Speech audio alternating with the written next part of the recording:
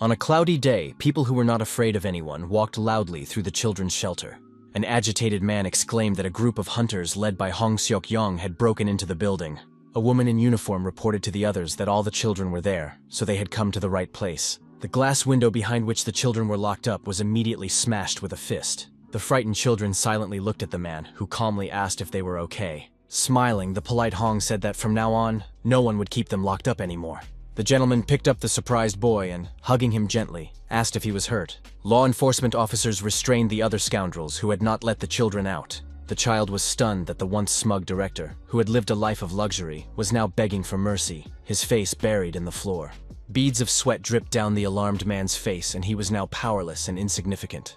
The friendly Hong Seok-kyung asked the boy his name, while his colleagues took the other children away. The youngster wondered what he could have done to anger this man. Feeling calm, the boy smiled and replied that he was the 12th in line, and that was his name. The level-headed hunter did not believe at first that this was really his name, and then he pushed the child away. Unexpectedly, the man put the boy down, and then turned his attention to the director of the orphanage. In a state of rage, the fighter began to kick the scoundrel for allowing himself to treat children so inhumanely. He landed a few more punches on the scoundrel's face, which was already bleeding from the nose, and one of his teeth flew out. The surprised 12th silently watched the boundless power of Hong Seok-yong, which no one could resist. Seeing the inspector, the man asked what had brought me there, and the angry woman ordered him to immediately leave the arrested man alone. The lady said she appreciated his help, but his reckless behavior was causing them problems. The puzzled boy asked if she was the boss of the uncle he was standing next to. Smiling, the lady replied that this was not the case, but that she scolded him when he misbehaved, and the boy said that the laboratory director always scolded his subordinates. Smiling slyly, the woman promised to make sure the old man got what he deserved. Looking her in the eyes, the calm boy said that she looked weak, and asked if it was true that she was not a hunter. The lady confirmed that she couldn't be called strong, but advised the child not to judge a book by its cover in the future. The lady said that there were many other ways to punish bad people besides the brute force that Hong Seok-kyung had used. The 12th asked what he needed to do to become like that, and the inspector replied that he needed to study hard and pass the exam. 19 years later, at the Ability Management Agency, the guy reported that the first and second dungeons in the mountains had reached a new level of risk. His lazy colleagues did nothing but sit around all day, and it was unclear why they had become hunters in the first place. The strict hero said that even in Class B and C caves, being inside could lead to serious consequences due to the increased danger. It was said that the second team would be responsible for the B2 level dungeon in Yeondinpo, and no one objected. The leader ordered the first group to go to the Taeyeon cave, and the third and fourth groups to rest, as they had recently returned from a mission. The young man asked the leader of one of the groups to check that all the equipment was in place before leaving at 2 o'clock in the afternoon. Looking at his watch, the young man asked if anyone had any questions. Then he let the second group go to lunch, but asked them to be ready, while their commander simply yawned, stretching his arms forward. Walking down the corridor, people complained of feeling very hungry because they hadn't eaten for quite a long time. The smiling leader, seeing the gloomy hunter Yu Ji-in, decided to ask if something had happened to her. The slightly tense girl asked about the dungeon she had told him about earlier. The young man said that they only send people there after they reach the second level of risk, and the girl said that she had a bad feeling about it. The guy explained that if they didn't close the cave based on her feelings, the media would attack them, and reminded her that she shouldn't abuse her power. The dissatisfied woman emphasized that this was precisely what he was doing, and the head asked where she had seen a more capable and qualified chaebol. The girl threatened that if it were up to her, she would have killed him long ago, and her counterpart replied that if a hunter attacked an official, he would not get off easily. Tense, Yu Ji-in said again that she really had a very bad feeling about this. The delighted young man replied that his working hours were over and he was now on vacation, so he asked her not to bother him anymore. Then he remembered that the girl would not be able to contact him because she would be in the dungeon, and she was discouraged by what was happening. 2 days later, the hero was already in Busan, where he showed off watches created by the government and a mana research laboratory to the girls. The young man said he worked for an agency that managed abilities, which made life easier for hunters in the dungeons. The outstanding young man was a direct partner of the organization's director. And upon hearing this, the fair-haired beauty was delighted. They were talking about the best hunter in the country, Hong Seok-yeon, who was also the young man's father. The surprised girl asked if this was true, and the hero, smiling slightly, replied that he was his adoptive father. As a child, the young man lost his parents in an accident, which he did not like to remember. The director of the agency saved him and took him in, and he worked hard to repay him in kind and now works under his leadership. The hero emphasized that he was not the son of a rich man, and had earned everything through hard work, for which he was rightly famous for his fairness. The young man simply used the fact that he had a hunting license to his advantage, so he was no angel either. One of the girls asked what had brought Haijie to Busan, as he had not yet told them. The hero took a vacation to celebrate his promotion and did not intend to come, but he was fired for not taking a single day off last year. When asked if he was keeping them, the girls replied that they were impressed by his story and the accessory they wanted to see again. Hij had a multimodal hunter communication device on his wrist, but for convenience, they called it a mana watch. The young man explained that the device recognized mana waves, so only the owner could use it. He decided to demonstrate how the device worked, and the delighted girl said she had seen the dungeons mentioned in the news. Suddenly, the extremely surprised brunette said that the risk level in the cave had suddenly increased. The digital display immediately turned red, and now Seoul was unsafe, but no one knew what to do. The excited beauties read the information about the collapse of the underground, which was very disturbing news. At that very moment, the main character's phone rang in his pocket, and he decided to answer it without hesitation. The sensible young man did not think that anything bad would happen, even though it was a D rank, but there was a high concentration of people in this area. Suddenly, he was told that half of the Songpa district had been destroyed, and upon hearing this, the young man asked for a helicopter to be sent to him. Flying back, Haijie realized that if this was indeed the case, then everything should be fine by the time he arrived, as the agency director was there. On the radio, the young man said he was having a fun vacation, but it was just sarcasm. Then he noticed that his mana clock had turned off, and the alarmed pilot reported that there were strange things below them. But it turned out that there were a huge number of monsters below, capable of destroying everything in their path. The stunned hero received a notification that all the country's underground passages had suddenly collapsed, and this happened on June 2nd.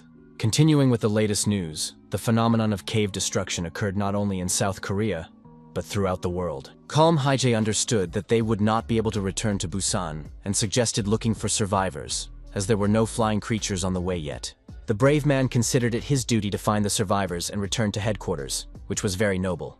Very soon, the fearless fighter brutally dealt with the monsters, which did not have time to do anything to him. Dead bodies of creatures were scattered everywhere, as well as debris from buildings and burned-out civilian vehicles. The nervous young man really wanted his digital device to work, but it was malfunctioning badly. The system suddenly informed him that no signs of life had been found for the agency's director, Hong Seok-kyung. The shocked guy couldn't believe that South Korea's strongest hunter was dead. The hero always wanted to put an end to his problems and live a peaceful life, so he worked hard and was very close to his goal. The young man needed someone to give him a glimmer of hope, which is why he had to find the survivors. At one point, the alert young man turned around when he heard strange sounds behind him that caught his attention. He saw his aunt bleeding profusely and was very frightened, but she asked him once again not to call her that. The alarmed young man asked what had happened, and the girl replied that the centipede that had come from the Bangidon dungeon was the beginning of this nightmare. Without thinking twice, Haijie opened a bottle of healing potion to give his comrade first aid. The beauty said that she had the monster's poison in her, so it wouldn't work.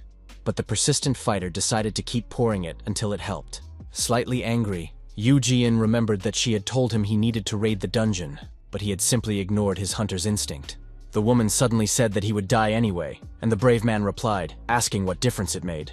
The bloodied lady handed her opponent the master's shiny pendant, asking him to take it as a souvenir. Without thinking twice, Haijie took the valuable item in his hand and fell silent for a moment, reflecting on what was happening. The wounded lady had come just in case, and she was glad she hadn't been wrong, because the hero was Hong Seok-kyung's son, so the token should be with him. The young man reminded her that he was not his real child, but Yu Ji-young still asked him to at least arrange a decent funeral. Barely holding back his tears, the hero squeezed her hand tightly, asking the girl not to even dare to die in his arms. Holding her bloody wound, the girl said that she couldn't control it, and that she was lucky to have lived this long. The beauty recalled how the boy used to follow her around, calling her Nuna, and added that he used to be cute, but grew up and became insolent. Then Yu Ji-yoon asked the brave man to look away because she saw a sword there, but he just asked her to shut up. The young man insisted that he would call her Nuna again, and the woman asked him to take her sword, knowing that he was learning to use a spear from the master. Smiling sincerely, the woman asked the young fighter to simply stay alive, because there had already been so many victims. A few seconds later, she fell silent forever and passed away, leaving Haijie alone with his thoughts. Remaining silent, the boy simply closed his comrade's eyes, and then decided that he needed to move on. He couldn't understand how he could survive in a world where nothing was left, but he still picked up his sword. A huge centipede lay dead on the grounds of the Ability Management Agency. Haijie couldn't believe that even as a hunter, A job where even bodies don't remain. So many fighters had died to kill one monster. The hero didn't know what to do now and wondered what would happen if he went after at least one survivor. At that moment, it was completely unknown whether anyone was left alive and unharmed. Suddenly, the sword of the dead Yu-Jian began to be imbued with powerful energy, which was very difficult to control. The shockwave was directed at the remains of the huge centipede, which looked very impressive and even eerie. Looking around, a surprised Hije noticed that the mutant's body had simply disappeared into thin air. Feeling tense, he wondered where it had gone, but no answer came to mind. Ahead, the alert young man saw a metal object with a bright yellow beam coming out of it. Picking up the object, the young man said that he had never heard of loot dropping from a monster before. Looking closely, the hero wondered what kind of watch it was, and suddenly a system check began. A voice said that the authorization procedure had been postponed, after which an emergency download began. The artificial intelligence continued to ask questions, but the bewildered young man could not understand anything. The system began loading an automatic sequence and asked if Hije wanted to execute it. A while ago, the voice asked him to set a date, but now it was demanding that he do something, and that seemed suspicious. The tense hero asked what it wanted from him, but he never received a clear answer. Suddenly, a huge shadow loomed over him, and the system issued a critical warning. It said that a danger had been detected, but the brave man knew that it wasn't the centipede, because it didn't have anywhere near that much energy. It was this thing that had turned South Korea into a single entity, and the probability of surviving a battle with it was close to 0%. The excited young man asked the artificial intelligence to do something, and the identity was confirmed at that moment. Then an emergency protocol was initiated, but there weren't enough rights to identify the monster's identity. The confused hero began to think about escaping, but doubted that it was even possible. The voice continued to drone on, and the angry fighter shouted at it to shut up and just get him out of there alive. Suddenly, the transfer began at a random time, and a few seconds later, Hije opened his eyes because someone was hitting him in the face. A crowd of school children gathered around him, one of whom said that they had treated him a little, but asked him not to move too quickly. The shocked young man didn't understand anything, and the girl asked if he was a hunter because there was a sword lying next to him. Without answering, the brave young man wondered to himself if everything here had been destroyed before. He also couldn't understand where people had gotten the old Hunter Academy uniform, and the girl continued to ask about his health. Then the guy saw an ancient computer on the table and wondered what he was doing there at all. The calendar was set to the year 2024, which surprised the main character even more. The harsh Hyunuk abruptly pushed the frightened nerd away, telling him to leave him alone immediately. Hearing his name, the already surprised Hije was even more shocked, as he had not expected this encounter. The guy said that they could no longer waste time waiting for Mr. to come to his senses. With a dissatisfied look on his face, he folded his arms across his chest and asked if the young man understood everything. But the brave young man simply stood up and turned his back on everyone, ignoring those around him. Being wary, the young man wondered why he had suddenly been transported so far into the past. On April 5th of that year, a herd of black buffalo rampaged through Seoul, and of the 46 people in the building, only 5 escaped death. At that moment, the main character just stood there and thought about what was going on. He was also tormented by the question of what had happened before he lost consciousness. But he remembered that the highway was littered with bodies, and that Yu Ji-young and the director had died. He also remembered the strange object that appeared after the centipede disappeared. But the young man couldn't believe that he had really been able to travel back in time. While still a student, Hije had thoroughly studied the history of this incident, as he was writing a thesis on the destruction of underground passages. This happened back when all dungeons were managed manually, and it was right in the middle of Seoul, so it was being watched. The management of the governing guild, not wanting to miss out on a tasty morsel, announced that this dungeon was rank B, even though it was level 5. The high school students who were training to be hunters did their best to protect the civilians, but they were just kids. This incident not only led to the decline of the school, but also marked the beginning of the creation of numerous laws regulating the activities of fighters. The brave man believed that he could handle all of this on his own, because he had the sword of the late Yu Ji-in. He decided to ask the students how much time had passed since the cave was destroyed, but they didn't understand. The hero asked if they hadn't covered this topic in class, and an excited girl said that they were supposed to study it today. Hearing that the destruction had occurred about 4 hours ago, Hije said he needed to know the exact time. The brown-haired girl said that they had lost contact 2 hours ago, but it was known that the hunters had gathered to fight the boss. The director was also on that team, and the young man remembered that his conscience tormented him because, focused on the monster attack, he had not noticed the death of the students. The hot-tempered eunuch interrupted the conversation. He didn't want to seem rude, but he boldly asked who Hije was. The guy asked if he had a hunter's license and asked him to show it, because they couldn't trust someone they didn't know. The daredevil stunned him by saying that he had lost the document. although in reality, the old sample was in his wallet. At the same time, the hunter realized that he didn't have the appropriate form on him. So even if his maneuver worked, he still wouldn't be able to inspect the cave. Keeping his cool, the young man asked the students if they wanted him to provide proof. Unexpectedly for everyone, the fighter swung his sword, endowed with powerful energy, which was already surprising. Now, everyone was convinced that he was a hunter, and the students even began to hope that they would be able to get out of there. Someone said that the precious heir to the Dayan company was stuck with them, so it was reasonable to assume that someone had already been sent to rescue him. This was the youngest son of the owners of one of the world's largest conglomerates, who was acting as if nothing had happened. The Lee Sun Young family cherished him, and after his death, they helped preserve the hunter school and then founded an agency to manage abilities. The cunning Haiji decided to change the young man's unfortunate fate and create a new scenario for his life in which he would protect him from danger. Suddenly, the hero said that they were going to the city hall, and the dissatisfied old man shouted, asking if he had gone mad. The young man remembered that the survivors' testimony said that they were not listened to simply because they were considered too young and inexperienced. The brave man asked if they were tired of living, and the angry man asked how he dared to threaten him. But in response, he was told to shut up.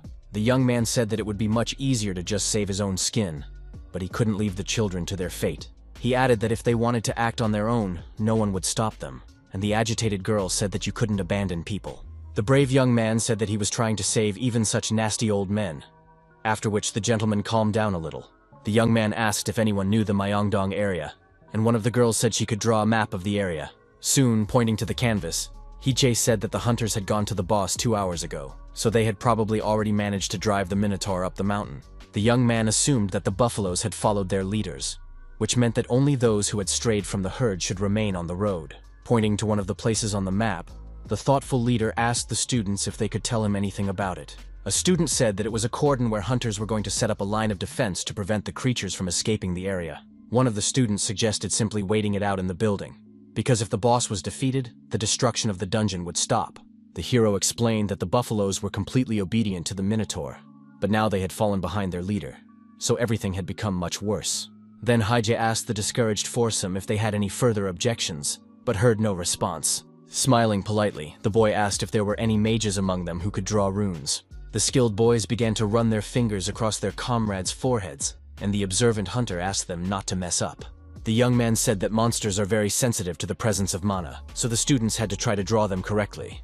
One of the surprised girls asked if these hieroglyphs really helped to hide life force. The experienced fighter explained that the symbols on their foreheads could hide energy, but they couldn't hide the magic that had been cast. Being completely calm, he asked if the young hunters knew how to activate the runes. The main character explained that they needed to concentrate their mana in their heads and then touch the runes, and asked them to do so when he left. The brave warrior said he would divert the creature's attention to himself and make them wander around the area, and asked the boys to run. Without a second thought, the daredevil rushed forward, immediately catching the attention of the huge buffaloes. He acted so quickly that the stupid brutes didn't even have time to understand what was happening. Running at tremendous speed, the young man found time for sarcasm and said that the only thing he was missing was red rags. Meanwhile, the surprised student wondered who the man was, and the nervous Hyunok asked if that was all she was concerned about right now. The nerd assumed that he was just one of the hunters who had arrived here, and the girl added that he was definitely privy to many details. Shatton said that the gentleman could have simply fallen behind his group, and perhaps he was one of those who was supposed to take the boss to the mountain. After thinking it over, Hyunok said that they had no choice but to trust Hee-jae, who had managed to lead the buffaloes away from the building. The tense man in the green cap turned to the boys, and the young man asked if he had finished his preparations. The old man said he would run as fast as he could, and asked them to be careful, and the young man replied that they had no other choice. At one point, the boys noticed the main character running towards them, who proved himself very worthy. The huge monsters were not far behind and continued to flash their heels in order to catch the boy. The brave man stopped abruptly and swung Eugeon's sword, gathering all the creatures in one place. The powerful energy affected the enemies, and now the students had a chance to run away. Nervous Hyunok told his confused comrades that they needed to move forward while they had the chance. The melee fighters had to go first, and the mage's task was to protect the others on both sides. The leader assigned the healer and swordsman to bring up the rear, and ordered them to take care of those who had fallen. Suddenly, a ferocious monster appeared behind Lee Seong-yeon, staring at him with eyes red with rage. At the last moment, Hee-jae came to the boy's aid, managing to attack the enemy from the side. The kick landed squarely on the brute's head, which greatly stunned the confused student. The highly tense hero asked the young man to run away as quickly as possible. but he froze in place out of fear. The panicked boy almost cried because he didn't want to abandon the man who had reached out to help him. The cool-headed fighter silently looked into his eyes, gradually focusing on the remaining buffaloes. All the monsters around him were enveloped in a wing of his magic, from which it was very difficult to escape. In an instant, all the thugs remained below and began to look around in confusion, trying to find their target. Hija, who had climbed onto the building, could not understand where these vile freaks were coming from, but he knew he had to fight them. He had to work hard to break away from them, even though he himself had suggested gathering all the thugs in one place. First, the daredevil deliberately drained almost all of his mana reserves to lure the monsters to him, and then he lightly smeared the wound that concealed Lee Sung-yeon's energy. When the horned creatures sense his life force and gather to attack the boy, Hije appears and, with a touch of drama, becomes the new hero of the world. The boy hoped that no one would die and wondered what his next step would be. He understood that he might meet his 10-year-old self here, but hoped that the continuum did not work the same way as in time travel movies. The young man remembered the magician's predictions that their world was doomed, and believed that all this was somehow connected with the Bangdan dungeon. Remembering the famous cave, the young man froze in place and thought deeply about what was happening. The young man decided to check the mana clock, knowing that as long as he had energy, it should function. With deft movements of his fingers, he typed something on the digital display keyboard, feeling slightly tense. Suddenly, the young man smiled pleasantly, as if his expectations had been justified. Reading the information, the hero wondered why it was April 6th, and assumed that someone had decided to entrust him with changing the fate of the world. Not far from him, Hije suddenly heard human screams that simply could not go unheard. A hunter running in panic shouted, asking why these huge cows were chasing them, while the monster swung his hammer. The fierce bull wanted to deal with everyone, and the fighters assumed that one of their opponents had called the others. The young observer realized that these were the warriors from Namsan and decided not to interfere, remembering that it was their team that had defeated the boss. With them was the fearless director of the agency, who, with a smile on his face, ordered his comrades to focus on the leader. A gathering of legendary modern Korean hunters was ahead, and Hije, like a special guest, watched what was happening. The brave fighters moved from side to side, using various techniques to knock the enemy off their feet. The attentive hero realized that the unique ability of Archmage Kim Shaman was being used.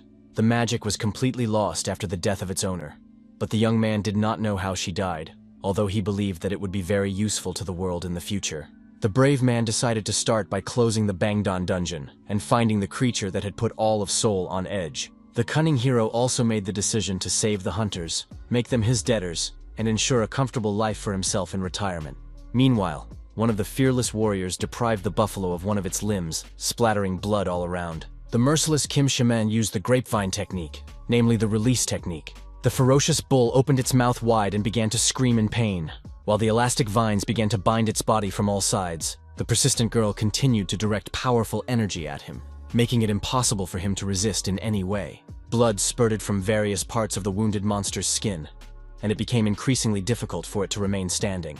The enraged creature was ready to tear apart everyone in its path and could no longer control itself. The giant grabbed the hilt of his powerful weapon tightly, no longer willing to stand on ceremony. With a sharp movement of his arm and a twist of his hips, the bull struck the ground, causing severe damage around him. Seeing that the situation was heating up, the completely calm Hije decided it was time to go to the town hall. The tense healer asked Mr. Han to cut off the enemy's stump, and he listened carefully to the request and began to break through. Kim Chaemin herself spread her arms wide, which was a fighting stance, in order to continue pressing on the enemy. Meanwhile, the experienced fighter held the buffalo back with long vines, applying titanic effort to do so. The monster was incredibly tense, and with every second, more and more thick veins appeared on its body. Choosing the right moment, one of the hunters hit the right spot on the skin, leaving a deep cut on the creature's body. There were more and more branches, and each one seemed to be absorbed into the buffalo, which was rapidly weakening. The discouraged hero didn't even know how to react to what was happening, as he hadn't expected such an outcome. Suddenly, the huge monster lost its balance and fell to the ground with a thud, causing vibrations underfoot. Alerted, Hong Seok-young looked around and saw something suspicious nearby. On the roof, he noticed a man holding a long sword, which was very strange. The man and his companion were stunned to see a civilian with a weapon in his hands, which was an unusual sight. The young man's incredibly powerful mana was directed at the huge bull, which was back on its feet. The stunned hunters watched the spectacle with their mouths open, not even understanding how such a thing was possible. The creature's body was simply burned, and it could do nothing about it, which emphasized the young man's professionalism. The brave young man asked his friends not to worry about him, and to just go about their business. The agency head, completely baffled, asked who this kid was, but none of his companions could answer. Slightly intimidating with his composure, the hero asked if the question was directed at him. Still holding the blade in his hands, the shy and mysterious Hije said he was just a passerby. He was soon taken to an interrogation room, where a colleague asked if Hong Seok-yong really wanted to conduct the procedure himself. The employee said that the young man had no social security number, no wake-up time, and not even any fingerprints in the database. The man confidently said that he could handle the task, and his colleague asked him to remain vigilant. At that moment, the silent hero and the agency director began to look each other in the eye, alone together. Smiling, the gentleman said that he had turned off the cameras on the way to the interrogation room and suggested they talk calmly. Hong introduced himself first, and it was very unusual for the young man to see the young director in front of him, and he felt as if he had returned to childhood. A year later, the brave hunter saved little Wu Hije, and then 2 years later, adopted him. Holding out a slightly torn piece of paper, the calm gentleman asked if the young man knew what it was. Slightly surprised, the young man remembered that this image was painted on the wall of the laboratory. His face changed dramatically, and he looked puzzled at his counterpart, who said that was what he thought. The friendly Hong Soken asked the boy not to panic and said again that they would just talk. The hunter said that the young man had made them nervous, and the confused Hije wondered if he really knew him. The gentleman realized that he didn't need their help, and the conversation turned to his blue mana, fire, and sword. The man said he was the teacher Kim had mentioned, and the young man suggested that he had mistaken him for an informant from Bangju. He added that contact with the boy had been abruptly cut off after the incident with Kim, and the hero realized that the insider had died along with the healer. Hong Seok-kyung added that they also wanted to catch the scoundrels as soon as possible, and had already prepared a cover story for the young man. The hero realized that now he would not have to hide the details of his past, but he knew that the director would not trust him so easily. However, the brave man was also an insider from Bangju, and since all of this was true, even if only partially, the risk of being exposed was reduced. The hunter said that the young man would work under his supervision, as he could not let him go his own way. Finally, the gentleman extended his hand and said he would be happy to work with the emotionless Hije. The young man realized that they would be working together again. Only here, Director Hong was not his adoptive father. The young man replied that he would also be happy to work with the hunter on important matters. A week later, his face was gloomy, and it was clear that he was very dissatisfied with something. Seok-young asked if he liked it there, and the hero asked how a person should feel when they are forcibly kept locked up for a whole week. The man said he visited him every day, but the angry kid exclaimed that he was being treated like a prisoner. The positive hunter emphasized that he had managed to escape and preserve his freedom, and that was already a reason to be happy. The young man thought that the gentleman had much more ambitious plans, but his counterpart asked him to just call him uncle. Deciding not to waste any more time, Hong Seok-yong asked if the boy remembered the guys he had managed to save in Myeongdong. The boy doubted that the hunter had only just found out about this, and he realized that he had passed his test. The gentleman said that thanks to the brave man, the boys had escaped the trap unharmed. He also noted that if it weren't for the brave fighter, the students would have had a hard time, and the hero realized that his opponent had seen what had happened.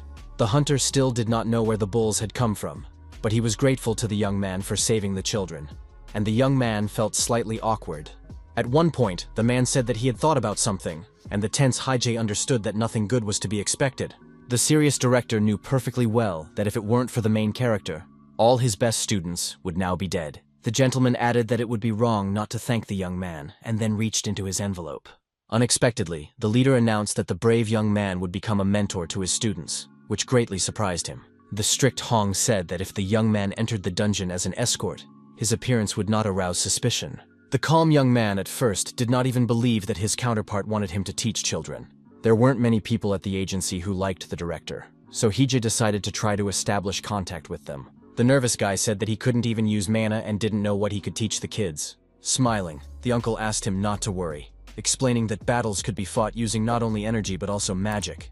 Then he smiled slyly and suggested talking about the runes that hide life force. The gentleman asked if the hero had created them himself, and the young man wondered why he couldn't just keep quiet. Then Hong Seok-yong admitted that they just needed to learn as much useful information about these characters as possible. The fighter thought he would be teaching how to capture the dungeon, but it would be suspicious that a hunter who had escaped from the organization knew so much about them.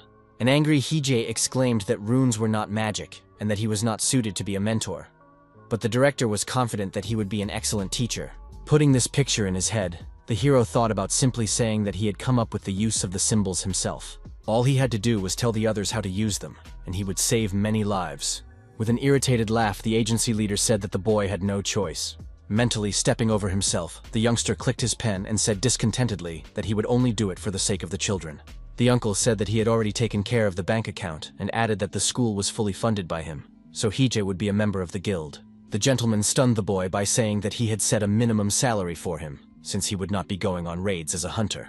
Laughing, Hong added that during the probationary period over the next 3 months, the teacher would receive 90% of the amount. He also warned that sometimes they trained children even on non-working days, and the hero could barely contain his anger, realizing that he had been cheated.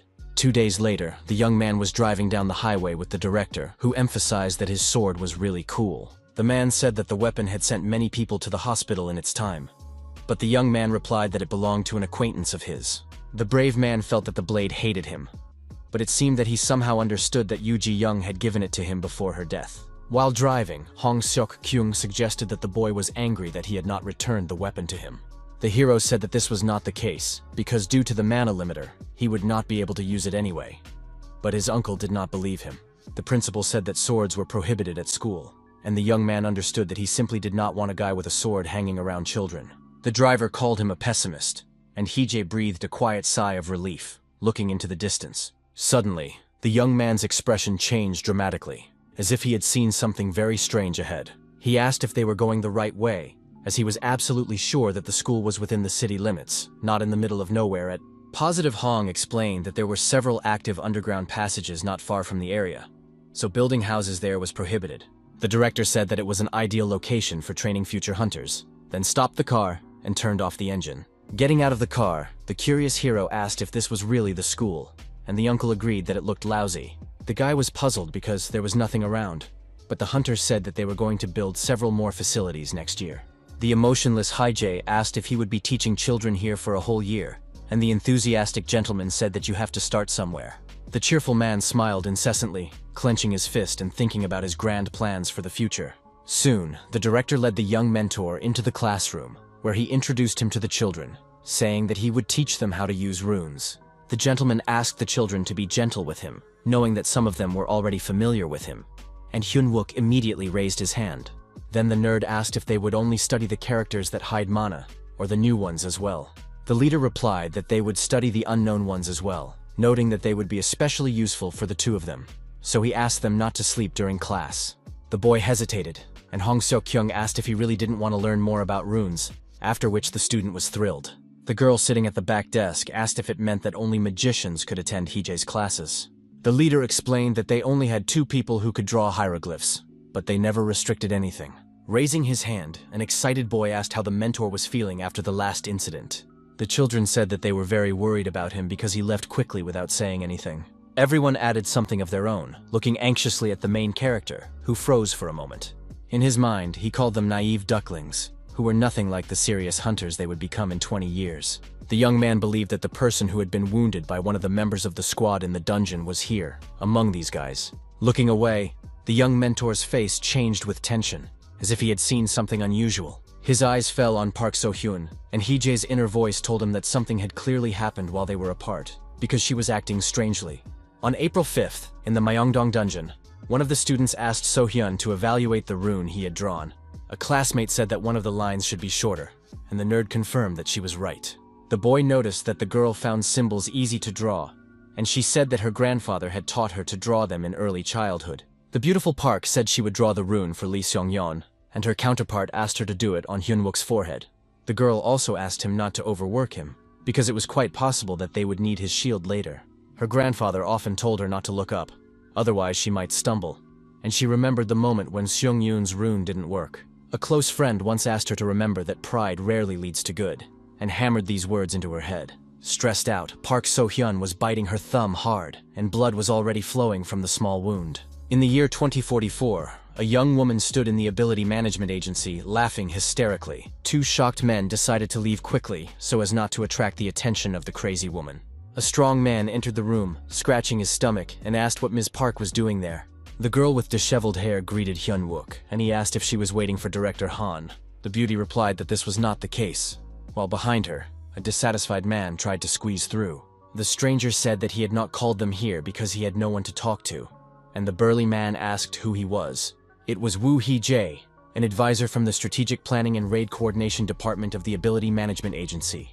He added that his job was to assess the safety of the dungeons, supervise the hunters, and do everything possible to ensure their survival. Puzzled, Hyun-wook had no idea what the eccentric man was talking about when he smiled and said he worked at the organization's headquarters.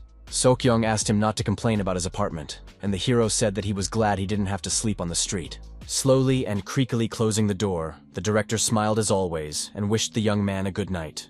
In his youth, the gloomy Hee-jae could not understand why he was being forced to study all this nonsense. Using a digital device to familiarize himself with the information, the guy continued to think about the pressing issues.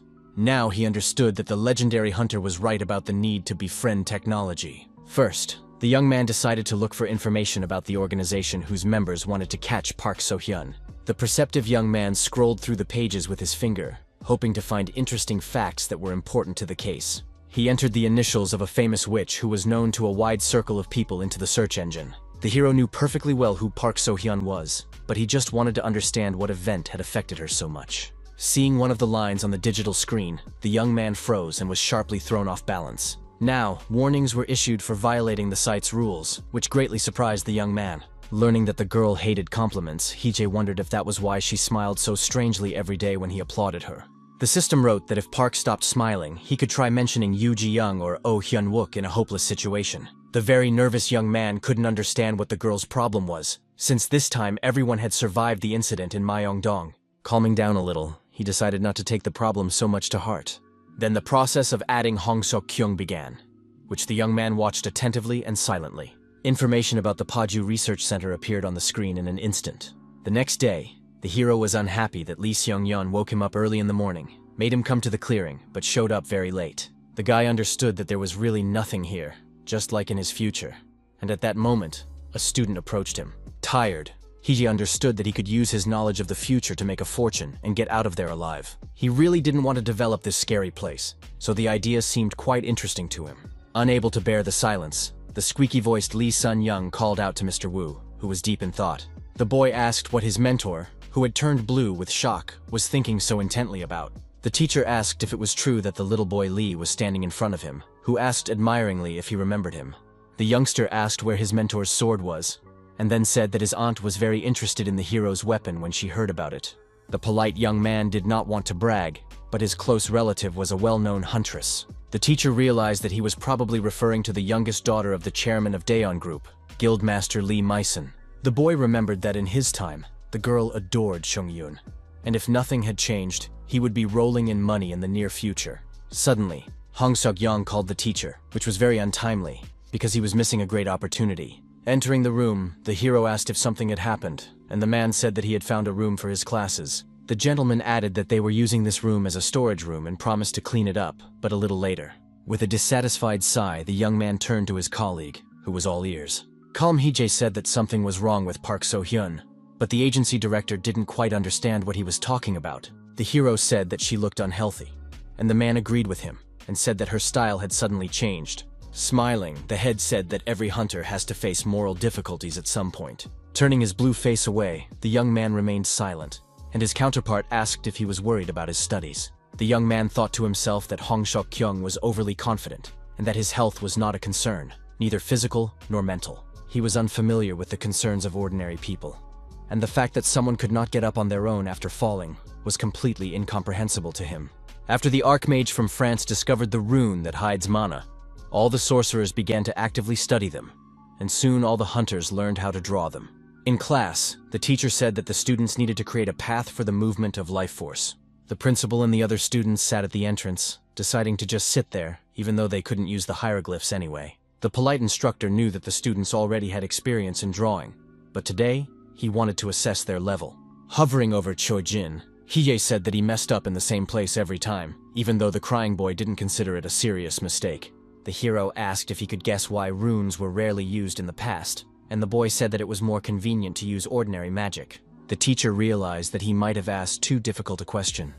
After all, it had been less than a year since the boy had awakened. Then his attention was drawn to Park So-hyun, who was acting strangely, gnawing viciously on her pencil. He asked the girl why hunters hardly ever use sacred symbols in their activities. Slightly agitated, Hee-jae realized that the problem was clearly not a matter of style, and that the girl had simply gone mad. The student suggested that the characters were easily erased, and the mentor confirmed this, asking how they could deal with such a problem. The hero said that he was not a magician and there was no point in asking him how it worked, so he asked her to memorize all his words. The monologue touched on concepts such as durability, water resistance, accuracy, amplification, and resonance. The stunned nerd asked if the teacher was seriously suggesting that they memorize all of this. The man said that thanks to this combination, their runes would become stronger and would never be erased, and the student decided to ask a question. The beautiful Park So-hyun asked in a trembling voice why the mentor had not told them about this back in Myeongdong. The girl believed that it was useless to study combinations for defense if a person was not even able to draw the basics correctly. In Hai's time, she still managed to become an archmage, even though she was also traumatized by the events, so he didn't need to worry about it. Smiling sweetly, the excited girl said that she had drawn another rune, and asked the teacher to check if it was correct. Noticing the silence, she asked if she had messed up again, which was what she feared most. Barely holding back a stream of tears, So-hyun repeated in her mind that she must not make a mistake, because she was terrified of failure. Seeing the trembling student, Heejae's inner voice told him that he had nothing to do with it. But as an adult, he had to take responsibility. Clapping his hands, the young mentor announced lunch, and said that it was time for everyone to eat properly. Arriving in the dining room, the main character began to slowly eat his rice, telling himself that he shouldn't have listened to the old man.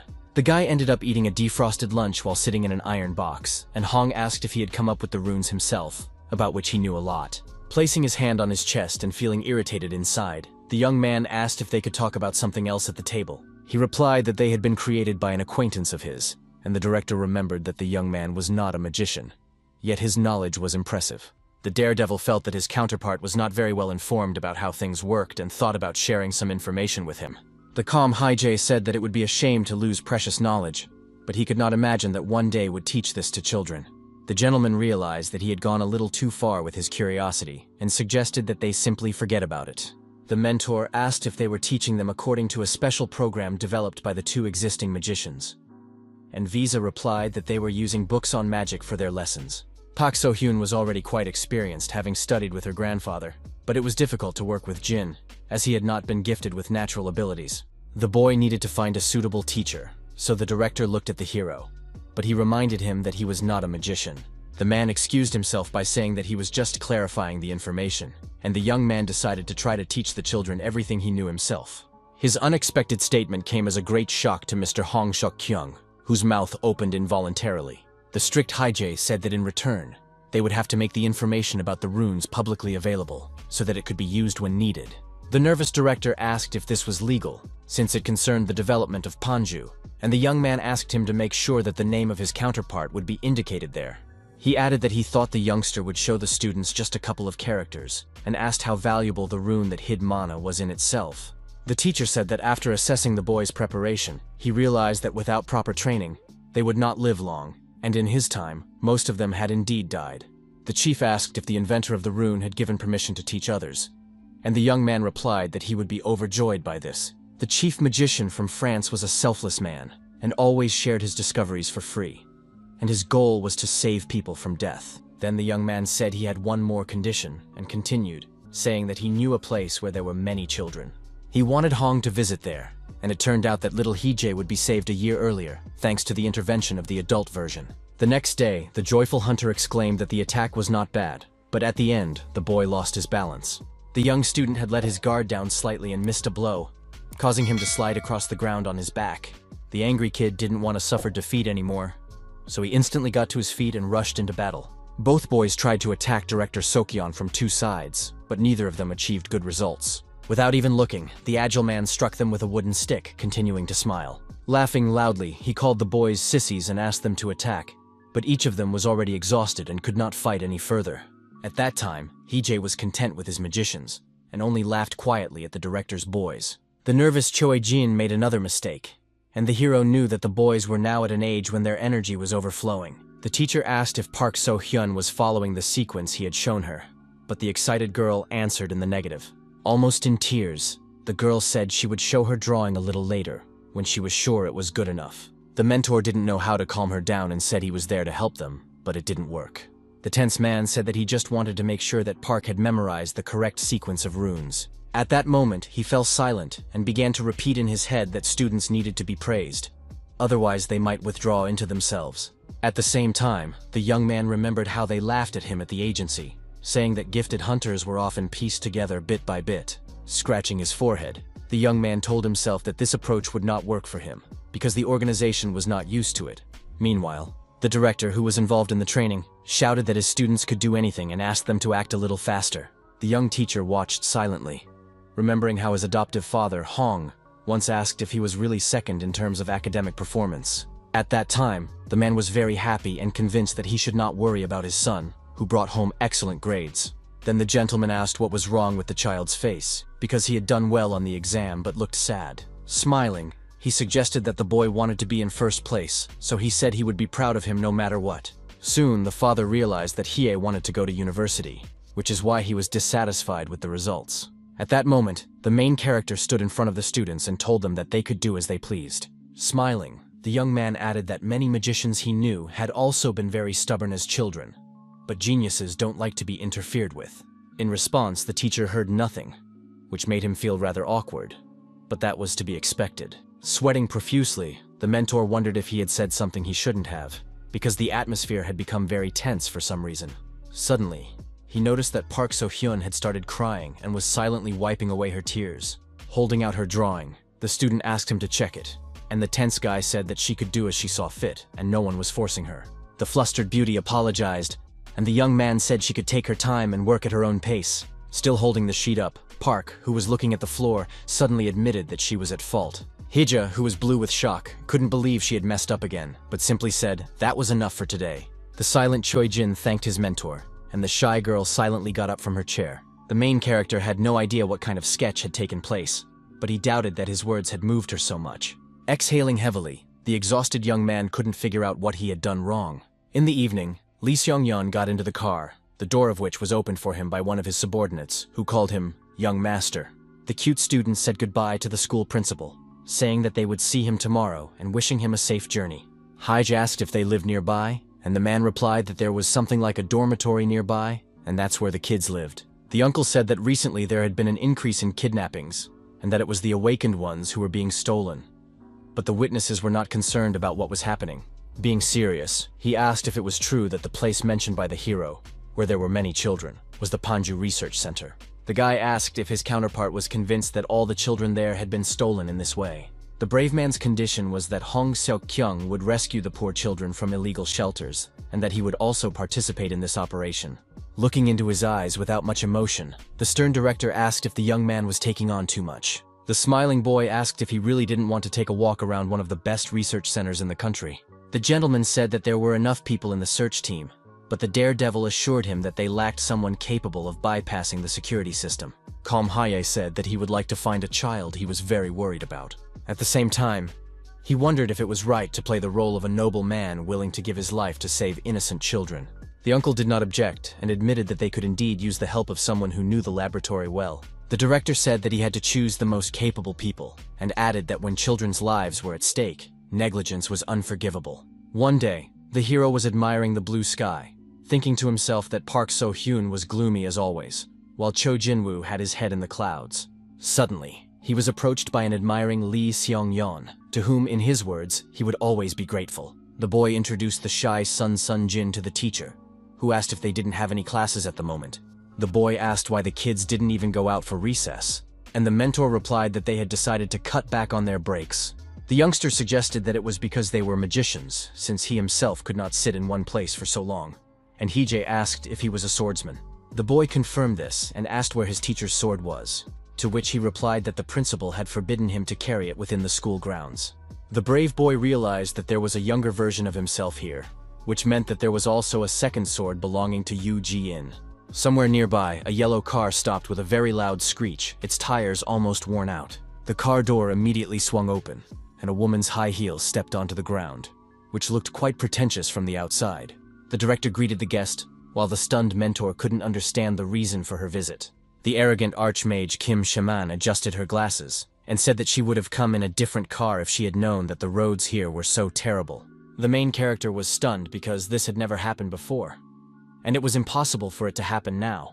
The girl said she appreciated Hong Seok-kyung's offer, but thought that the only thing she could teach was the basics of using mana. Her magic required a high level of compatibility, so she doubted that the students would be able to handle it. Seeing the withdrawn Park So-hyun, the girl asked if she was really No-gyun's great-granddaughter and was sure that she had basic knowledge. The dissatisfied beauty reminded him that the man had said it was related to the hull, and he smiled and pointed somewhere. Stunned, Kim Chae-min immediately recognized Hee-jae, who was the man on the roof, and then they took him away. The polite young man introduced himself as a teacher of magicians and bowed respectfully to the lady. The stunned girl couldn't believe that the young man was a magician, as she remembered seeing him with a sword in Myeongdong.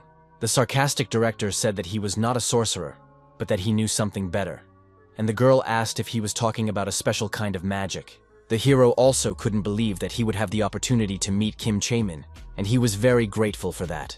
The excited brown-haired girl said that the young man and the hunter Hong were not wizards, so they couldn't know. The guy assumed that the beauty considered runes to be nonsense and decided that it would be quicker to just show her. Outside, he said that Choi-jin needed to make one of the parts longer and asked her not to let it become a habit. The shy Park So-hyun was getting faster, but as the teacher had said in the morning, she needed to draw the lines more confidently. Stressed Kim couldn't believe that this complicated thing was a rune, and the hero suggested testing the final versions. Placing a sheet of paper on the ground, the student put his outstretched hand on the characters, and then the reaction began. Out of nowhere, a strong fire flared up, which greatly frightened the archmage, who had not expected it. Then So-hyun took the rune in her hands, maintaining complete calm and concentration at that moment. In an instant, the two elements merged, which looked very impressive and amazed the young spectator. Speechless with surprise, Kim Chae-min was now convinced that it was magic. Angry, the girl exclaimed that she could not feel any mana, and asked how the boys had done it. Hai, laughing, was pleased with his students, because even the archmage could not detect the life force. The young man explained that this was the power of the mana-concealing rune. The brown-haired girl began to study the symbols, and carefully examined the overlapping lines that gave them a different meaning. Clenching the paper in her hand, she smiled slightly menacingly and asked her mentor to accept a new student. Grabbing the shocked Hong Seok-yong by the collar, the girl asked if it was true that she could also learn this rune. Kim Chae-min simply asked to be allowed to study as well, and the delighted headmaster asked if he could really do that. Then the archmage suggested that Hee-jae simply draw the runes for her, and the hunter did not refuse her, which surprised the boy. With a sweet smile, the delicate beauty said that she would be under the teacher's care. But this was no cause for joy. Barely holding back tears, the young man turned away, very unwillingly, but he had no choice. A few days later, the trio approached one of the buildings where there were people who, judging by their movements, were hunters. Alerted, Hong said that they were trusted members of the staff, and when it came to such matters, they did their job very thoroughly. The man said that they would block the exit, and if they managed to get important information and make sure that the children were there, that would be good too. The bewildered Hee-jae asked if that meant they had to do everything, and the gentleman replied that it was improvisation. One of the team reported that his abilities could not detect anything, and there were no surveillance cameras around. The hero watching this became very alarmed and muttered quietly that this was impossible. The guy suggested that his comrades go inside, but the head of Hong So-kyung did not quite understand his intention. With a powerful blow of his sword, the brave man cut through the steel chains, rendering them useless. The excited director asked what he was doing, because he was wearing a mana limiter, but that did not stop the fighter. The daredevil said that special conditions were needed for the experiments, and the opponents created a sterile environment that would not allow any intrusion. Approaching the digital console, the young man began to type in various numbers, while his comrade stood behind him. Most often, his finger pressed the numbers 6 and 9, and each time it was accompanied by a sound, and soon the authorization was complete. The boss said that he could have told him the code earlier, but the young man replied that he also needed to have some tricks up his sleeve. Seeing that the young man had selected the 5th floor in the elevator, the gentleman said that it was quite high, but his counterpart noted that it was quite the opposite. It was said that they were going to the lowest 5th basement level, and it sounded mysterious. Soon the door opened, but it was empty again, which was alarming, because the enemies couldn't have known that the hero would come here. Hee-jae said that they had initiated an emergency protocol, and since they had left the room, they were ready for an invasion, calling it the Pompey Project. The guy added that the rivals had drawn runes that reacted to magic in hidden places, and made it so that the place would explode when forces were detected. Judging by the lack of dust, it could be concluded that the opponents had left not long ago, and were gathering, because the place had definitely been used for 2 years. The main character was curious about what had happened, since they had all decided to flee in the middle of the night, and Kim Chae-min noticed that the door ahead was locked. The sensible young man explained that this was the main research laboratory, which could not be bypassed. The brave man was sure that the most important scientific materials were inside, so it was worth going in. Moving forward, the daredevil said he hadn't expected anything less, but his rivals had indeed cleaned everything out. There were lots of children's toys lying around, which now belonged to no one and were just gathering dust on the floor. Mr. Hong asked if there were any runes that would activate when the object was destroyed, and the teacher replied that there shouldn't be any. At that moment, the fearless man swung at the glass with all his might, sending shards flying in all directions. Most of the panorama was cracked, which greatly frightened Kim Chae-min, who had not expected this. The cool-headed Hee-jae, remembering himself as a child in the same orphanage, thought to himself that this place was as impressive as ever. Once upon a time, at the Paju Research Center, a surprised boy asked his friend what he was doing. The child replied that he was keeping a diary, and added that his father was a lawyer, and that he said the evidence was necessary for something important. Then the hero asked him to write that the head of the laboratory beat the children, even though this was not the case, but sometimes he kicked the workers. The boy decided to join his friend and, picking up a blue pencil, began to scribble something on the paper. At that moment, the dissatisfied blonde looked around, her long earrings jingling behind her ear. The guildmaster of Daseon, the youngest daughter of the leader and also Lee Seong-yeon's aunt, asked if it was true that all this was a waste of time. Hee-jae noted that Lee Maison looked the same as she did in the future, and Hong Suk-young replied that it was still a research center, so it wasn't all that bad. The woman said that she would not call it pointless if they had found important data. But that was not what they had promised her. One of the subordinates reported that he had removed all the explosive devices, and the beautiful woman noted that it was a good job. Smiling, the woman emphasized that her counterpart was being as vague as possible and was sure that he was hiding something. Looking at the smirking man, she decided to ask what it was, while Hee-jae and Kim Chae-man stood silently behind her. Silently, but somewhat slyly, Hong Suk-kyung looked at the emotionless young man. Tense, Lee Maison exhaled heavily at that moment, as if she was dissatisfied with something again. She ordered her subordinates to check if there was anything important left inside, and added that she needed to talk in private. The polite chief asked if his colleague had finished the distribution, and she gave an affirmative answer and handed him the documents. The nervous guildmaster remembered his words that there was nothing left there, but the man emphasized that there was nothing from the laboratory workers. Handing over the stack of papers, the hunter said that they had been left by the child who had been kidnapped. Unexpectedly, it was said that this child was the younger brother of the teacher, which sounded quite surprising. The wary blonde didn't believe it at first, but then began to carefully examine the document. Tapping her finger lightly on the form, she read every line, slowly delving into the essence of the text. In one of the letters dated April 5th, the boy wrote that the Myeongdong Underground was a failure, but he didn't understand how it was related to them. Extremely nervous, Lee Maison couldn't make sense of the nonsense written on the paper, but the mention of the cave made her nervous. It said that the laboratories had been moved, and that the boy had heard from his boss about a dungeon that had appeared in the Songpod district. 2 days later, one of the students was sitting in the clearing, her eyes yellow, emphasizing her black hair.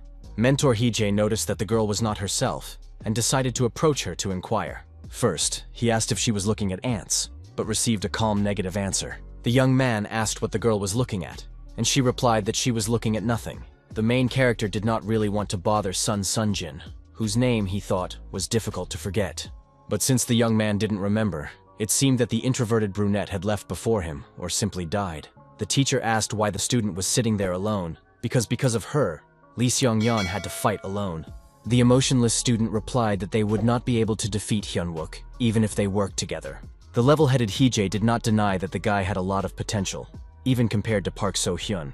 The young teacher did not consider the others to be bad either, as everyone was trying their best. Suddenly, Sun Sun-jin approached the hero and asked him to stop watching the fighters, which caused him to be puzzled. After a few seconds, he began to understand the essence of her request, and a slight smile appeared on his face. The mentor asked whose idea it was, and upon hearing that it was Sion's, he noted that it was very good. Meanwhile, the fearless boy moved from side to side, trying to resist Hyunwook. While the boy was trying to do something behind his back, his opponent was already attacked and immediately lost his coordination. It turned out that Sunjin had joined the fight, not wanting to abandon her comrade, and struck her opponent in the stomach with a baton. Jumping aside, the angry fighter looked at the girl, realizing that he now had 2 enemies against him. Remaining completely calm, the girl looked her opponent in the eye, calling his actions shameful. Hyunwook, blue with rage, shouted that it was cheating, and his opponent decided to remind him of his teacher's words. Laughing, Lee Seong-yeon said that their mentor had previously said that they could never know what they would encounter in the dungeon. The confused guy called it unbelievable, and the young man advised him to team up with someone if he was still so angry. A few meters away, a black car suddenly stopped, and a man in a business suit and glasses got out. Attentive Haijie tried to figure out who had come to visit them, while a joyful Seong exclaimed that it was his aunt. Lifting her glasses, the charming blonde Maisen asked her nephew how he was doing, calling him Little One.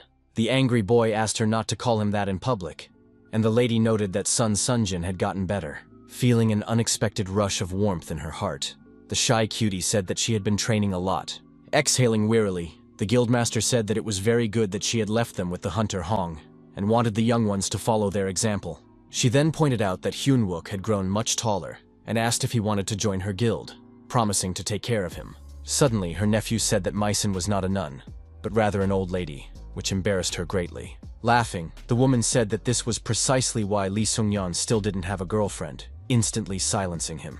The blonde began to recall his failed relationships, and the angry young man asked his aunt to stop. Madam added that everyone in the family found love easily, but something was wrong with the young man, and he said that he was following her example. His aunt pointed out that she was not in a relationship of her own free will, but he was because he was constantly rejected. The main character had certainly heard that Lee Meeson doted on her nephew, but he thought they would have a warmer relationship. It turned out that their relationship was very ordinary, and the guy wondered if that meant they were close. At that moment, Hong Suk-kyung opened the door of the small house and said that the woman had brought some food and called the students to come and eat. The boys went to lunch, and the calm man asked Mr. Wu and Miss Kim to come to him. Sipping her coffee, the blonde said that she had bought the Songpa and Bangidong dungeons, but the government would take control of them because of what had happened in Myeongdong. She added that because of this, other guilds had decided not to bargain, so the price was not too high. The director asked if Bangidong had not had an official evaluation before, and Lee replied that due to the breakthrough in the Myeongdong cave, the rank certification had been postponed. The gentleman said that they should go there as soon as possible and asked what Brother Haiche meant when he said that they had failed. The young man really had no idea about this, so he nervously gave a negative answer.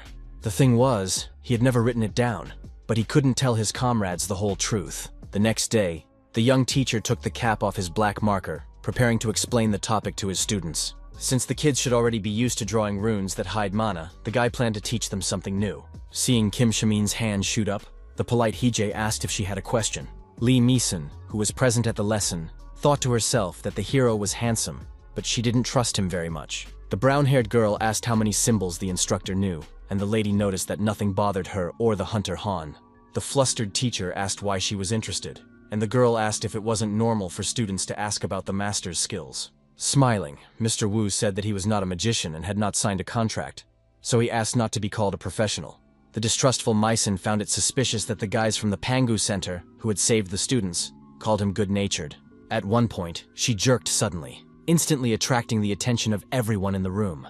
The shy beauty apologized, saying she didn't mean to interrupt, and the hero looked at her in bewilderment. The mentor said that today he would teach the kids the Shadow Rune, and that was exactly what he called it. After sketching it on the canvas, the teacher asked if it looked simple, and Kim Shimin said that it sounded like he was very proud of himself. The girl asked what properties the rune had, but the hero asked them to draw it, even though he could have just explained it. In a stern tone, the young man asked them to make sketches, and the excited students no longer argued. Focusing as much as possible, the students began to carry out the task given to them by their teacher. Approaching Choi Jin, the teacher asked if he agreed that it was much easier than the mana-concealing rune, and the young man confirmed this. In a frightening tone, Hee-ji said that they had many characters ahead of them, so the boy would not have the opportunity to practice just one all day long. Then he approached Park So-hyun and decided to check on her progress while the adults watched from the sidelines. The man called it excellent work and asked the student to activate the rune to test it. Stunned, Lee Meeson couldn't believe her eyes, and her vision seemed to deteriorate in an instant. The picture around her began to blur, and the main character smiled as if nothing had happened. The mentor explained that the symbol allowed the person who drew it to blend in with the shadows, but it didn't seem useful in daylight. However, when it was dark, the consequences could be very unexpected, which greatly surprised little Park. The teacher asked if she could use this rune, and the excited girl replied uncertainly that she didn't know. The hero added that he wasn't going to pressure the little girl in any way, and added that they could find out today without any worries. He continued to grumble reassuringly that everything was indeed fine, but suddenly the guildmaster addressed him with a question. The completely calm blonde asked if the young man could tell her about the mana-concealing rune. The unperturbed young man began by saying that the name already revealed half of the symbol's essence. The guy added that he had used it to save the students in Myeongdong, and a surprised Lee Meeson said she had never heard of such a thing. The lady said that Hong and Kim had changed the subject, and she hadn't asked about what had happened, worried that Sin Young might have suffered psychological trauma. Turning her head to the left, the woman looked sternly at director Sok-young, who was a little confused. Grabbing him fiercely by the shirt, she asked if the scoundrel had managed to silence her nephew, and began to question him about what had happened. The Shaman family had archmages with the same abilities for 3 generations, which was rare on an international level. Despite the fact that this family lacked experience in magic, the girl's reputation was very good. Mr. Hong asked if Heejay understood what was being discussed, and he in turn asked how it related to what had happened. The young man said he couldn't understand what all this talk was about, and his counterpart was briefly confused. This meant that the hero's rune was what the archmage of such a prestigious family had been looking for all this time, which meant that the magicians and people of Paju would come for him. The young man advised the director to simply assign the authorship to Kim Chae-min and be done with it, but it didn't work that way. The serious Hong Seok-kyung said that one cannot live like that, but the young man could not understand what he was talking about. The gentleman added that this achievement belonged only to the brave man and sorcerer he had mentioned, but the young man really didn't understand what was wrong. His counterpart asked if the young man thought he had silenced the students, and Heejay responded with curiosity, asking if that wasn't the case. The hunter said that the children also understood that the main character's runes would be forever engraved in history, and this impressed him. The man promised to make sure that Mr.'s name appeared in textbooks, and the young man wondered what that made him. The young man realized that he was appropriating the achievements of the Archmage from France and the Shadow Rune of Pak So-hyun, and he also remembered the other wizards.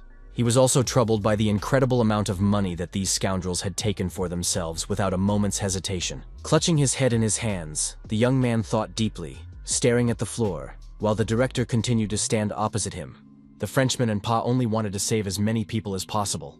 But as for the rest, it was interesting how much the management agency had paid them. With such sums, it would be possible to buy new equipment for the hunters, and the brave man would not have to beg Myson for donations. Beaming with happiness, the young man agreed to Han's request, who was a little puzzled by his emotions. The gentleman invited his comrade to have lunch, but when they went outside, they saw a whole crowd of people doing various things. Stunned into speechlessness, the director grabbed his neck, wondering what was going on around him. A blonde woman lying on a deck chair asked if they had eaten, and an angry man shouted that this was sacred school grounds. The lady warned that he could be reported if he called this place an educational institution. She added that it was harmful for Sun Sunjin's skin to be here, and Lee Seong-yeon asked what his aunt would say about him. Looking at the sparkling eyes of her beloved nephew, the woman paused for a moment to think of something to say. The beauty stunned him by asking him to remind her if he was a friend to the shy girl. Meanwhile, the guildmaster's subordinates continued to unload boxes from the car, following clear instructions. Madam asked if this was the last item and asked the man to put them all in their places. Standing aside, Woo Haijay wondered to himself where Lee Meeson got all this stuff. Approaching him, the confident blonde nudged the guy slightly, saying that the subspace had been established. The director had not yet introduced this term, but since it was their company's development, she was the first to use it. The beauty asked if the mentor needed it, but he politely declined, thanking her for the offer. The cunning hero already had one thing for the subspace, even with a lock, and besides, it would be invented by Daseon in the future. At one point, the girl held out her delicate hand, introducing herself by name, as she remembered that they had not yet properly met. She added that she was a guildmaster and was currently helping the hunter Hong Seok-kyun with a lot of work. Giggling, the beauty whispered that from now on, they also planned to help Mr. Wu.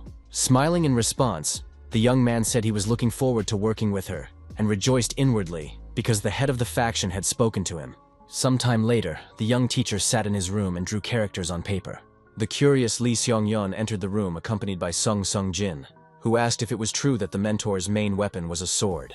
The boy understood that if he used a spear, the students would notice that he and the director had similar techniques. The enthusiastic boy asked if he could teach them, and the hero replied that they had the best hunter in South Korea at their disposal. The boy replied that the director uses a completely different weapon, so they would not be able to learn anything from him. He added that the man had sent them to train with Heejay because he was often absent from school, which was not good news for the fighter. After a short while, the young man was standing in front of the positive Hong, who was about to tell him something. The gentleman said that since there were now more teachers at the school, he no longer needed to be there all the time. The hunter added that they could not involve anyone else in this matter until they officially showed the rune to the public. It was said that Lee Myson would not give them her employees, plus her people were outsiders. so the task could only be entrusted to Hije. The hero asked what made the director think he was suitable for this, and his counterpart replied that he could see it in his eyes. Smiling, the gentleman added that human eyes are the mirrors of the soul, and many people have said so. The director said that he did not allow the use of mana, so he asked to simply correct the students' positions. But the young man could not understand how he had become the strongest. He also added that the boy could simply fight the children instead of training, being sure that they would learn something if they were beaten. The man said that he had already warned the students and added that soon they would demand the hero's head, but it sounded a little strange. As it turned out, the headmaster promised to give the boys a gift if any of them could hit the teacher on the forehead. After these words, there was an awkward moment of silence, and the comrades just looked at each other. The principal said that he had left Yu Haiyun in Miss Kim's care because she wanted to try it, since magicians and healers are somewhat similar. Fastening his beige bag, the gentleman said it was time for him to go, and the young teacher asked where. The hunter replied that he wanted to see the dungeons of the Songpa district, and the young man asked to be taken with him. The smiling Hong Seok-young said that it was unknown what Panju might do, so he should go in first and see if it was safe inside. The conversation ended with the man patting the young man on the right shoulder while he remained silent.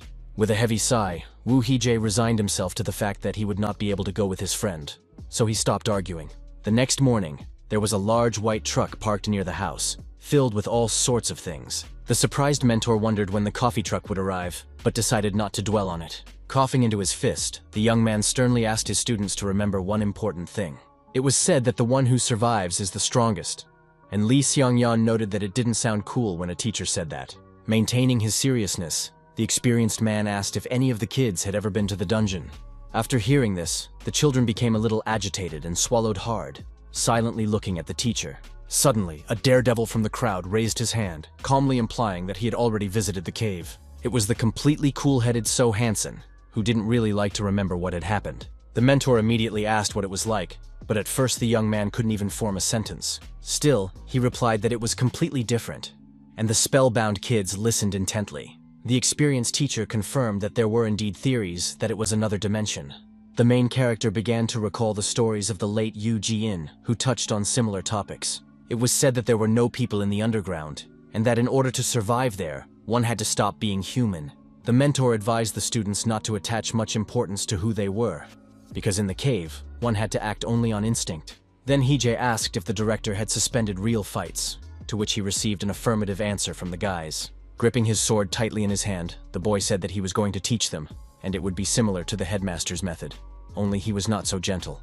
With a sharp swing of his blade, the hero declared that he planned to awaken the children's abilities and asked them to try their best. Meanwhile, Hong Seok-young and his team were approaching the D-rank dungeon in the Banggi-dong area of Seoul. The man said that, according to rumors, all the caves would soon be re-evaluated, and Lee Mi-sun added that the hunters should have arrived long ago. The lady believed that many things were accredited incorrectly, and the gentleman asked what about her. The self-confident madam replied that she didn't need to engage in fraud to get rich. She seemed to feel a moment of glory and asked her companion to apologize, which he did, maintaining sarcasm in his speech. Closing the box, the woman looked intently ahead, where she saw something interesting. Lee Mi-sun A rank, Ji Yugen B rank, Kang So-young, and Choe Daehyun C class, as well as His Excellency Hong Seok-young, entered the dungeon. At around 1 p.m., the team entered the portal and soon saw green grass and blue skies around them. The woman asked if the hunter could say anything, and he replied that he was terribly ashamed. It was assumed that this was indeed level D, because even in C it would not be so quiet. Alerted, Hong asked if there was any information about monsters, and his comrade behind him gave an affirmative answer. The young man said that insects lived in this forest, but there weren't very many of them, so there was no need to worry. When asked about the creature's diet, the young man replied that they were herbivores, which was very rare. The insects ate leaves and showed no interest in meat or blood, but they were interested in humans, even though they did not attack them. The young man added that the core of the dungeon was in the center of the forest, and no one was protecting it. And Hong Seok-young noted that the guys were being careful. The thoughtful hunter began to understand that all the monsters in the D-rank dungeon were peaceful, but this was a little alarming. He wondered why the Ark had paid attention to this area if that was all there was to it. And then Lee Mi-sun, who was standing nearby, suddenly shouted. Confused, Seok-young asked the lady who had crushed the bug if she really disliked them so much, and learned that she was disgusted by anything with more legs than she had. The sarcastic gentleman began to tease the girl, bringing the remains of the centipede closer to her, and her face turned blue with fear. The screaming woman demanded that this nightmare be removed from her immediately, and even began to threaten with a weapon. Several centipedes lay at their feet, looking very disgusting and causing a feeling of nausea. At one point, the alert squad commander raised his hand, as if he sensed something wrong nearby. Remaining extremely focused, the man began to sniff the air, as if what was happening was disturbing him. With a serious expression, he said that the reason the insects were not reacting to the meat was because it was nearby. The excited blonde trembled behind him, and the rest of the group was afraid to even move. Everyone present began to carefully examine the ground, where many centipedes still lay. In a frightening tone, the hunter said that these creatures liked rotten meat, and it sounded very creepy. Once, Hee-jae tiredly repeated that Yoo Ji-yeon had to write a report, and she said that she had already been to the Songpa district dungeon. The girl said she had to clean out the cave and assured him she wasn't joking, but the main character wasn't going to play around. The manager began to push the woman out of the room, saying that he needed to work, and she emphasized that this was already physical violence. Ignoring her objections, the young man still pushed the girl, talking about raids out. Suddenly, the young man, sweating with fear, opened his eyes wide and realized that it was all just a dream. Burdened by the nightmare, the young man began to get up, wondering what the hell he had dreamed about. Clutching the blanket, Hee-jae wondered why Yoo Ji-yoon didn't just carry out her plans in secret. He couldn't understand why someone who never listened to him was waiting for his permission. Unable to figure it out, the nervous young man scratched his head and decided to get to work. During class, the students asked the teacher to ask the principal to hurry up, but he didn't have his phone number. Looking at the exhausted students lying on the ground, the coach suggested continuing the training since they still had the energy to talk. Lee Seong-yeon, who had turned blue, apologized to the teacher in a trembling voice, although he himself did not know what for. Exhausted, Sun Sunjin said that, blinded by the reward, she had only aimed for the head. The teacher doubted that they had also exhausted themselves with the director. And the whimpering girl said that it wasn't so hard with the head. Like an angel, a sweet girl appeared unexpectedly and offered the children cold water. The students, almost crying with happiness, began to drink the wonderful beverage, and one of them even poured it over his head. One of the girls said that the healer had saved them, and she replied with a smile that she felt awkward resting alone. At that moment, the students noticed a yellow taxi rapidly approaching them. Opening the door, the girl thanked the driver, who did not understand what urgent business she had here. Holding a cooler with water, the healer was stunned and even turned pale, because she did not expect to see her. The enthusiastic brown-eyed girl was very happy to see her sister, whom she had not seen for quite a long time. The girl had come because she wanted to see her, and for this reason she had asked to leave school early. The slightly excited healer apologized to Hee-jae and said that this was her sister. The healer asked the little girl to say hello properly, and she immediately bowed respectfully to the new teacher. The schoolgirl had heard that the brave man had saved her sister's life, for which she was immensely grateful to him, while he kept thinking about the strange dream. The enthusiastic girl introduced herself as Yoo Ji-in and was incredibly happy to meet the hero. The hero had a bad feeling, because in his time she had never treated him with respect, and there was no sparkle in her eyes. The guy asked the girl if it was true that she had come to see her sister, but she wanted to know if Hee-jae could go with her to the district office. The girl added that the organization had told her that she needed a guarantor with a C rank or higher. Unexpectedly confident, Yoo Ji-in firmly exclaimed that she had awakened, which came as a huge shock to her sister. She said that today, during gym class, she tore a soccer ball to shreds, and it sounded astonishing. Her relative asked if that was why she had been let go, and the girl replied that she had been told to talk to her senior and register. Then the girl turned to Hyung-wook, who was standing aside, and asked him how he woke up, which shocked Hee-jae. He was struck by the fact that Ji-in addressed the guy appropriately, without even insulting him, and he replied that it was nothing special. The main character wondered if the girl's death in Myeongdong was a turning point. The excited student warned that the little girl would be fined if she didn't go and register within a week. The older sister said she did it much later, when she woke up, but never heard about any punishments. Visavi added that the director took care of it and helped her too, and he also didn't leave So Hansong and helped him get compensation. Meanwhile, teacher Hee-jae whispered to Miss Kim to register Yoo Ji-young. The stunned woman replied that she was only S rank, and her partner asked if she was bragging. The lady said that the press loves to stick its nose into such things, so she offered to go to Mr. Yu as a guarantor. The young man replied that he couldn't do that, and the inquisitive girl began to ask why. The cool-headed hero said that he didn't have his phone with him, which shocked the blue-eyed girl a little. The brown-haired girl emphasized that Yoo Ji-young had chosen the young teacher, so he should go with her. Impressed by the brave man, the girl asked to be allowed to become his student, as it would be a great honor. Shocked, Hyeja asked why she was saying this to him, as he had not expected such revelations at all. The brown-eyed little girl begged him to take her as his pupil, while the hero mentally repeated that he needed to calm down. The girl was devoted, so his unbearable inner turmoil was related to his personal problems, which he needed to work on.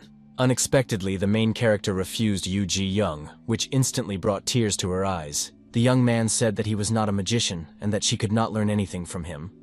So he asked the girl to come back when she graduated from high school. The persistent girl read on the internet that the golden age comes exactly 1 month after awakening. It was also necessary to get rid of all the impurities in the body with magic in the first 3 days. But the guy hoped that people did not believe in this. The excited student said she had seen something similar, but Madam Kim and Jian's older sister had never even heard of such a thing. The girl handed the teacher a flyer with an invitation to a training course, saying that she had been given it while she was waiting for him in the morning. She added that she had kept it only because she couldn't find a trash can anywhere, and asked him not to misunderstand her. After briefly reviewing the material, the calm Hee-jae turned to the girl, who was eagerly waiting to hear even a few words from him. Not wanting to upset her, the hero called it all nonsense and asked her not to worry about it and wait for the director. Clapping his hands, the mentor returned to the kids, allowing Yu Ji-young to watch the training with her sister. The brunette said that she wouldn't want to stay here once she saw what the classes were like, but the coach thought it was actually quite fun. The crying boy noted that the teacher's joy was obvious, and he smiled in response, saying that they were all still weaklings, and that was the whole problem. That night, Hong Seok-kyung told the protagonist that he helped Yu Ji-young and her sister because he felt sorry for the 2 orphans. The positive Kim Chae-min noted that the girl was not shy, because she immediately asked Mr. Wu to take her as a student. The lady had never seen the mentor so confused, because the little girl didn't give up even when she saw the training. Slamming his fist on the table, the young man asked them to stop mocking him and look at it, but the hunter said he would speak first. Holding out a tablet with a photo, the man said that they had found a body in the Songpa district underground, and asked if his counterpart recognized the person in the photo. The young man looked closely and replied calmly that he did not know the dead man. Suddenly, the man said that it was Kim, who had sacrificed himself so that Hee-jae could escape from Paju. The head looked fearfully into the young man's eyes and asked sharply who he really was. A few minutes later, the polite waiter brought the fried chicken that the hungry Hee-jae had ordered. Folding his arms across his chest, the level-headed Hong Seok-kyung asked if the boy had anything to say. The brave young man, who did not succumb to provocation, suggested that they stop this so as not to strain themselves unnecessarily. The puzzled gentleman said he had only just begun, and the young man responded with a heavy sigh. Smiling, the hero asked not to be associated with some unknown guy, because Kim was a girl. He wasn't stupid enough to borrow the identity of a random stranger and rely on luck to hope that everything would work out. Mortality rates were expected to decline over the next few years, so the young man had to use the Kim surname and choose those associated with it. Since Mr. was such an elderly man, he simply indicated the surname without specifying the gender. One man lived abroad, and the other died while attempting to block the entrance to the Gyeongsan-do underground. The latter was a police officer before his awakening, and reports indicated that he had been working on several cases. The records disappeared because of his undercover work, and in the end, the gentleman never returned, leaving behind unsuccessful hunters who dreamed of righteousness. At that moment, the brave Hee-jae sat in front of Hong Seok-young and Kim Chae-min, who were waiting for an explanation, preparing to explain everything to them. The young man asked who the guy in the photo was and if it was true that the man didn't kill him to test him. The hunter found it in the dungeon, even though he was told that it was under constant guard, but no one knows how it got there. The angry hero asked if it was true that he needed his help, and that's why he decided to test him with Kim's help. The embittered girl exclaimed that she didn't understand their dialogue and asked who they were talking about and why his gender was so important. The bewildered young man asked if she was drunk, and the angry girl shouted at him not to change the subject. Keeping his cool, the young man asked if she knew that he was from Panju, to which she replied in the affirmative. Shatenko noted that the young man did not mention it directly, but only a fool would not have guessed after what happened at the training center. An irritated Hee-jae knew that the director was stingy, but he brought him here without explaining anything, which was the reason for his nerves. Soon, the young teacher realized what had happened, and Kim Chae-min confirmed that his thoughts were correct. Then the girl asked if the hunter would stop suspecting the guy, to which he calmly agreed. The gentleman decided to give the main character, who deserved it, a gift as an apology. The man unexpectedly took 3 plastic cards with the teacher's photo out of his pocket. The first was an ID card, which included the details that the guy had given to the investigation department, and it didn't matter if he had lied during the interrogation. Hong Seok-kyung also handed him a hunting license, and although Hee-jae currently had a D class, he could renew the documents later. Finally, he was given a bank book and card, and the hunter noticed that it was already the young mentor's payday. The head considered himself a caring leader, so he even thought about the hero's insurance, and overall, the amount was correct. His counterpart knew that the young man was touched, but asked him to look at it later, as he doubted that his expression revealed his feelings. The dejected young man did not understand the point of insurance if the director did not even allow him to venture into the dungeon. He decided to leave money matters aside, because the most important thing was that Hong Seok-kyung had given him all this. The young man said that Hae-young had told him about the rumors, and the man trembled after reading the words on the paper. Turning pale with excitement, the gentleman asked what nonsense was written there, and it turned out that it was about the Paju Research Center. The director, thrown off balance, looked at Hae-jae, who said that the organization was created to recruit new members. The man asked why they were doing something like a third-rate cult, and the young man replied that it was to attract a large number of members. The employees could also look for good test subjects, because the goal was to create artificial awakening. Stunned, Hong Seok-kyung did not understand a single word, and asked for an explanation of everything that had been said. The calm hero explained that the criminals were kidnapping children to increase the number of test subjects. The shocked gentleman assumed that Panju was a global criminal syndicate, and he was not mistaken, but there was a nuance. Turning his wary gaze to the side, the man began to listen attentively to the young man who knew everything. 2 years ago, Han's acquaintance was sent to the United States, but the team assigned to him was destroyed. To find his body, he went after him.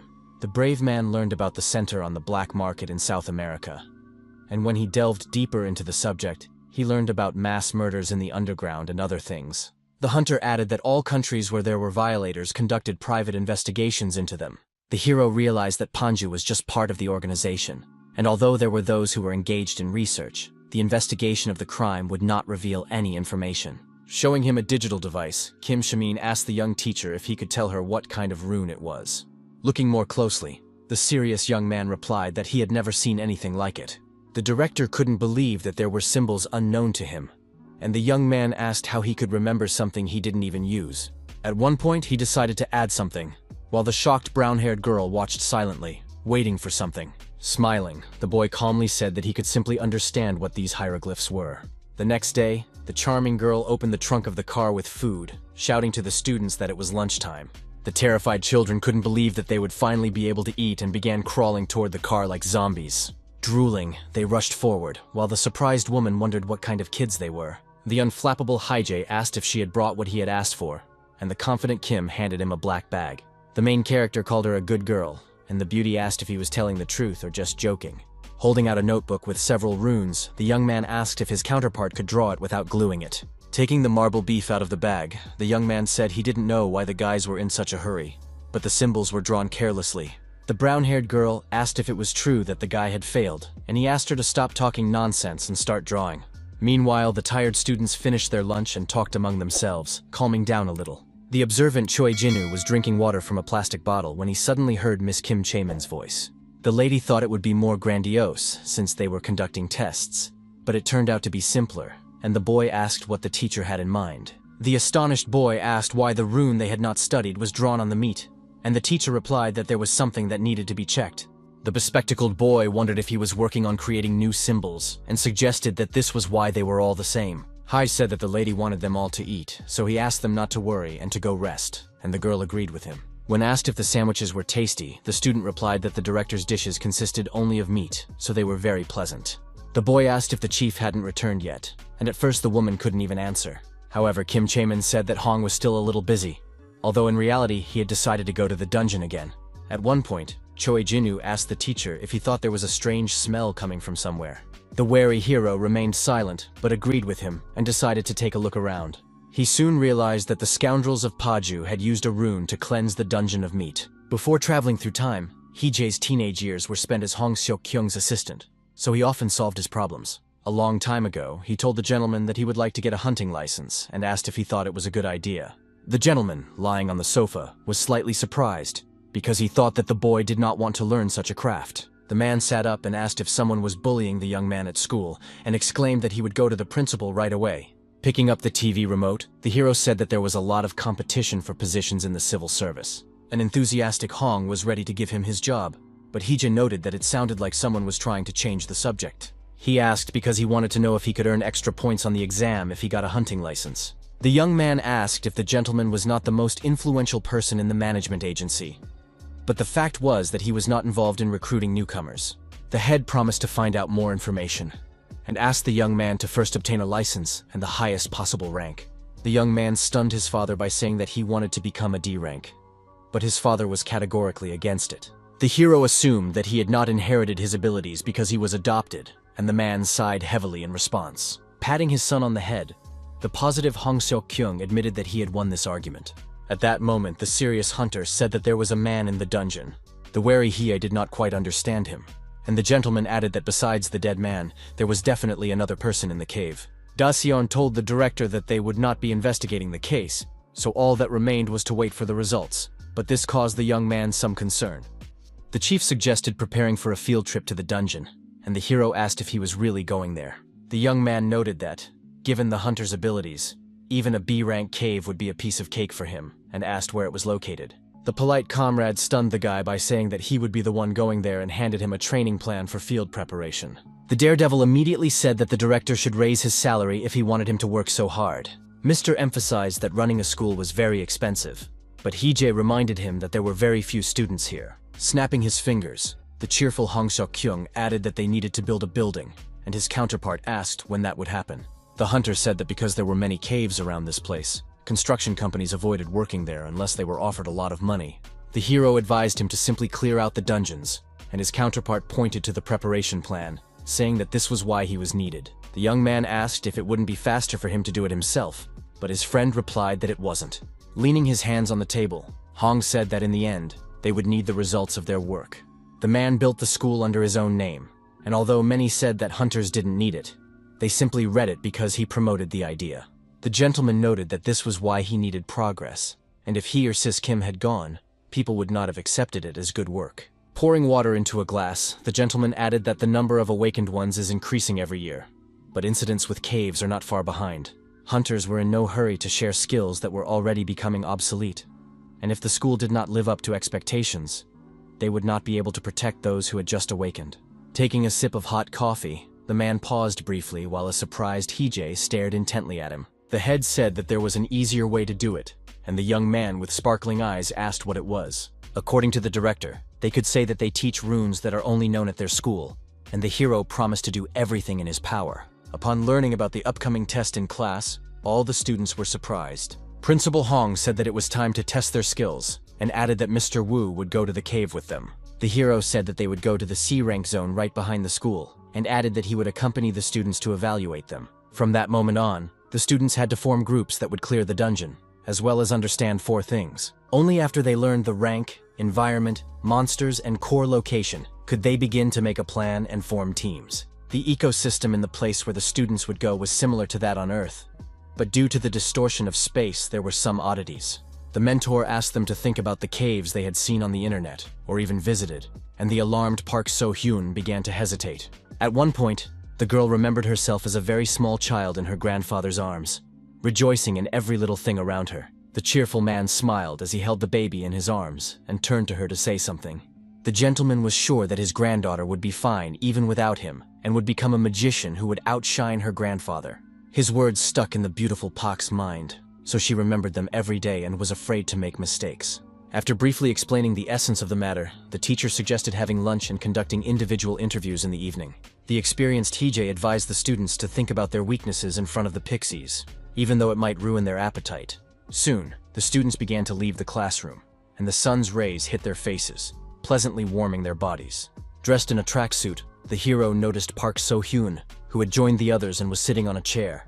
The slightly tense man asked the withdrawn girl if she was going to lunch. At that moment, he noticed that tears were streaming down the beauty's cheeks and dripping onto her notebook. The alarmed mentor asked if his lecture had been so difficult and offered to call the principal. Wiping her eyes with a trembling hand, the student tried to say something, and her counterpart listened attentively. Suddenly, the crying girl said she wanted to leave school, which was a shocking statement. Discouraged, Hee-jae was speechless at that moment, while the beautiful Park tried to explain the situation to him. She considered herself untalented and said that she did not have what it takes to become a magician, and before she became a burden, she decided to leave the school.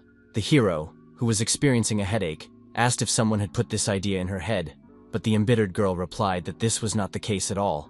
The girl couldn't even use magic properly, and her mentor asked if she didn't know that she cast spells faster than many agents on missions. Tears were still streaming down the charming beauty's cheeks, but she listened attentively to her teacher's soothing words.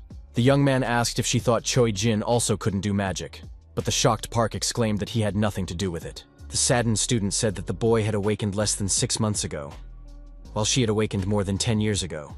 The beauty even knew a special spell, and it wasn't about the formula, which she also fully understood.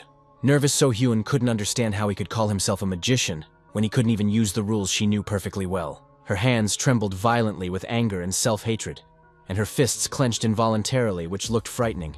Calm Hee-jae asked where she had learned the special magic, which caused a little surprise in her opponent. The charmer replied that it happened before her grandfather's death, not understanding why her mentor was interested. The young man asked what her relative's attribute was, and Pak replied that he usually used guiding magic. Upon learning that light was his main weapon, the protagonist smiled slightly, which was a little strange. Smiling sweetly, the guy gently grabbed his student by the shoulder and sincerely told her that she was very talented. Looking into the eyes of the wary So-hyun, the confident Hee-jae promised to make her an archmage. Going to the principal, who wanted to have lunch, the teacher reported that Park wanted to drop out of school, which greatly surprised him. The young man said that he had spoken with her, and the tense man immediately asked why she had made such a decision. The hero replied that the girl considered herself incapable of anything, and the gentleman calmed down and smiled slightly in response. Breaking the chopsticks, the headmaster said that the charmer had set the bar too high, because her grandfather was incredibly great. The old man always got straight to the point, so the dungeons were defended very quickly. But this was very dangerous for the mind. The boy asked if Hong Seok-kyung knew him, and he replied that he knew his son, the father of the beautiful Park. The last time the gentleman saw her grandfather was right after her father's death, and then he left the guild to take care of his granddaughter. The headman couldn't put into words how strict the old man was with his son, but it seemed that he was kinder to Seok-kyung. It was about the father who wanted his child to achieve such success, and the child who did not inherit his ancestors' talents at all. The man wanted to pass on the secret of a special magic to his son, but he ended up dying during a risky raid on a dungeon. Only after the death of his heir did No-kyung regret his parenting methods, and his granddaughter grew up in peace and tranquility in her family home. After the death of the hero who helped evacuate civilians during the destruction of the cave, Park was cared for by another guardian until she began her studies. The imperturbable Hee-jae asked when the old gentleman had died, and his counterpart replied that it had happened when the child was 10 years old. Hunter Hong Seok-young heard that the guardian was a lawyer from the Nogyo Guild, who was prepared for something like this, since the girl had no other relatives.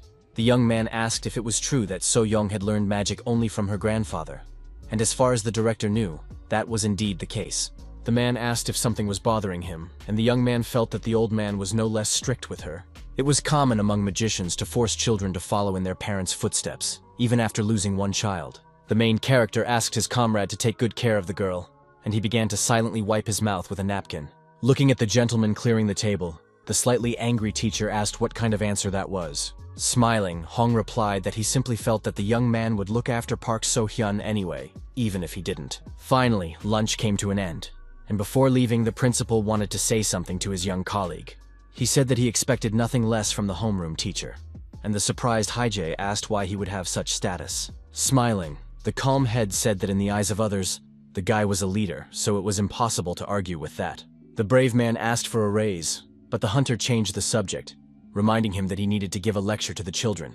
The shocked teacher mentioned the money again, but his counterpart turned away and wished him luck in his work.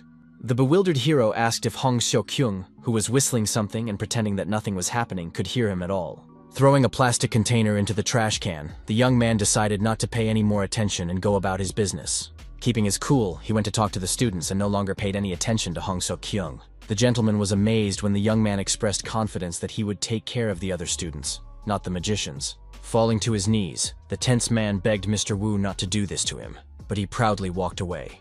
In the classroom, the calm mentor asked Cho Jin and Park So-hyun if they had thought about the upcoming task. He asked if they thought they could survive in the dungeon, and the nerd asked if there was any need to worry about it. The hero did not expect them to come up with something ingenious in less than an hour, so he suggested skipping the topic, which stunned the youngster. The youngster said that all the intense thinking had given him indigestion, and the teacher replied that this way they would be able to understand how useless they were. The serious mentor added that if they had thought everything through seriously, then that was great, because at first, each of them was clueless. According to him, a hunter must find all his weaknesses and understand how he can compensate for them. An attentive student asked where they should start in order to avoid mistakes. Picking up a white feather, the young teacher asked if the students knew what their elemental magic was.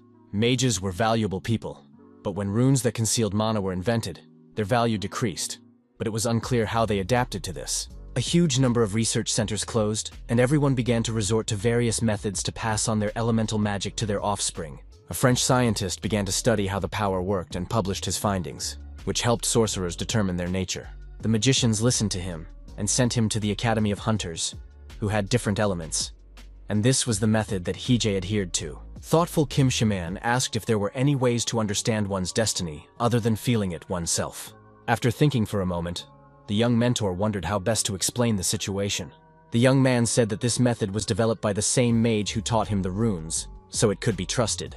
The delighted brown-haired girl asked if it would be better to try it out as soon as possible, while those around her looked at her in bewilderment. First, they had to dissolve the gnome's golden powder, then dip the swan feathers that protected the Erd source into it. And the last step was to fill the brush with mana from the awakened mage who wanted to learn his element. Miss Kim followed the instructions carefully, staying focused so as not to make any mistakes. Suddenly, hard and twisted tree branches appeared, which greatly surprised the girl. Calm Hee-jae asked if the stunned students agreed that the method was not difficult at all. A shocked Shemen asked who this magnificent magician was, and the imperturbable mentor asked which of the students wanted to go first. The angry blue-eyed girl asked him not to play the fool and to tell her who the brilliant sorcerer was. The main character noticed that she was starting to get angry, so a conversation was inevitable at that moment. Deciding not to drag it out, he coolly replied that the Archmage was dead, which threw his opponent off balance. Holding out a white feather to the surprised Park So-hyun, the young man suggested she try it, and Kim Chaemin, in turn, became dejected. A few seconds later, a faint blue light began to emanate from the excited girl's hands, indicating that the process was successful. She said that nothing was happening, but the teacher asked her to simply continue filling the object with her mana. Unexpectedly, the snow-white feather began to turn black, which looked amazing. The curious girl did not understand what it was, but Hee-jae said that, as he thought, the problem was in the element. The teacher said that Pak's nature was the opposite of light, shadow, and it wasn't that she was as good as her grandfather. Then the young man asked Chojin to try it and handed him an object for the ritual. The feather in the boy's hands immediately burst into blue flames, which looked very impressive and mesmerizing. The alarmed hero exclaimed that it was real flame and asked the confused student to drop it immediately. The nerd couldn't believe that it was really fire, because it wasn't hot at all and posed no danger. He asked what kind of element he had, and his mentor just stood there silently for a few seconds, looking into his eyes. Soon it was revealed that his nature was light, the complete opposite of Park So-hyun standing behind him. After a while, the main character and the student were standing on the street, where she said she had thought about something. The girl realized that, unlike Jin-woo, she really couldn't use her grandfather's magic, and the teacher listened to her attentively. Now everything was falling into place, so she decided to look at the situation from a different angle. The young man saw that the beauty had thought about it a lot, and she confirmed this with a slight smile. The charmer was sorry that she couldn't use her grandfather's power, but she didn't want this knowledge to be lost. Mrs. Shamin talked about the many spells that had been lost in this way, and Hee-jae asked what Park So-hyun wanted. Unexpectedly, the enthusiastic student declared that she wanted to teach Jin-woo, who clearly needed it. The surprised young man couldn't believe that the introverted girl had come to him with such a wonderful offer. He asked if she was ready to pass on her grandfather's knowledge of spells, and Park confirmed this, as she did not want her relative's experience to be lost. The mentor asked if she was sure she wanted to teach someone she had only known for a short time, and the charming girl firmly expressed her willingness. The teacher noted that she might change her mind when she saw how Jin used magic. Thoughtful Park So-hyun agreed that she would need to observe and assess the situation in any case. Noticing that she was not particularly mentally exhausted, the guy suggested that this was either one of the advantages of youth or that her psyche had grown stronger. Running his fingers over his chin, he also considered the possibility that he was simply a brilliant teacher and had helped her. He couldn't understand how the old man had managed to cope with her when her mood changed with the wind. The teacher was sure that Jin-woo would play along, but soon the nerd rejected the offer. He stunned Hye-ja and Kim Chaemin by saying that he had nothing against Park So-hyun, but he did not want to become her student. The angry woman immediately shouted, asking why he was backing out and didn't want to study. The lady thought that the guy did not fully understand the situation, but he realized that this was a good opportunity for him as a magician. Keeping his cool, the young man said that he really didn't want to learn from his classmate. Mr. Wu didn't want to pressure the boy and simply asked him why he didn't want to learn. Scratching the back of his head and smiling, the young man said that he couldn't treat his friend as a teacher. After these words, an awkward silence fell over the room. But the elders continued to look into the student's eyes. The blushing hero thought this was a silly reason, and wondered if that was why the boy was giving up the chance to become an archmage. Jinwoo assured them that he knew perfectly well that such an opportunity only came once in a lifetime. But he realized how much magic meant to Sohaeon. Most mages awoke at a young age, and some even at the moment they first stood on their feet. The nerd, however, did it too late, so he didn't consider himself smart enough to master the new power. It was assumed that this was why he was so naive and did not want to see Park So-hyun become disappointed in him or herself. It is very rare for wizards who spend their childhood away from everyone else to develop emotional intelligence. The boy said he had no ambition to become an archmage, so he was content to be an ordinary wizard. Deciding not to waste any more time, the imperturbable Heejae let Jinwoo go, which made Kim Shaman a little nervous. The excited girl couldn't believe that her comrade would give up so easily and let the student go. She exclaimed that he should understand the value of Mr. Pak's unique magic. But the young man did not succumb to her provocation. The mentor asked if it was true that Jin was as untalented as he considered himself to be, but the woman couldn't say. The lady noted that talent in magic is a multifaceted thing, and difficult to explain to someone who is not a sorcerer. Madame added that one could only master the basics by spending a certain amount of time, but that would not work with unique magic. Someone who already uses standard spells might have a sudden flash of inspiration and become an archmage, but someone else might just be unlucky. Visavi said that it all depends on luck, and the main character asked again what about Jinwoo. Spreading her arms wide, the brown-haired girl replied that they wouldn't know anything until they tried. The young man put up barriers and limitations within himself, because the thought of mastering the magical legacy was very difficult. This became a huge burden for the boy, and Kim Chaemin understood him perfectly. The blue-eyed lady asked if Park So-hyun herself had chosen her shy and insecure friend. The pensive Heejae himself did not know what to do when he was a teenager, so he had no advice for Jinwoo. Once upon a time, his father held the small hands of his beloved son, with whom he loved to spend time. Smiling, Hong Seok-hyun promised that he would support his child no matter what, so there was nothing to worry about. The man said that the boy could go to college and work for a company, or become a world-famous hunter. Seeing the unhappy face of the child sitting on the chair, the loving father asked if he really hated him. Taking the child by the hand, the gentleman asked him to understand that he was also a human being, and that he also had feelings. Pulling the boy toward him, Hong, still smiling, said that the boy could hit him if he wanted to. Turning abruptly, the boy asked them to stop the charade and leave him alone at last. His father asked if he still loved him, but an angry Heejae exclaimed that he hated him with all his heart. The hero was the one who crossed the line to find out if it would work, so he had nothing to complain about. It didn't seem like the brave man would be able to pull off the same trick, but it was quite possible to resist the children's temper. Going out into the street, the young man approached Park So-hyun, who was sitting on a deck chair relaxing. The teacher said that Jinwoo had refused to learn the craft from her, which was surprising. The girl, who was sweating profusely, was a little confused and didn't even know how to react to his words. The unperturbed mentor said that the boy considered himself unworthy of learning from her. The boy also thought he lacked talent and couldn't communicate with So-hyun as a teacher. The beauty asked if the teacher had tried to convince him, but he replied that he couldn't pressure the boy. The girl reminded him that he had pressured her, promising to make her an archmage, but that was different, even though she didn't understand it. Remembering his words, the young man felt warmth in his heart and smiled slightly, realizing that there was no arguing with that. Coughing into his fist, the young man explained that the thing was that she was his student, and Jinwoo was her student. These words touched the charmer and surprised her greatly, causing her to fall silent for a moment. The first task for Pak as a teacher was to remain honest with his student and convince him otherwise. Unexpectedly, the enchantress tore a sheet of paper out of her notebook, which looked quite aggressive. Even more striking was the fact that she crumpled it up and put it in her mouth, stunning those around her. Miss Kim Chaemin and Heejae froze in place and lost their speech, watching So-hyun chew the paper with pleasure. Smiling, the enthusiastic girl confidently declared that she would do everything as her mentor had asked. In the past, Hong So-hyun went into the child's room and offered to talk, but he replied that they had nothing to talk about. The rude boy then said that he was not his son, which stunned the loving man. Unexpectedly, the previously calm gentleman shouted his name, which instantly caught the boy's attention. Slightly frightened, the hero turned his gaze to him, and a small drop of sweat began to run down his cheek. The father, who was behaving very strangely, froze in place, realizing that he had raised his voice at his beloved child. In an instant, Hong bent his knees, moving closer to the young man sitting in the chair. Grabbing the arm of the chair, the completely calm gentleman said that Heejae was his only son.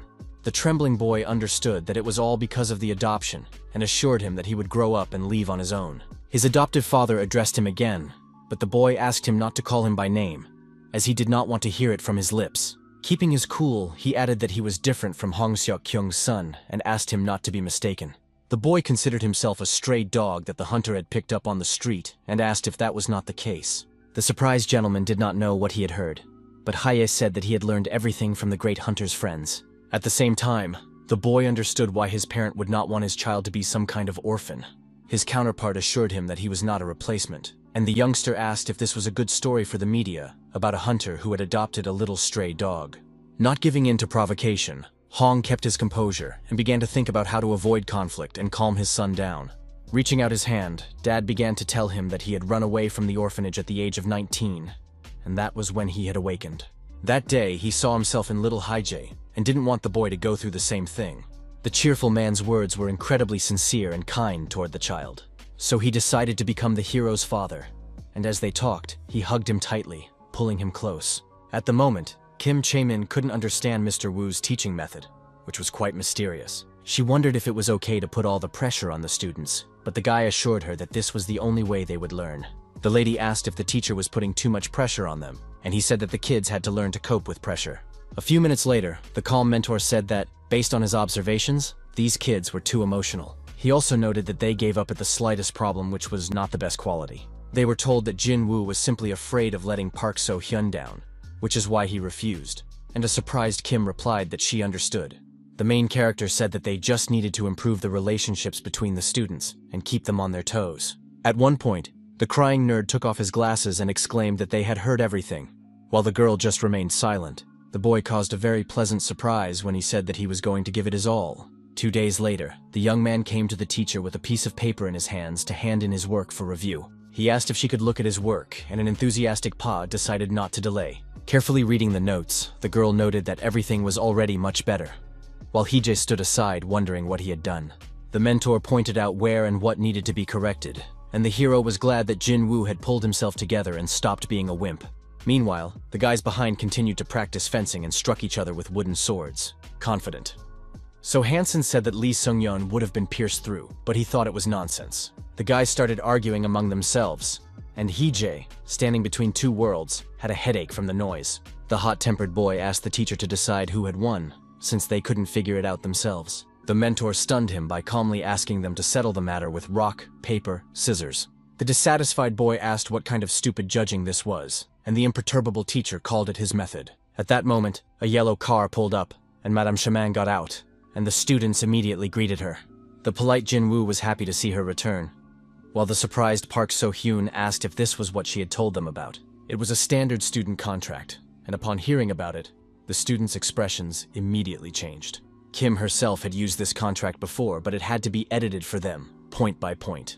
The lady apologized for the document being short, and justified herself by saying that she had studied with her father, although there were 2 thick books. The hero said that the relationship between a student and a teacher often goes beyond blood ties, which usually ends up in court. A colleague said that there had recently been a knife fight, but she didn't find it surprising, while the kids were frightened. One woman forced her niece to obey her orders for 10 years in exchange for an education, but she got tired of it. The perceptive Hee-jae was sure that the girl would be acquitted, while the shocked Jin Woo didn't even know what to say. Polite So-hyun asked the student to use words instead of a knife if he had any questions, and they would try to fix the problem together. The boy read and understood nothing, just like the girl, whose grandfather never told her about contracts. The nerd could have told her that there was nothing to be afraid of if he had understood something himself, but Kim asked if they were going to write down the terms of the contract. The charmer replied that they would, but without unnecessary complications, and the student watched her closely. The first clause stated that Pa would teach Jin the magic he had inherited from his grandfather, including a unique navigator for everyone. She also had to acknowledge his ownership of the spells, and the choice of successor would be made through discussion between them. In the event of the mentor's death, the young man could choose the heir himself, and vice versa. After writing everything down in paragraphs, the girl broke the marker in 2 to use the red ink inside. Then she pressed her thumb against the paper to leave a kind of seal and confirm the conclusion of the contract. Surprised, Kim Shamin watched intently as Park So-hyun concentrated as hard as she could. At one point, the charmer said that everything was ready, and the stunned lady asked if this was really her contract.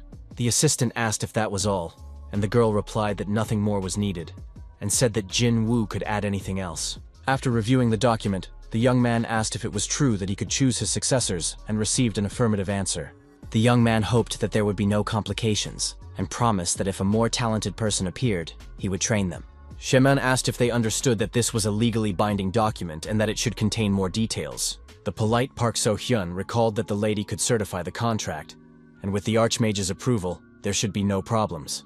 The main character realized that if any of the guys decided to betray him, it would be a good experience for them. Neither he nor Mrs. Kim could live the lives of the students and decide what would be best to do, so it was not worth interfering. The enthusiastic young lady had heard that 3 was a lucky number, and said that she would later ask the director to sign the document as well. The imperturbable Haye did not refuse her and signed the paper without a moment's hesitation. Now the document was legally binding, so the contract had already come into force and had to be complied with. No one could disregard the agreement with the signatures obtained, and everything was also reinforced with seals. On a beautiful sunny day, the young teacher stood in the schoolyard watching white birds flying in the sky. Sipping hot coffee, the young man enjoyed every minute, thinking to himself that he was very happy. In an instant, the alert hero thought to himself that peace reigned in the world, despite the fact that in 2 decades the end of the world would come. In his office, the cheerful director Hong Seok-kyung said that Hunter Lee was investigating the matter. He asked how the children were doing, since the practical test was coming up soon, and the teacher said that he was only responsible for the magic class. The man asked why the young man was so cold, and reminded him that his job as a mentor was to look after all the students. The gentleman noted that the young man was not overloaded with anything, and the young man asked if he had not shifted all the preparation of the children onto him. The headmaster said that Park So-hyun was still the only one who taught magic, but that was why the hero helped look after them when the opportunity arose.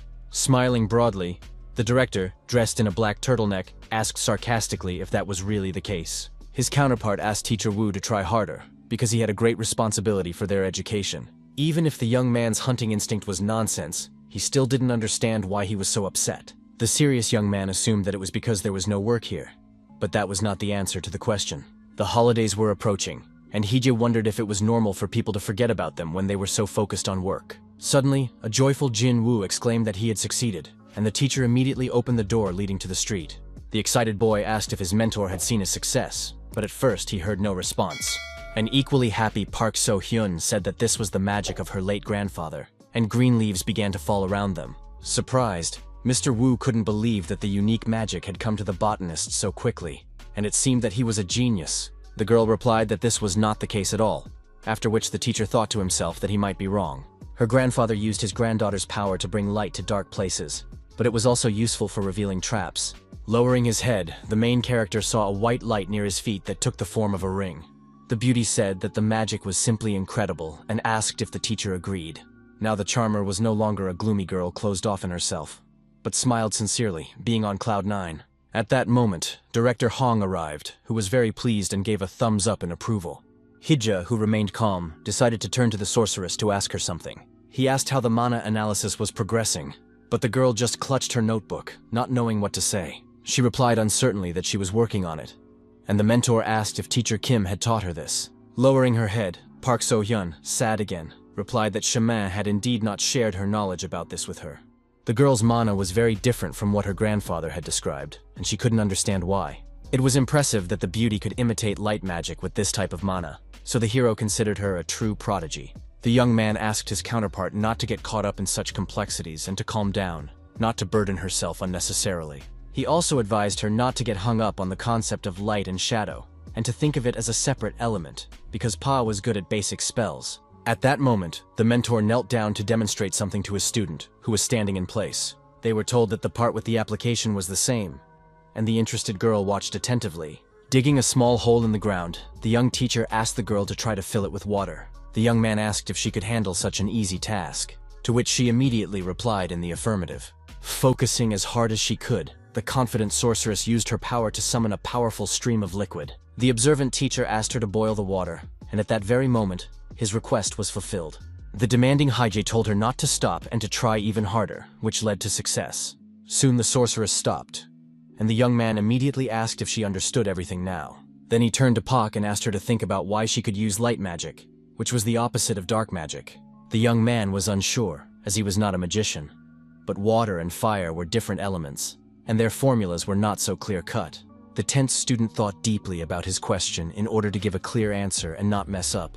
The mentor said that sometimes So-hyun could create the opposite effect by simply activating the formula in reverse. After he told the student to think about it, the girl bowed her head and sank into thought. She was told that she would have to figure out the rest herself, and if anything was unclear, she could ask Teacher Kim. The charmer asked if she could ask Teacher Woo questions, who unexpectedly pointed his finger at her forehead. The young man repeated that he didn't really understand, because he wasn't a magician, so there was no point. The main character remained silent, but noticed that for some reason Park So-hyun was frightened when her bangs fell down. Initially, it was assumed that there would be 10 students in the first generation of test subjects, but now, there were only 8 children left. Even now, the classroom was not as crowded, and the guy was curious about how it was in the original and temporary timeline. It was assumed that the students would struggle for several more years before changing the name of the academy to a hunting academy. At that moment, the mentor approached Yoo Hyo-eun, who was sitting at her desk, focused on using magic. Remaining calm, he asked her to concentrate more, which came as a great shock to the girl. The teacher said that a hunter must remain focused in any situation, but the crying girl reminded him that she was a healer. The hero asked if, in her opinion, healers did not go into the dungeon, after which the student silently tried again. Remaining emotionless, the young man watched her actions closely, assessing their correctness. He asked how her younger sister was doing and said that he had heard that she had gone with the director to register as an awakened one. Blue with shock, Yoo Hyo-eun barely restrained herself, experiencing a strong emotional surge. The surprised young man asked what was wrong, and the student said she didn't know where her sister got such ideas. The girl barely managed to keep the little girl from putting her feet in the ice, which caused the boy great confusion. At the same time, the younger girl muttered something about helping mana circulation with this cooling method, even though it was nonsense. The wary guy wondered if that was why he had been worried for the past few days. Yoo Hyo-eun said that the little girl couldn't do anything about the congestion in her veins, so yesterday she decided to cleanse her stomach and ate cabbage all day. Feeling very awkward, the teacher tried to somehow support his student, who was upset. The tense Hee-jae understood that he couldn't lose Yoo-jin, even though she could be dragged into one of the cult training centers. At one point, the young man calmed down and smiled slyly, as if a plan had already formed in his head. He told himself not to worry about such things, and in his dreams he often saw the girl he wanted to make his assistant. In his past life, the little boy was sitting in his room, but his peace was suddenly disturbed by Hong Seok-kyung. The man decided to look at the boy's homework, so he asked what the essay about his future profession meant. The youngster asked if he really called himself a hunter, without understanding what his job entailed, but his father wanted to hear it from him. The boy simply wanted a more stable job, and his father noted that this was the right way of thinking. The boy also did not want to be bossed around, so he aspired to hold a high position and command others. The only thing that put him off was that employment in private companies was unstable, and his father asked where he had learned this. That's why the confident Hee-jae declared that he would become a civil servant. He did not intend to become president, as it was too difficult, and he liked the job of a manager who delegated responsibilities to others. The boy had heard that the salary was low at first, but he accepted that he couldn't achieve everything at once. And this impressed Hong Seok-kyung. Stunned by his intelligence, the man didn't even know what to say at first, so he decided to think it over. In the end, the father patted the child on the head and said that his desire to be a leader was very good. Dad promised to do everything he could to make his beloved son's dream come true, and was ready to put in a lot of effort. A few years later, the boy was walking through the city with a backpack on his back when someone suddenly addressed him from behind. The strict Yoo-jin asked why he didn't apply to the academy, and the young man replied that he wanted to be a civil servant, not a hunter. The embittered girl called it nonsense and asked if he knew that his father would be strongly opposed to this. Then the feisty lady suggested a friendly sparring match, but the boy refused, saying he had an exam next week. The self-satisfied girl tried to change the boy's mind, saying that hunters didn't need any tests. The quick-witted Hee-jae said he would be as stupid as her, and his opponent called him a petty bastard. Years later, the boy became a civil servant and praised his subordinates for clearing the dungeon, albeit with difficulty. He believed that they should become professional hunters, but asked why they wanted to develop in this direction. The leader asked his colleagues to ask themselves this question and think about it very carefully. Suddenly, he was asked why he hadn't become one of them, but the answer didn't come right away. Smiling, Haya replied that he didn't like fighting, so he didn't want to burden himself with it. He was also not ready to work for pennies, but that was another topic of conversation. At that moment, the main character was standing on the sidewalk, waiting for the green light at the traffic lights. On impulse, the guy came to school to see Yoo-jin, but he didn't even know what to do next. The traffic light was still red, so pedestrians were not allowed to cross. The observant young man saw something strange ahead, and decided to take a closer look to understand what was going on. On the other side of the road stood Yu Ji-in, who was looking at a leaflet in her hand with interest. The boy realized that the girl was still fascinated by that nonsense and had no intention of getting it out of her head. A passerby laughed and asked the girl if she was really interested in it, but she didn't quite understand the question. The woman thought that the article about mana was interesting, so she could talk about it in more detail. The lady said that you need to learn from an expert so as not to harm yourself. And the tense Hije became even more nervous, but he couldn't cross the road. As soon as the traffic light showed 0 seconds until the green light, the nervous young man immediately rushed to Yu Ji-young. The enthusiastic girl was very happy to see the teacher from whom she dreamed of learning something. Smiling, she asked what the young man was doing there, and he didn't even know how to answer her. The delighted madam asked if he was this charming girl's teacher and praised his good looks. The young man confirmed this and asked who she was, and the stranger apologized for completely forgetting to introduce herself. She was a member of the National Association of New Mind and Spirit, the leader of the group, Chung Yunhua. The woman was sure that the young man would not be able to fully understand her line of work from the name, but he considered it a typical sector.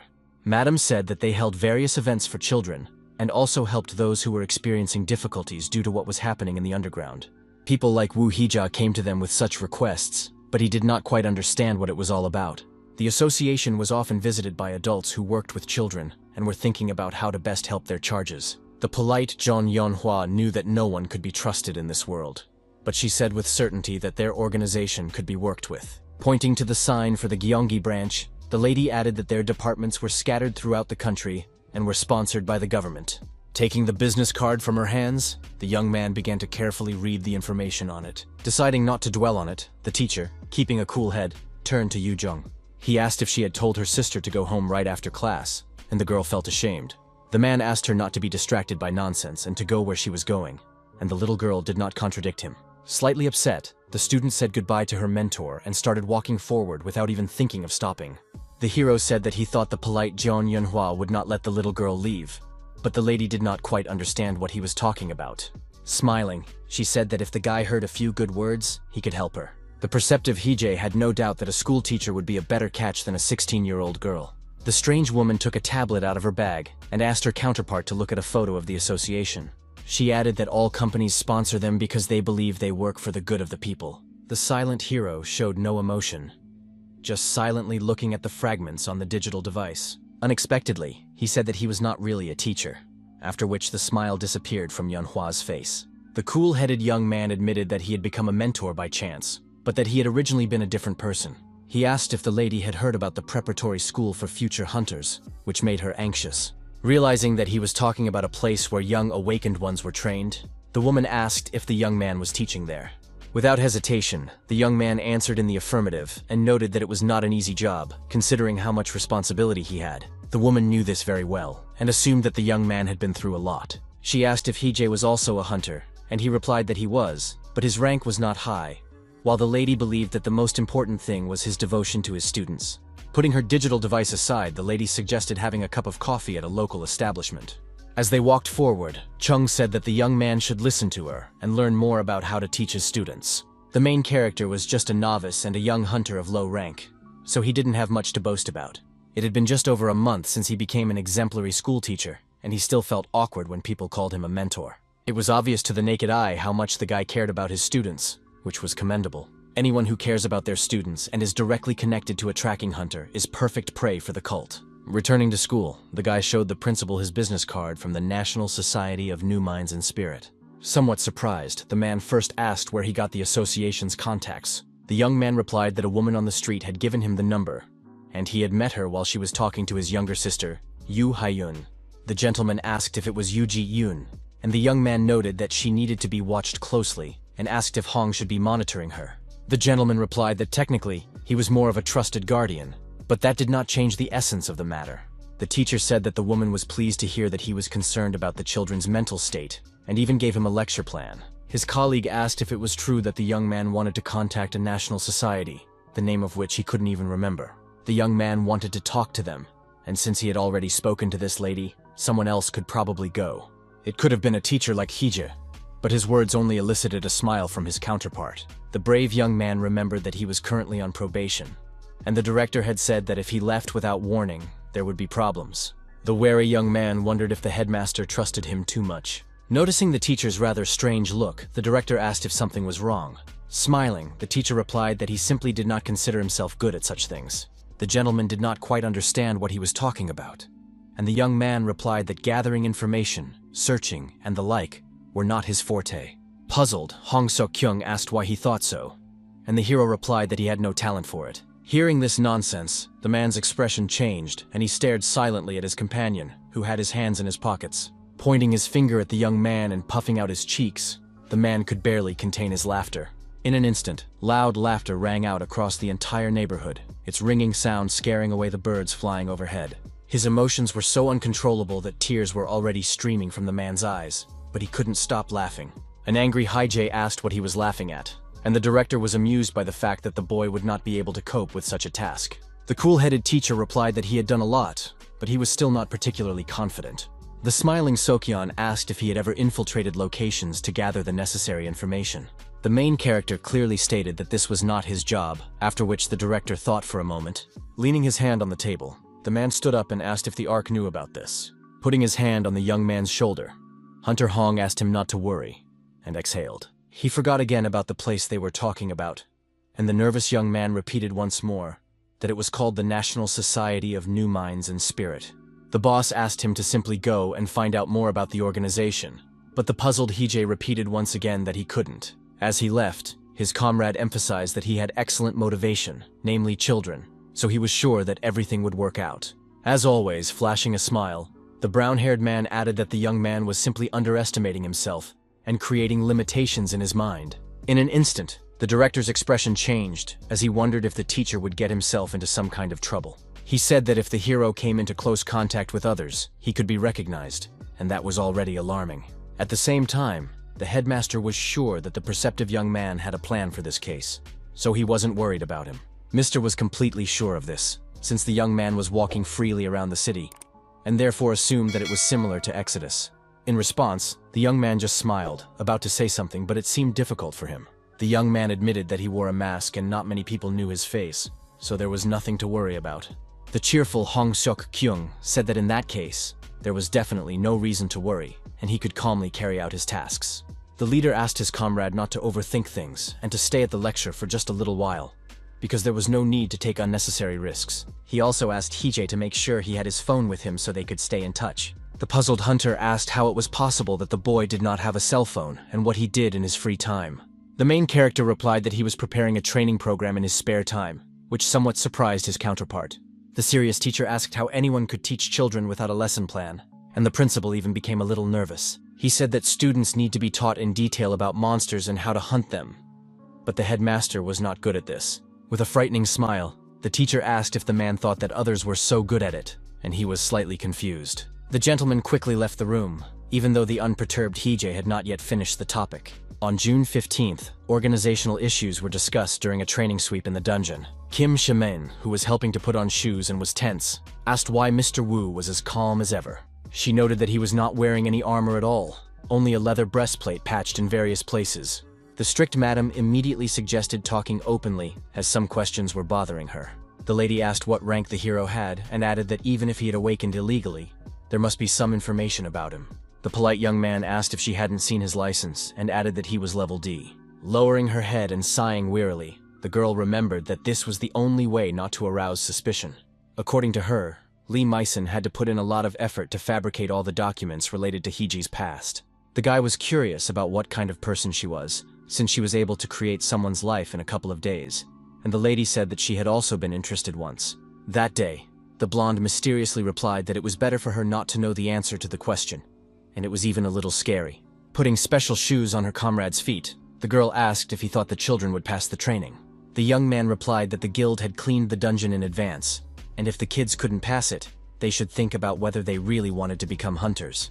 Observant Kim noted that he did not teach them how to choose a leader for the group, and the hero responded by asking how many of the students had already been in caves. It was also mentioned that some of them were members of guilds, which surprised Shaman a little, but she had to agree. However, the girl noted that Han Seong and Hyun Wook knew nothing about clearing operations and needed an explanation. The teacher asked if the confident young man really knew nothing about it either. His colleague said that the good fighter was also from the guild, but the young teacher had not known this before. He couldn't believe it. and found it slightly amusing that this piglet had once been a member of the organization. Despite the fact that Hyun-wook was a victim, he behaved like a fool and was wounded for it, which the brave man found amusing. At one point, the cheerful girl said that the equipment process was complete and everything had gone well. With a sweet smile, the beautiful Kim Chae-min said that she was leaving the children with Mr. Hae-jae. In response, the young man also smiled at his counterpart, but did not say a word, as it was unnecessary. The team standing nearby paid attention to the gentleman, whom they treated with respect. In the crowd, the main character immediately saw a little piglet, Hyun-wook, looking at him a little suspiciously. The boy brought a smile to the face of his mentor, who had decided to make sure he behaved like a human being and not like an animal. After a while, Kim So-yeon, representing the South Korean Ministry of the Interior and Safety's Underground Management Department, approached Hee-jae on the street. Slightly confused, the young man looked her in the eyes and decided to introduce himself in response, trying to calm down. The woman was pleased to meet him and asked if he had prepared the documents about the raid. The young man answered in the affirmative and showed her a folder containing a report on the cave cleanup, as well as his license and his students' licenses. Looking more closely at the face of his counterpart, the young man noted to himself that she looked familiar. While the girl was looking through the papers, it seemed to the young man as if they had met somewhere before. The beauty noticed his strange look and asked if something was wrong. But the young man smiled and replied that everything was fine. He was just a little nervous about the raid. And the lady noted that Hunter Hong had praised the skills of the trainees. The hero believed that this did not mean they should let their guard down, and Kim So-yeon smiled and agreed with him. Suddenly, a disgruntled Sok-young appeared behind her and asked why she always yelled at him, but talked nicely to Hae-jae. The angry woman exclaimed that she wouldn't have to scold him if he did everything right, and her voice seemed even more familiar to the young man. Finally, the young man remembered that she was the lecturer who was present on the day of the attack on the laboratory. The daredevil would never have thought he would see her like this again, and he understood that Kim had gone through many difficulties during this time, although you couldn't tell by looking at her. The delighted young man considered her a role model, and the girl said that if necessary, the team should evacuate. The director asked if this was necessary since he was standing in front of her, and the lady replied that these were the rules. The man did not understand why all these rules were necessary, and the department representative asked him not to ask stupid questions. Looking at the excited students, the main character mentally noted that they would soon cry out of fear. Turning around, he calmly said that it was time for them to go, and Kim So-yeon apologized and did not delay any longer. At that moment, the teacher announced that they were going to the province of Gyeonggi, specifically to the underground city of Hwaesun. The guy added that 9 participants were ready and noted that he, Woo Hee-jae, was their mentor in training hunters. It was 12 minutes past 11, and some of the guys were very excited. A few minutes later, the team found themselves in the underground, where the strict teacher asked them to pay attention to him. The hero reminded them that he would not provide any assistance, and that their evaluation would depend on their personal contribution during the cleanup. The perceptive Lee Seong-yeon was the first to ask how the test results would affect them. The teacher replied that if they received low scores, they would have to speak with the principal personally and attend remedial classes. It was said that the lower the score, the more often they would have to attend extra classes, which was not a cause for joy for. After that, Hee-jae decided not to waste time on chatter and said that he was leaving them, and now they were on their own. Without even thinking about mercy, the young man began to walk into the thick bushes, although the children were very scared without him. An alarmed student asked what they should do now, but received no answer. Soon the guys began to discuss that first of all, they needed to destroy the core of the dungeon. The brave Hyun-wook said that according to the scouts' information, the target was in the eastern part of the forest. The boy noted that they would have to pass by the pixies to get there, and asked if everyone remembered what he was talking about. The young man also inquired about the runes hiding mana, and Park So-hyun and Jin Woo immediately showed them. After that, a decision was made to move forward, and the group began to advance, carefully looking around. Meanwhile, Hee-jae, who was hiding behind a tree, felt a little uncomfortable just standing on the sidelines and watching. The students were in a forest-like dungeon, so there were many plants around, but in an instant, they saw a strange creature. The pixies living here were only smart enough to put out the fire, but there was no source of water in the dimension. The fighters were restless to build a fire and use it, but the brave Hyun-wook rushed into the attack first. The teacher said in his inner voice that if the guys caught this detail, they would succeed 100%. But at the same time, the young man understood that none of them would get the highest score, since the guys had little experience. A large number of winged monsters began to attack the team, approaching from different sides and surrounding them. The cool-headed Han Seong did not let the vile creatures get close to him, swinging his sword. Tense Hyun-wook exclaimed that they were surrounded, but the swordsman tried not to panic. Grabbing a flying pixie with his hand, The stern fighter ordered the mages to use their shields as soon as possible. Confused, Jinwoo couldn't collect his thoughts, while Park So-hyun seemed calmer at that moment. Focusing as hard as she could, the girl took a deep breath and began to fill the surrounding environment with her mana. The ruthless young man ordered to finish off the pathetic bugs that stood in their way and blocked their passage. Coming up from behind, the nimble Han-sun aimed his sword at the pixies who had hit their heads on the barrier. The cold-blooded guy didn't even think about showing them mercy and soon killed the rest. Trying to catch his breath, Hyun-wook asked his comrades to double-check that all the creatures were dead. Then he noted that this was their third battle, and asked how the mages were doing with the rune papers. Smiling, Park So-hyun replied that they had already checked everything and found no problems, so the team would soon reach the core. At the same time, no one ruled out the possibility that the location of the targets in the C-rank dungeon could change at any moment. Moving forward, one of the team members noted that it was much easier here than in other locations. Yoo Hyo-yoon asked if Park had been in caves before, and she replied that she had visited them with her grandfather, but they had only cleared A-rank caves. A gloomy Sunjin said that she had followed her teacher into a C-rank cave as training, but it was nothing special. She added that the place they were in now was much easier to pass through, and an enthusiastic Seongyeon asked if that wasn't a sign of their superior skills. Hearing his words from behind the bushes, Hee-jae considered it to be overconfidence, but he only secretly observed and did not interfere. Serious Hyun-wook said that despite the man's words, the director would not have let them in if he had doubts about their abilities. The hero was struck by the fact that he never once called him a teacher, and the guy added that the mentor said that the nearest caves had been checked. That's why he thought they had been cleared in advance so that they could pass. And that was indeed the case. On the way, the fighter said that pixies always move in flocks, and asked if his comrades found it strange that they had only encountered 8 targets. The skeptical young man dismissed the hero's warning that he would not interfere as nothing more than a bluff to make them nervous. The brave man was willing to bet that the teacher was standing somewhere behind a tree, rolling his eyes because he could see right through him. The teacher, hiding in the bushes, heard every word he said, but remained calm and did not give in to his emotions. He wondered why he shouldn't increase the difficulty level of the dungeon since the kids thought it was easy. In a low voice, the mentor said that he would teach the ill-mannered children to watch their language. Unfortunately, most of the tragedies in the world began with dungeons that brought misfortune and chaos. Seeing a little boy in the middle of a ruined street, a stranger asked if he was all right. The blond man asked if it was true that the boy had just woken up, but at first he heard no answer. Smiling slyly, the man decided to find out his name, since there was no one else around. Hearing explosions around them, the stranger learned that the boy's name was Hyun-wook, and said that from now on, they would be friends. The guild leader invited the youngster to his place, saying that it would be foolish to waste his ability without learning how to use it. The boy agreed, and his new acquaintance said that he would not charge him for his training. The gentleman explained that the child would simply learn new skills in their organization and could become a hunter in the future.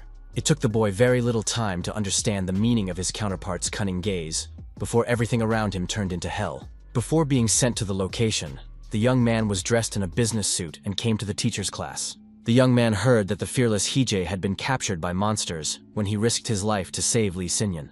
The guy thought about going up to him and thanking him, but he was still a little unsure. Suddenly, the main character turned around and saw Hyun-wook behind him, who was clearly confused. The mentor assumed that the lecture on runes would be too tedious for him, so he didn't want to overload him. Instead of the teacher's stern gaze, the youngster saw him looking at him as if he were an object, as if he were considering him cannon fodder. The sweating boy felt very disgusted, and at that moment, several dead pixies lay on the battlefield. Stressed out, Yoo Hyo-yoon noted that there were fewer and fewer enemies, and the guy explained that it was because they were getting closer to the core. He added that the place wasn't that difficult, so the teacher could have come up with any excuse to take away points. The angry girl said that after her long run, the arrogant guy said it wasn't enough, so she really wanted to punch him. She asked the director if they could reduce the intensity of the training a little, but Hyun assumed that he was listening.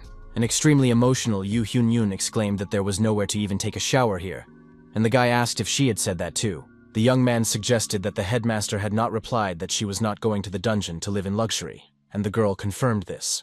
Hong Seok-kyung also clearly said that the student would see worse things when she became a hunter, so there was no need to make a fuss about dust on her clothes. The girl, barely holding back her tears, cried out that this was indeed the case, and the alarmed Park Seok-hyun asked her to calm down. Noticing suspicious sounds nearby, the mage asked if the others had heard it. It turned out that an unexpected attack by pixies had begun, and there were now several times more of them. The squad leader covered Yoo Hyo-eun with his back and ordered everyone to take up their positions in order to repel the attack as quickly as possible. A vile monster suddenly appeared behind the crying girl, eager to sink its teeth into her skin. Hyunwook, who was repelling the attacks, asked his comrades to help the defenseless girl, who was very confused at that moment. The tense young man did not understand how to get out of there and whether it was worth destroying the core of the dungeon or waiting for the monsters to leave on their own. He was sure that in his place, the faction leader would have made someone the main target of the pixies, a decoy, and continued the sweep. The young commander understood that his ruthless mentor had turned someone into a sacrificial lamb. The fighter understood that healers were just dead weight and could be used. But then Hyun remembered that he himself had recently been a burden. He needed to make decisions as quickly as possible, as the situation was heating up with every passing second. The leader put his hand to his face and began to think, maintaining a serious expression, but nothing came to mind. Someone from the group suddenly shouted his name, and in the eyes of the boy who stood frozen in place, a pixie's face was visible. The creature was instantly killed by the cold-blooded Haijay, who emphasized that the guys were already very exhausted. The completely calm teacher noted that this happened during a routine raid, so the results were not very encouraging. Looking at the dirty Hyunwook, who was in shock, the gentleman asked if he would pull himself together or not. The young man's behavior was extremely strange, and he suddenly bowed while standing next to his mentor. The bewildered young man did not know how to react to what was happening, and his tongue would not even turn to say anything. The pixies continued to rage around and pull the magician's hair, who could do nothing about it. The tense Choi Jin was ordered to use the shield, and Lee Seon-eun was ordered to take the 11 o'clock position. The brave Han Yun-yeon had to protect the terrified Yu Hyo-yeon, who couldn't stand up for herself. The fearless Han Seong had to pay attention to the 8 o'clock position, and Park So-hyun had to prepare the barrier. Counting down from 3, the level-headed teacher ordered everyone to take their positions again and follow his orders. The shocked hero realized he had gone too far, even though he had only lit a fire in the back of the dungeon to scare the kids a little. If he had known that they would not be able to handle it, he would not have done anything, because even now, they were fighting well, taking their places. There was no need to fight everyone. They just had to hold out until the pixies ran away and deal with the dungeon break-in. From the moment they entered the location, Hyunwook gave instructions, and the others followed his example because even during regular training, he was the leader. Although the commander's abilities influenced the success of the squad, they couldn't depend on him for everything. It was for this reason that the expedition to the dungeon failed miserably, which was not easy to accept. After some time, Director Hong Seok-kyung found out about this and became very nervous while driving. He inquired about what the inspectors had to say about the success of the raid, even though the area had been destroyed. It was decided to discuss this a little later, and soon silence reigned in the long minivan. Upon reaching their destination, Teacher Haijay said that the assessment results would be known tomorrow. Some of the team were curious about the importance of the marks, which seemed meaningless at that moment. At the same time, the teacher said it was time to disperse, as evening had fallen and the sun was setting on the horizon. There was still an awkward silence in the car, and no one even knew how to start a conversation.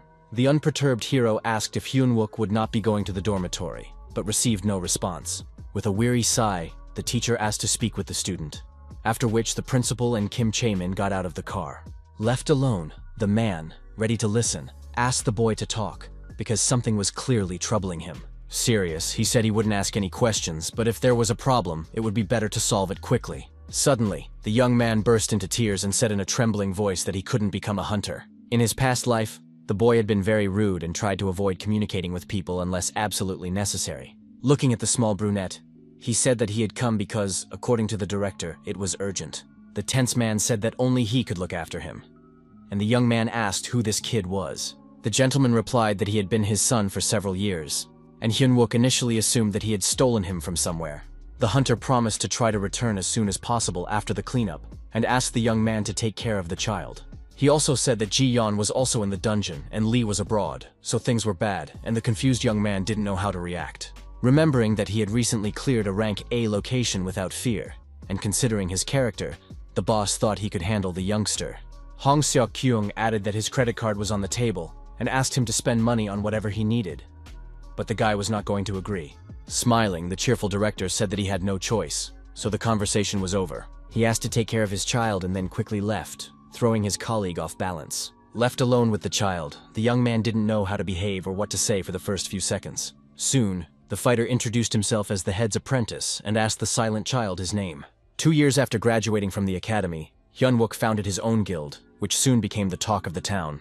As much as he didn't want to admit it, the young man was incredible and proved himself very worthy. Even if he was now vomiting in a half-crouching position, it did not negate the fact that he was a good team member. His comrades silently watched as the man in the black suit vomited on the ground, feeling unwell. The healer standing nearby asked the leader to take a sip of water, but he said that everything was fine. The young man was one of the most famous hunters in Korea, and the leader of an entire guild. In his past life, Woo Hee-jae found it very unpleasant to watch such a famous person simply vomit in front of everyone. Wiping his mouth, the gentleman asked if it was true that the main character was from the management agency and inquired about his name. His counterpart asked if they had met before, and the young man replied that he was pleased to meet him, but had never seen him before. Feeling very ill, the leader swore that he had heard of him somewhere before, but couldn't remember anything.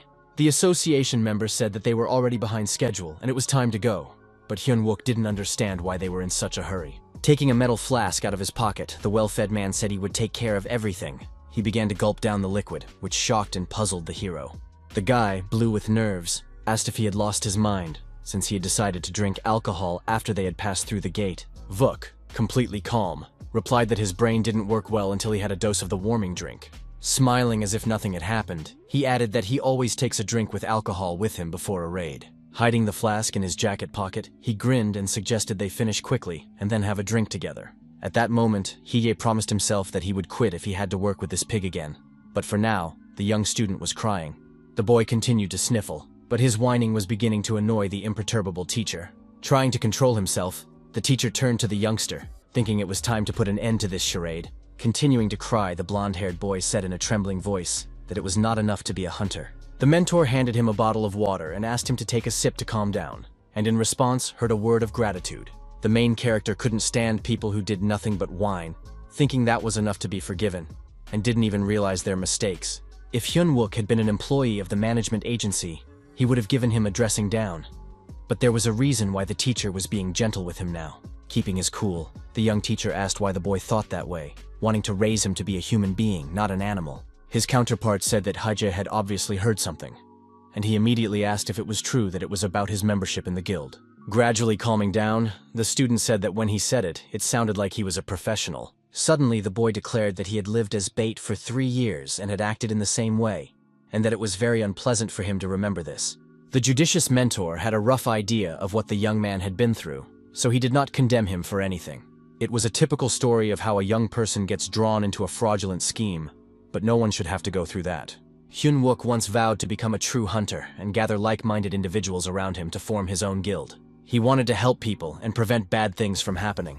But when they were attacked by a swarm of pixies, something happened in his mind. A terrible thought arose in him that those who were useless in battle could be used as bait. The boy said he hated the faction leader, but that was how he felt before he did the same thing. It was very disgusting, and the young man couldn't accept it, but the teacher suddenly said that he knew someone.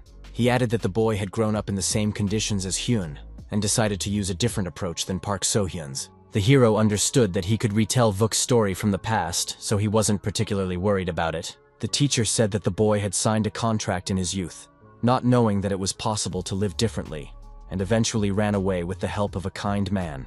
The young man said that the situation of his old acquaintance was very reminiscent of the calmed-down fighter.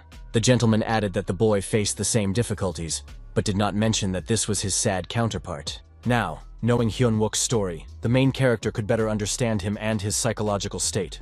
The guy still couldn't shake off the shackles of the past and often thought about the old guild, the disaster in Mendo, and what was going on at school. Yoo Ji-in could have warned him by telling him about the past, but now he felt like a bad person. Folding his hands together, the teacher said something aloud, something even a little funny.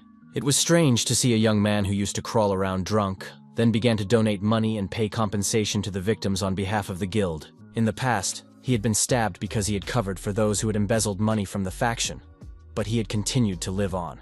The apprentice asked what the purpose was, and the mentor replied that the man did it to help children who had gone through the same difficulties as him. Once, an agent asked Hyun-wook if he understood that there were other people who could take care of the matter just as well, but he considered the question rude. The guy warned that the man would not receive any rewards, and he noted that his father had asked the same question. Then the head asked if that was why Woo-hai was up all night, and he replied that he hadn't said that. The provocateur asked if we really wanted to get out of there so badly, but the angry guy repeated that those weren't his words. Holding a flask of alcohol in his hands, the fat man came to the conclusion that he would have to answer the question anyway. The man said that he was not a person of high moral principles and could do terrible things if he wanted to achieve something. The young man asked what the reason for his behavior was, and learned that Hyun-wook didn't want to fall to the bottom. He really wanted to prove that he was above that, and the hero then asked his student why he shouldn't do the same.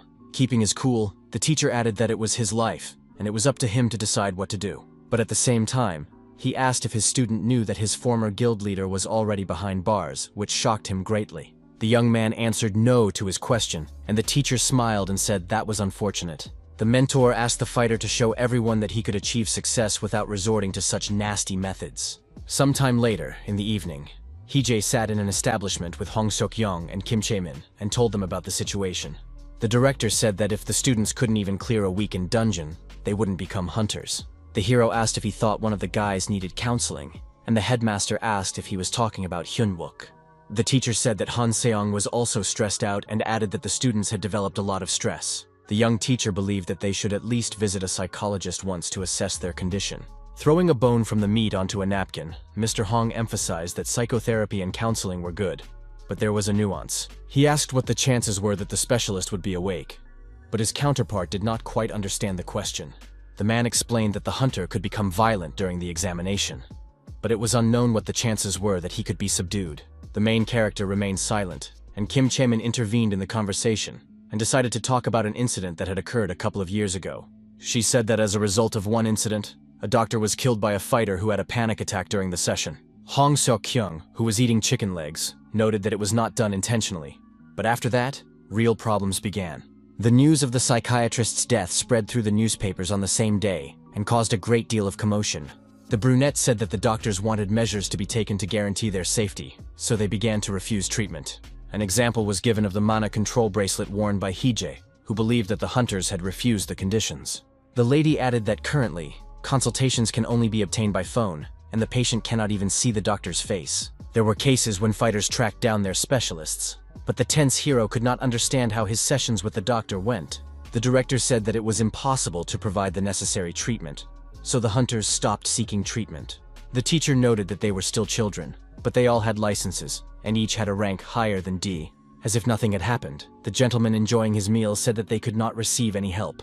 Hong added that if it were incredibly shocking, he would not have followed him, so there was no need to worry so much about it. The teacher was still concerned about the issue, and the head assured him that he understood his feelings. Taking a sip of beer, he remembered that he needed to discuss something with the organization they had talked about earlier. He asked if Hee-jae hadn't said earlier that the National Society of New Minds had tried to lure him in using child psychology. The hunter asked him to try to get some important information for himself since he was going there anyway. His counterpart added that he had the opportunity to become a psychologist in the future, but the young man didn't think it was a good idea. His comrade thought he was perfect for the role, since he had done well with Hyun-wook, and the young man suggested that the salary would be higher. The cunning Hong Seok-kyung, as always, changed the subject and offered the young man some more beer. Raising his hand, the director loudly and confidently asked the waiter to bring them more drinks, which made Shaman smile. The next day, the main character stood at the entrance to the building and ended the call, wishing his interlocutor a good day. He remembered the director's words that if it really was permission, he would not have followed him. After graduating from school, children would have to solve problems on their own, without anyone's help. The teacher could not deny the need to go through the process of struggling and overcoming difficulties alone, but everything had its limits. The boy did not expect the headmaster to be so sensitive and to care about his students much more than he did.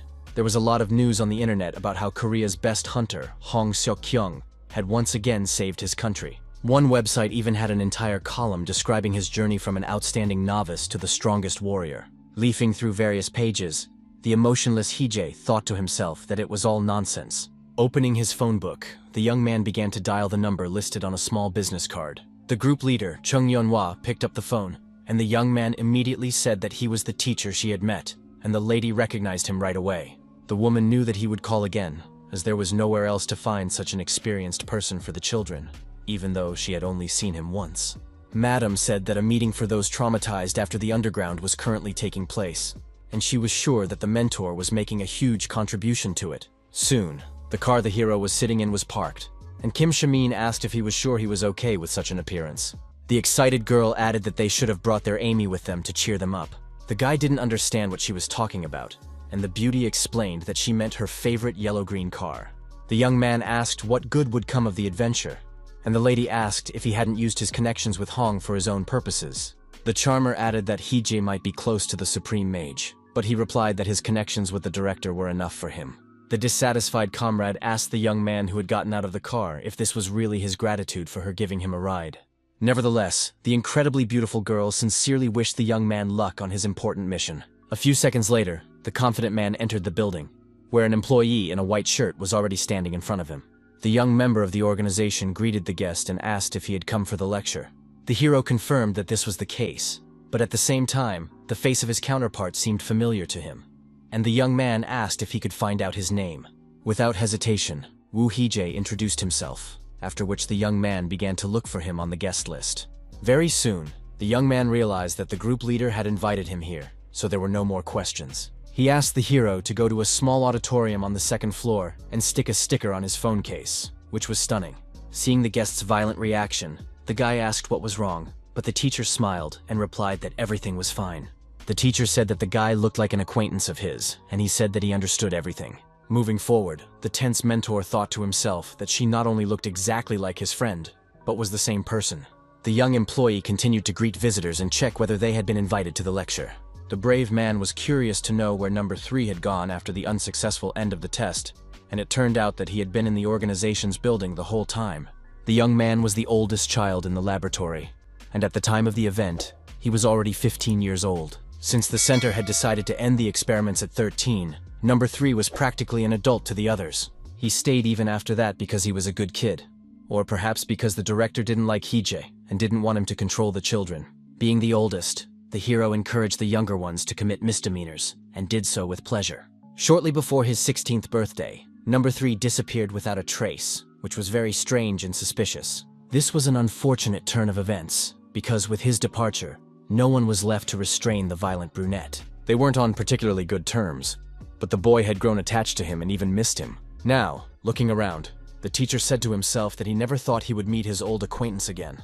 During the lecture, the woman said that every child is a unique personality, so there is no single answer, and she urged everyone to remember this. The host asked what was important to talk about with children, and people began to suggest options such as love and patience. The sweet gray-haired lady smiled and emphasized the correctness of the guest's words. The lady suggested dividing into groups and holding a discussion. But the wary Hee-jae did not understand why this would even be useful. He couldn't understand whether people would be confused if they started talking about the strangeness of the very beginning. One of the women told the teacher that she hadn't seen her in a long time, and she replied that she had been busy with work and didn't have a single free minute. The serious hero knew perfectly well that this was the method cults use to increase the number of believers. The lady sitting next to him suddenly noticed the stranger, whom she had not met before. She decided to ask if he was new here, and the young man immediately answered in the affirmative. The people noted that they had not noticed him at all, only communicating among themselves, and the young man smiled and replied that he was fine with that. The teacher sitting in front asked which classes Hee-jae worked with and learned that he worked with older students. The enthusiastic beauty emphasized that she was also involved in this, adding that students are very sensitive at this age. Suddenly, the main character got up from his seat and apologized, saying that he needed to go to the restroom. Walking down the hallway, he wondered how he could get something useful out of this, even if he couldn't prove that the association was involved with the Ark. Seeing students drinking soda nearby, the teacher wondered if he should talk to them. He also thought that he could find number 3, who was surely connected to all this in some way. Besides, if the Ark was targeting they would find a way to contact him themselves. But suddenly his thoughts were interrupted by the young man behind him.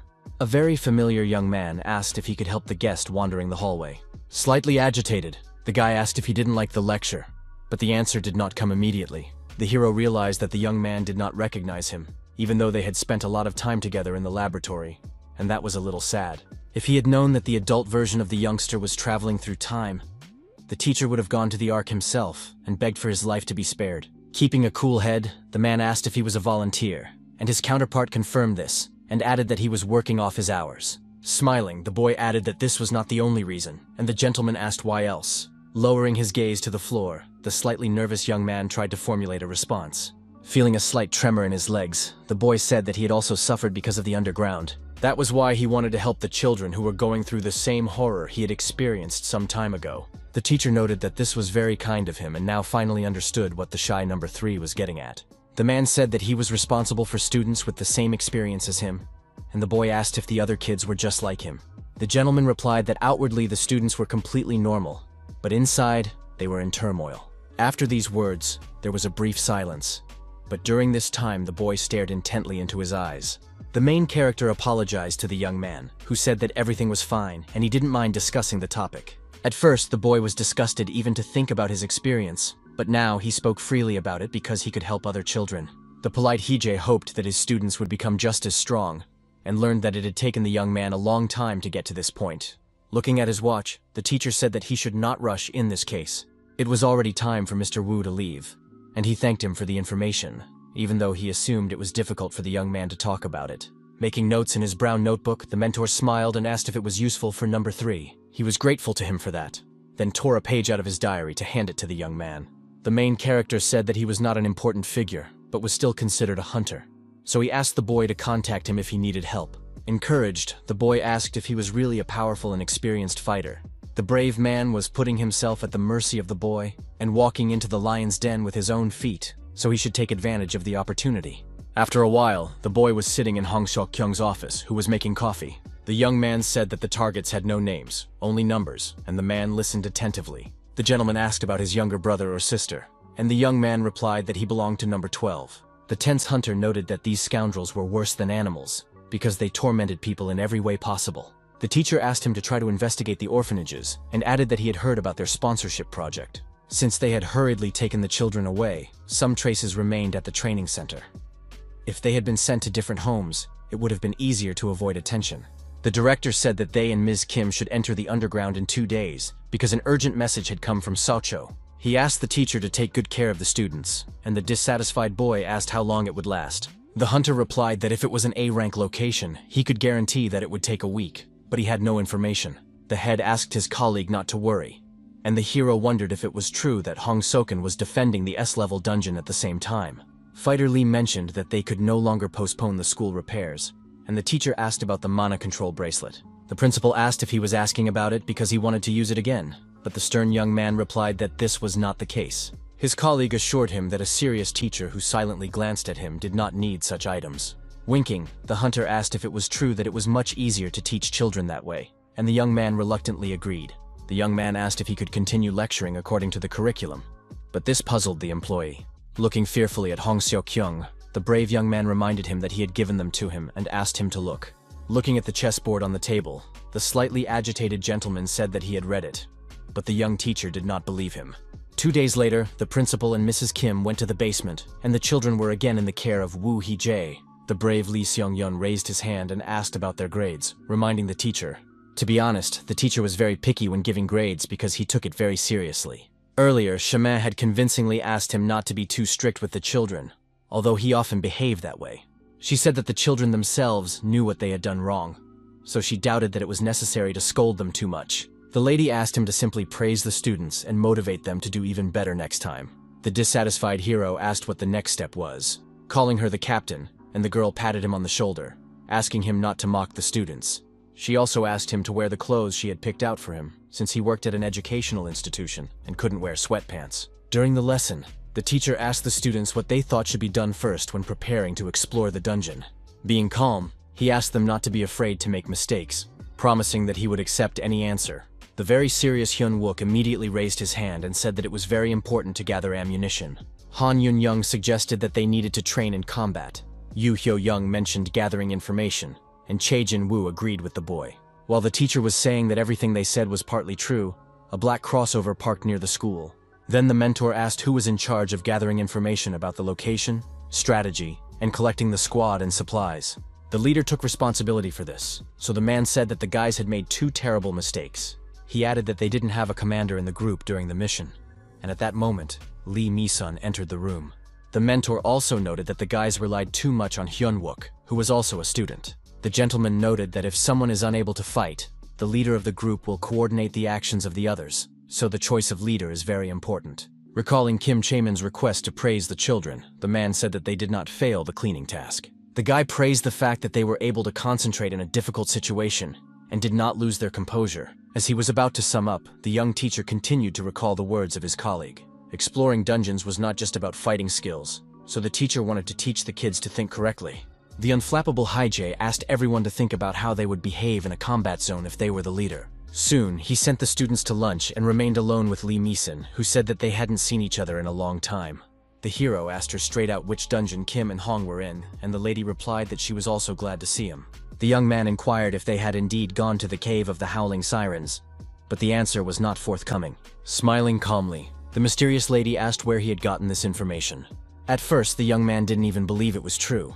But Lee, who was dragging her feet, continued to smile sweetly at him, looking him in the eyes.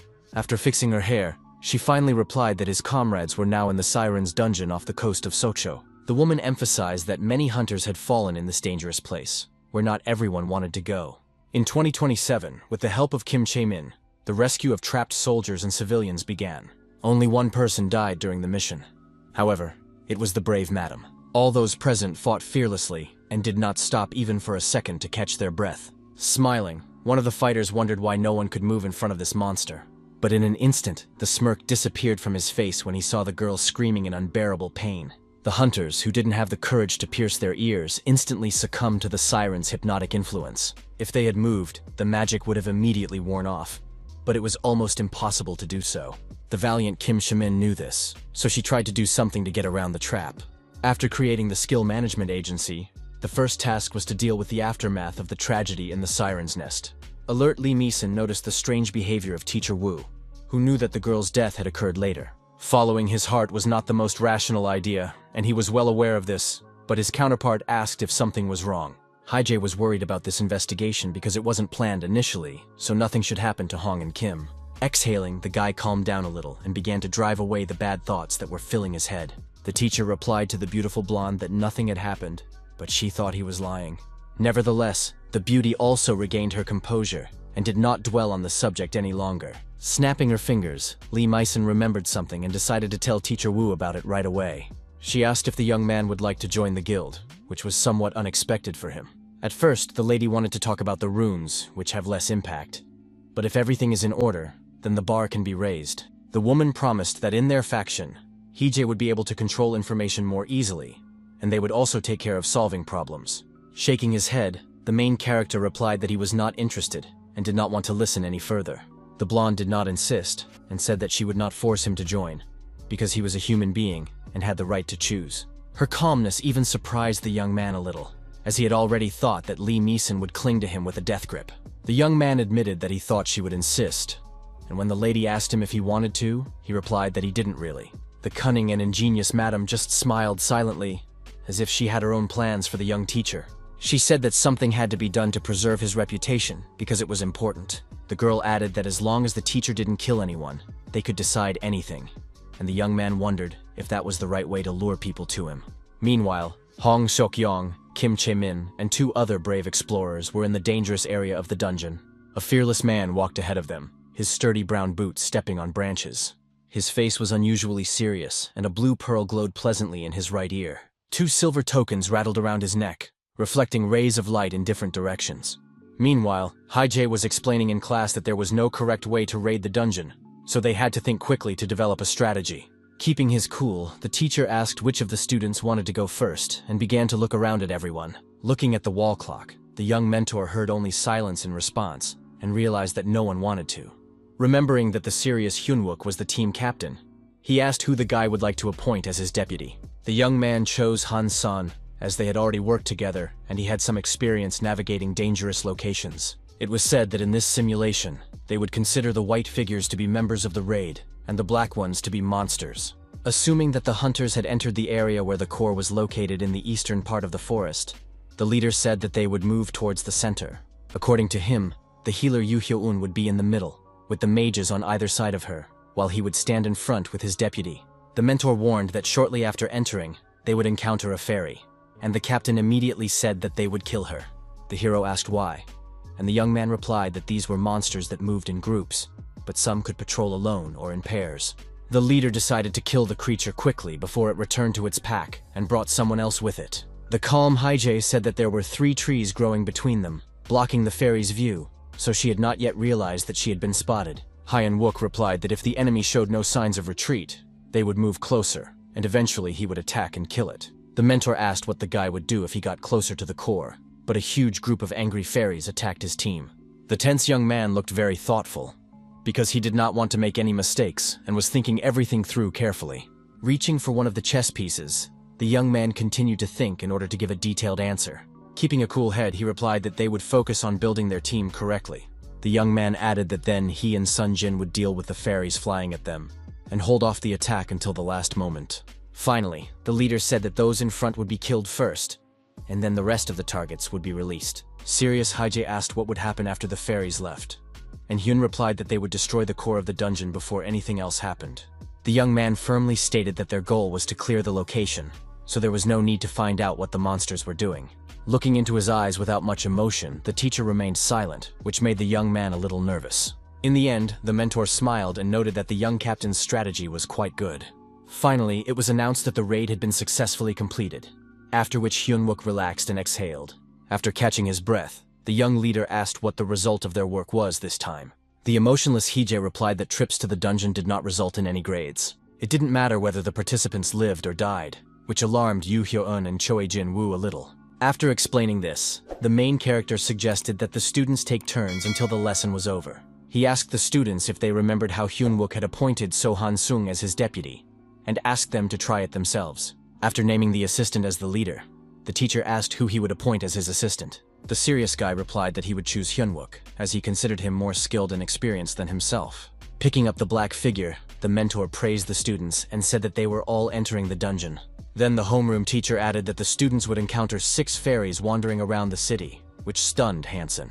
The young man said that this had not happened in the previous cave, and the teacher asked when he had said that this was the same dungeon they had already visited. The gentleman added that no 2 locations in the world are the same, so they needed to prepare for the worst. The smiling Hije reminded them that he had promised to teach them how to use their brains, but now said that there was no way to do so. Meanwhile, the brave Hong Seok-yong was in the thick of battle, where a winged harpy stood in his way. The strong man continued to stand on his feet and moved in every way possible to avoid falling into the creature's trap. Feeling tense, he said to himself that, as expected, without Miss Kim, they would have a hard time. The frightening girl with elf ears began to sing a serenade, which served as a weapon. Many hunters underestimated this dungeon simply because the monsters here were sirens. Despite the fact that in 3 years, not a single survivor had emerged from this extremely dangerous location, people kept making the same mistake. As a result, the monster endlessly devoured the fighters who thought they could handle everyone. At the moment, the cold-blooded shaman acted professionally and helped her comrades. Hoon, who remained calm, was curious if there were any runes that could drown out the voices of sirens. At first, his goal was to observe Woo Hee-jae, but the perceptive guy helped make everything more convenient. Almost a year had passed since the director had been unable to go on raids due to the incident with the Ark and the school. At that moment, the gentleman could no longer ignore the pressure from the government and decided to take action. Once the Ark incident was resolved, the director wanted to devote time to the boy's upbringing. He believed that 30 years was the ideal time for the young man's talent as a hunter to blossom. But it was too early to relax, as the brave man was still in battle and was being attacked by a monster with chicken feet. The monster was very aggressive and began to extend its claws, trying to attack its opponent, but it was all in vain. The brave hunter struck with his spear, trying not to let the vile harpy get close to him, and remained calm in battle. The fearless Hong Seok-yong, in turn, walked along a shaky branch, carefully making his way to the creature's rear. Suddenly, he made a sharp and rather high jump to increase the force of the blow. The alarmed siren immediately turned her attention to the man who was swinging his spear at her in the air. At that very moment, the sharp weapon pierced the body of the winged monster, which did not even have time to react. One of the creatures began to fall freely, causing her companion to panic. The angry maiden turned her gaze to the vile scoundrel who dared to come to them and start killing.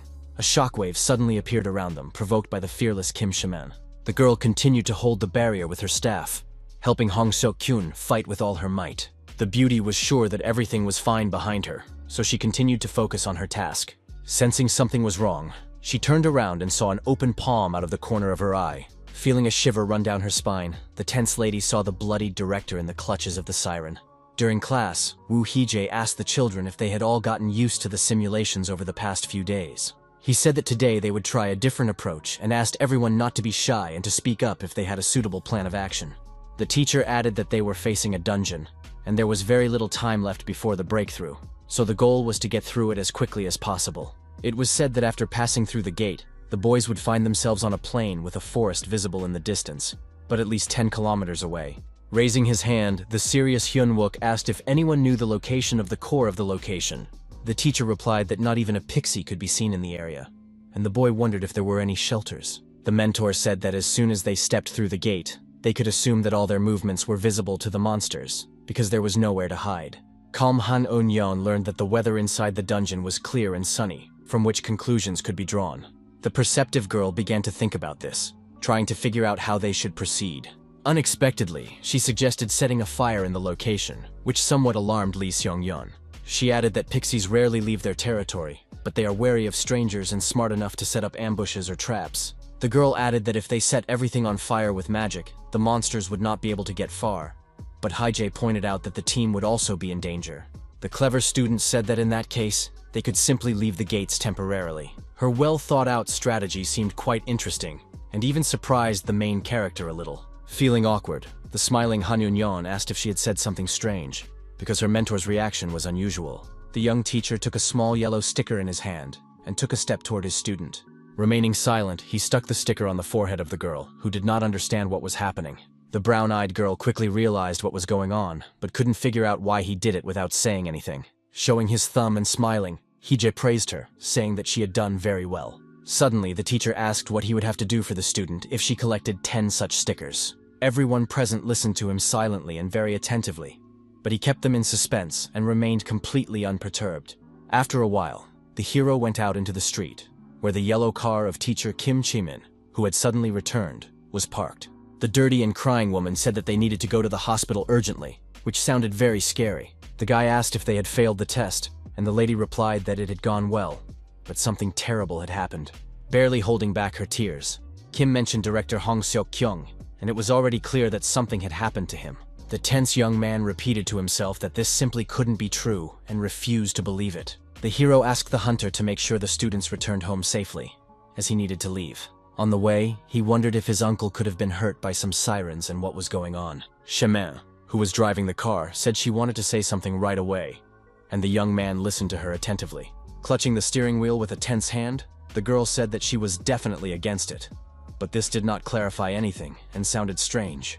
Blushing with anger, she repeated her words again, but this time in a loud cry, tears streaming from her eyes. The girl shouted that she would rather die than work with Hong Seok-yeong again, which came as a great shock to Hae-jae. Banging her head against the steering wheel, the strange woman screamed that the director was completely unbearable. The extremely nervous hero asked in a raised voice what was going on and why they were going to the hospital. Putting her hand to her face, the teacher began to mutter something under her breath, trying to collect her thoughts. She said that this was only the beginning, and asked her colleague to turn on his phone and go to any news site. The broadcast reported that the underground siren nest in Socho, Gangwon Province, was completely closed. It was added that details would be disclosed through the Dasong Guild, that there were no casualties, and that the injured had been taken to the hospital. The journalist on the broadcast asked if the rumors that Hunter Hong Seok-yeong had been injured in the battle were true. Members of the faction asked to refrain from questions during the interview, so no answer was given. Reporters continued to ask questions about the school principal, but the man simply walked away from the cameras. After a while, Kim Chae-min and Hae-jae, who was stunned, arrived at the hospital, stained with blood and bandaged. Hong asked as if nothing had happened whether the boy was supposed to come the day after tomorrow. The hero noted that he knew it was another pretense, and the gentleman said that it was the blood of sirens, but he had really been beaten up. The guilty girl intervened in the conversation, quietly saying that it was all her fault. The lady hadn't participated in any quests for a long time, so she didn't notice how close the monsters had gotten, and the young man asked if she really couldn't put up a shield. Surprised, he asked if that was why the beauty was so angry, but the smiling Kim replied that that wasn't quite the case. The teacher told her that he was going to deceive even the children, and he also confessed his deception to her only when they had already arrived at the hospital. The master said that if he told everything haphazardly and the children found out the truth, it would be even more dangerous. Recently, Hong Seok-kyung deliberately attacked several branches, so the arc is now lying low, waiting and watching. Kam Hae-jae asked if this meant that he had pretended to be injured in order to lull his opponents into a false sense of security and monitor their actions. Nervous Shaman wondered how the director could be so unharmed, since she had clearly seen him get beaten up badly. The head replied that she was sitting in the front row, and the girl asked him to stop being sarcastic and answer normally. The angry hunter shouted that he was not injured and offered to show his stomach, but the lady asked why she should look at some old man's belly. The gentleman did not like how she addressed him, and they began to argue while the serious hero stood aside. The director finally stopped arguing and persuasively asked the girl not to tell anyone about it. She said she would listen first, and her counterpart added that you were his trump card, so the information should remain between them. 5 years ago, in the dungeons of Mongolia, Hong Seok-young found an item that absorbs all the damage he takes. The hunter added that the item had a limit, and every time he took damage, part of his name was carved out depending on the strength of the blow. They were told that thanks to these universes, the first letter had finally appeared, and Hee-jae said he was going to the bathroom. Even after 20 years, after giving him one of his tokens, only one symbol was carved on the one remaining with Hong Seok-young. The boy understood that if the man had held out a little longer and lived to see him arrive in Seoul, everything would have been different. Only 3 clearly engraved characters were the only proof that the young man's uncle had once existed, and it was these symbols that made him acutely aware that his father was dead, and that it was impossible to bring him back to life. Clutching the token in his hand, the hero could barely hold back his tears and felt intense emotional pain. In his inner voice, the young man said that if he had known how fate would turn out, he would have called the gentleman his father. Sometime later, the bewildered young man was sitting at home when he received a call from a stranger who called him Cheon-hoon. The discouraged young man said that he was not that person, but the man threatened that he would be finished if he did not repay the debt by the end of the month. The brave young man said once again that they had the wrong number, and the gangsters were furious because the scoundrel was also rude to them. A few seconds later, the phone call ended, and Hee-jae held the phone in his hands in bewilderment. The first thing he did was go to the log to look at recent calls, where he could listen to a recording of the conversation. At that moment, another call came in, but this time the young man was in no hurry to answer. Kim Shamin, who was sitting at the computer in front of him, was surprised and asked why he wasn't answering the phone. The hero assumed that the previous user was a debtor, and now he was being called from new numbers, demanding payment. The confident girl snatched the phone from his hands and answered the call, saying that the teacher had stepped away for a moment. In an instant, the blue-eyed girl was greatly surprised and seemed to be speechless at what she heard. It turned out that the teacher had received a call from his student Kang Tae-woo, whose case was important. The tense mentor asked why his colleague had hung up, but she remained silent. The curious Kim Chae-min asked if it was true that this was the same person from the Ark, and the brave man confirmed that it was number 3. Handing over the phone, the lady noted that in such cases, the person who needs it more should be the one to pursue it. The main character asked if Teacher Hong's pretense had worked, and the beauty replied that it had. But there was one thing. She said that it had also had too much of an effect on their boys, and it was unclear what to do with him now. Not wanting to take on someone else's responsibilities, Hee-jae replied that it was the principal's concern. Calling his student Tae-woo, the young teacher said he had heard him call him earlier. The sweating young man said he knew how rude it was, but all he could think about was his mentor. Unexpectedly, the boy said that he had awakened, which instantly confused the teacher. Now everything she touched broke, and even her younger brothers suffered, and the hero listened warily. After the third one left the lab, there were no more visitors, but the brave boy clearly remembered that he was an unsuccessful experiment. The calm gentleman asked where he was now, and the boy replied that he would send him the address in a message. The excited boy expressed his immense gratitude, and the mentor asked him to calm down and promised that it would be soon. Very surprised by her awakening, Kim Shae-min emphasized that the timing of what had happened was simply amazing. The main character assumed that the boy had simply been hiding his powers since long ago. The blue-eyed girl asked how the teacher would get there if he didn't have a driver's license. The young man looked at her with wide eyes, but silence reigned. The lady asked if this was a hint that she should drive him there, and he just smiled sweetly in response.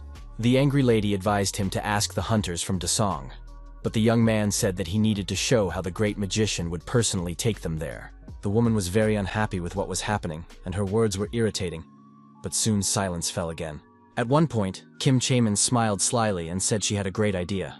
Knowing that student Kang Tae had asked for help because he couldn't control his powers, she came up with a solution to the problem.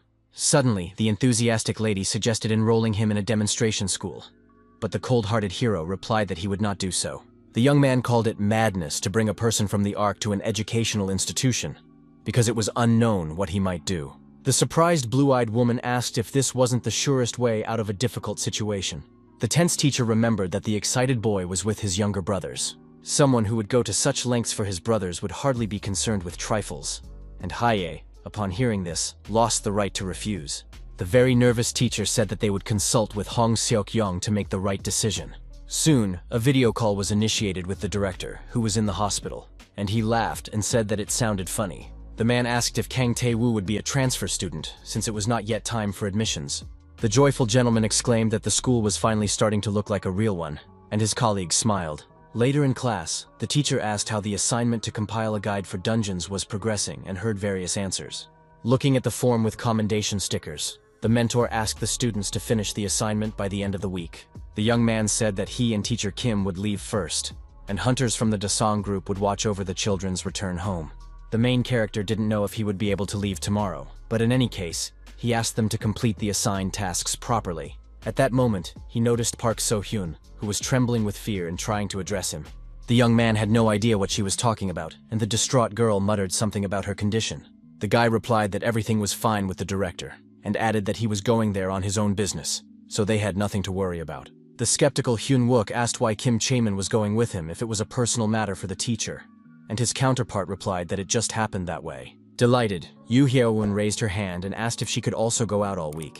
Smiling, the mentor calmly allowed her to do as she wished, which made the girl even happier.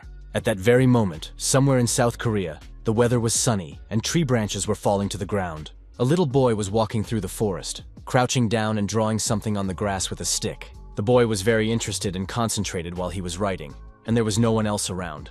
At that very moment, his mother, who was worried about her child, called him, and he immediately turned his attention to her. Standing up, the boy realized that it was time to go, because he needed to have a snack. Throwing away the stick, he started to walk away as if nothing had happened, thinking about his own business and enjoying the good weather. Turning his head back, the boy saw the hieroglyphs he had drawn on the ground, which together spelled the name Woo Hijie. However, the child began to rub out the inscriptions with his foot so that no one could read them and suspect anything. After a few seconds of fiddling around, nothing could be seen on the ground anymore. Somewhere down the street, a white car was speeding along, surrounded by red monsters trying to catch up with it.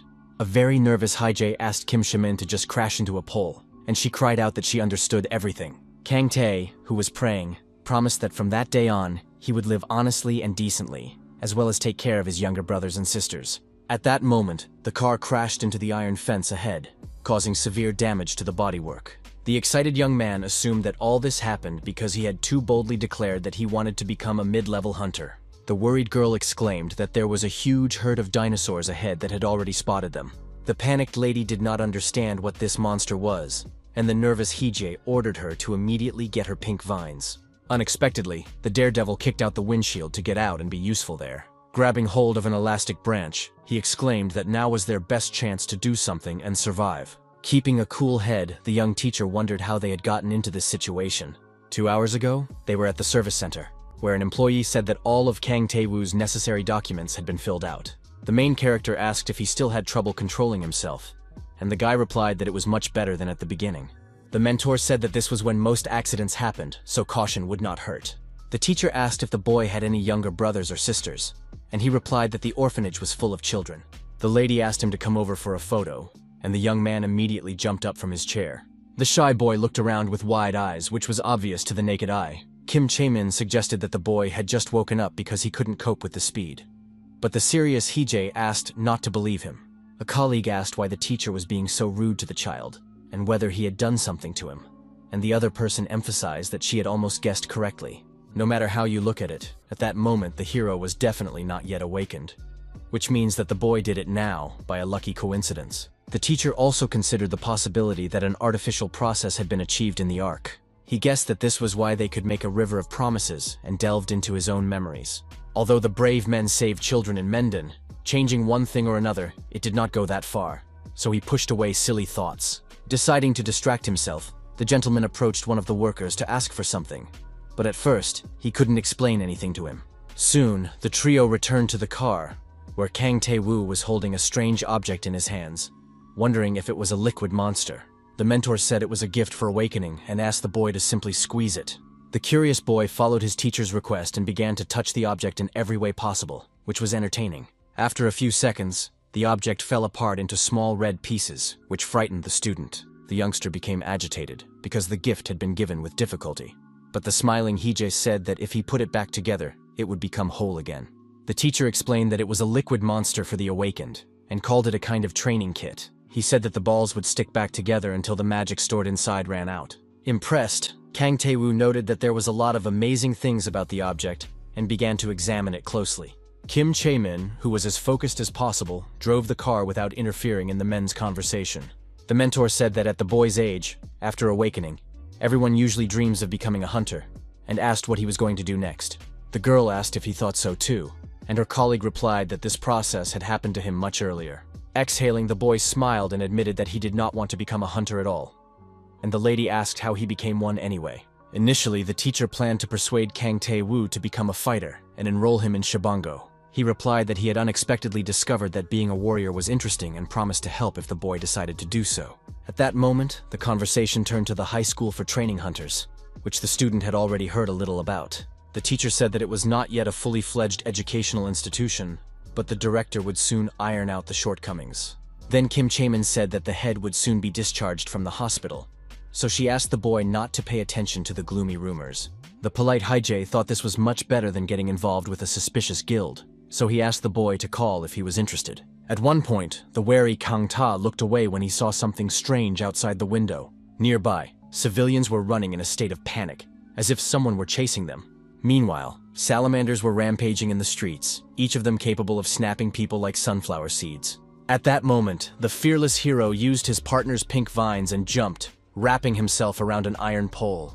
The daredevil planned to use the long branches to try to attack the red-skinned monsters. Very soon, his attack was focused on one of the dinosaurs, which instantly suspected something was wrong. The blow landed squarely on the creature's long nose, which did not even have time to realize what had happened.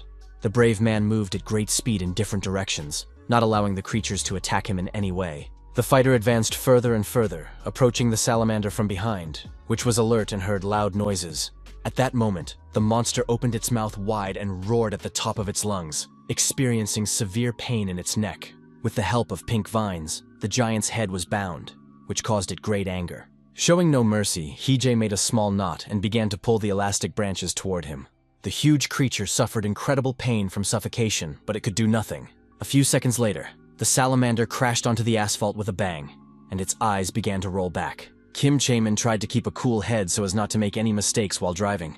The blue-faced Kang Tae said that from now on he would truly live honestly and virtuously, and the lady asked if he had succeeded. Suddenly, a man jumped onto the hood of the car, terrifying the people sitting in the passenger compartment. The stunned lady recognized Teacher Woo, who asked if it was really worth being so scared. Sergei said that the large animal was unconscious, and the small ones would not be able to get through because the road was blocked. The driver asked the student which way to go to the shelter, and he replied that she should turn right and then left.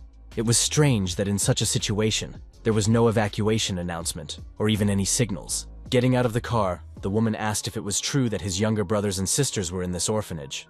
The beauty also asked if that big guy was the boss, and the brave man replied that he was too small to be a leader. They should have been glad that the salamander did not breathe fire, because everything could have turned out even worse. The stern-looking hero raised his head and noticed something strange ahead, but remained silent. The young man noted that something was clearly wrong here, as the smell of blood was coming from the shelter. Suddenly stopping, the teacher asked his colleague to stay outside with Kang Tae, and she did not contradict him. Without stopping, the mentor entered the building and, approaching the first door he came to, paused slightly. Upon entering, he froze in place for a moment, but his face showed no emotion or fear. The first thing the brave Hae-jae saw was a dead man lying on the ground next to a pool of blood. The master understood that if this had been an attack by a salamander, the people would have dissolved from the poison. He also realized that such wounds could not have been inflicted by red monsters, which did not hunt humans.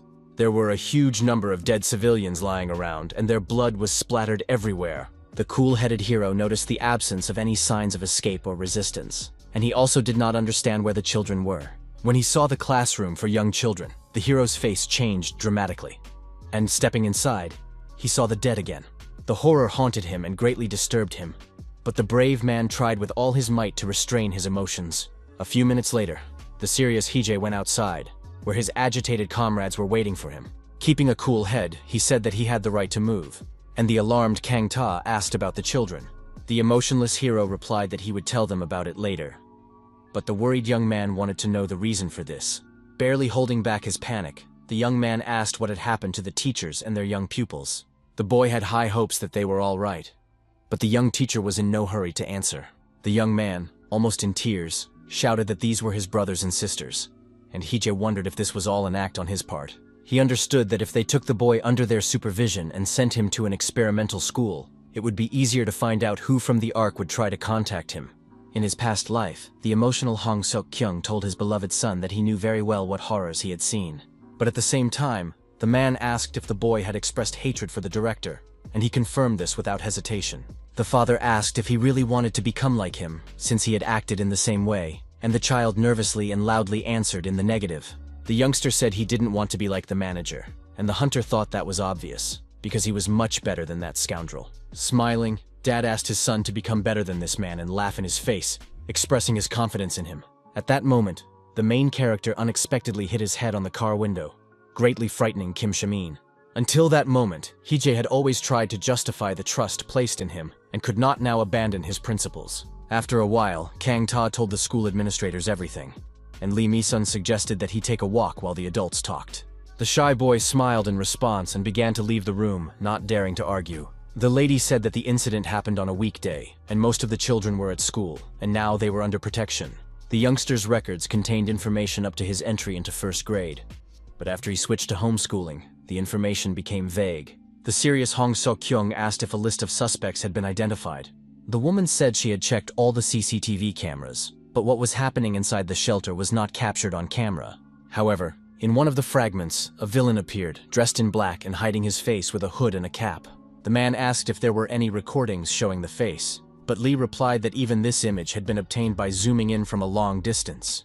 Not knowing the gender of the villain, Kim Chi-min asked if it was really a criminal and did not understand how he did it.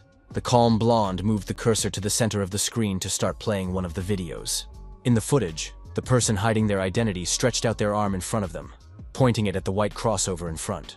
Suddenly, the car was cut in half, and it took only a moment, which stunned the brown-haired woman. A few seconds later, the vehicle began to break down, and the unknown man simply waved his arms. In the end, the car was deformed and crumpled like paper, which looked very frightening. After that, the video recording became unclear, and the scoundrel entered the shelter, where he continued his rampage. Very soon, he came back out onto the street and continued on his way as if nothing had happened, adjusting his black jacket. When he returned, the scoundrel was covered in blood and left red marks behind him, but he enjoyed it. Zooming in, you could see a smirk on his face and long red hair.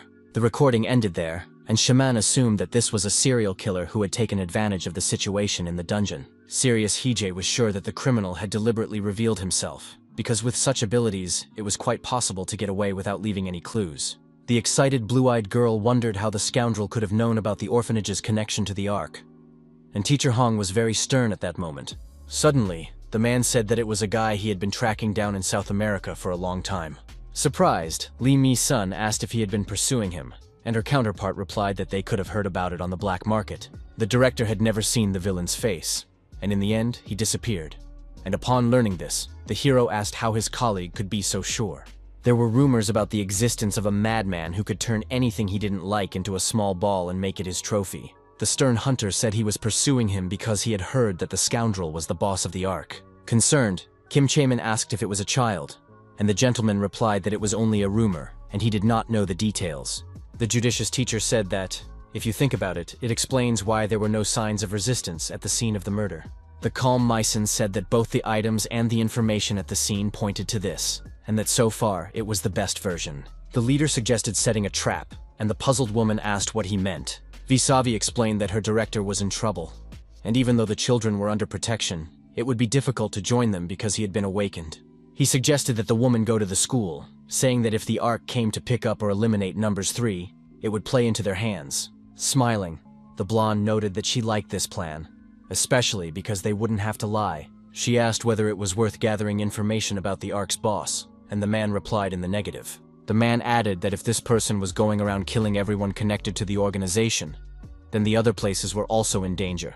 It was said that first they had to find Mr. Wu's brother, who was puzzled at that moment, knew he was being cautious, but if the villain was killing everyone connected to the research center, his brother must be in danger. Laughing, his counterpart asked for more information about the young man, and Lee Mi-sun supported him, making the hero very nervous. Keeping his cool, the director asked the name of Heejae's loved one, who was very confused. 4 years ago, a small group of scientists gathered on the lowest floor of the training center in Gyeonggi-do.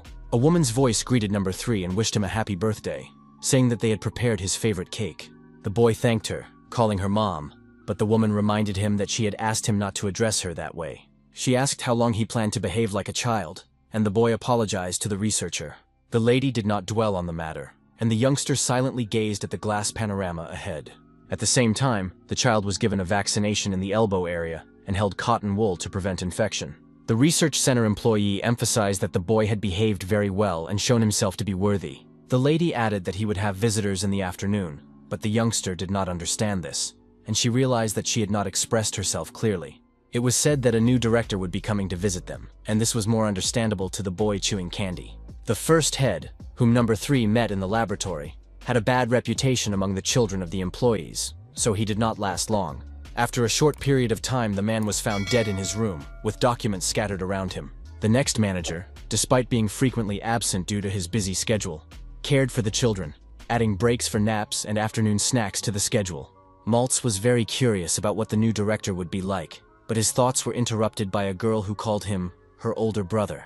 Whispering, number 8 said that she had heard from the researcher that today was the young man's birthday. The boy confirmed this and added that they would soon be eating cake together, but the little girl had hidden something for him and was holding it in her hands.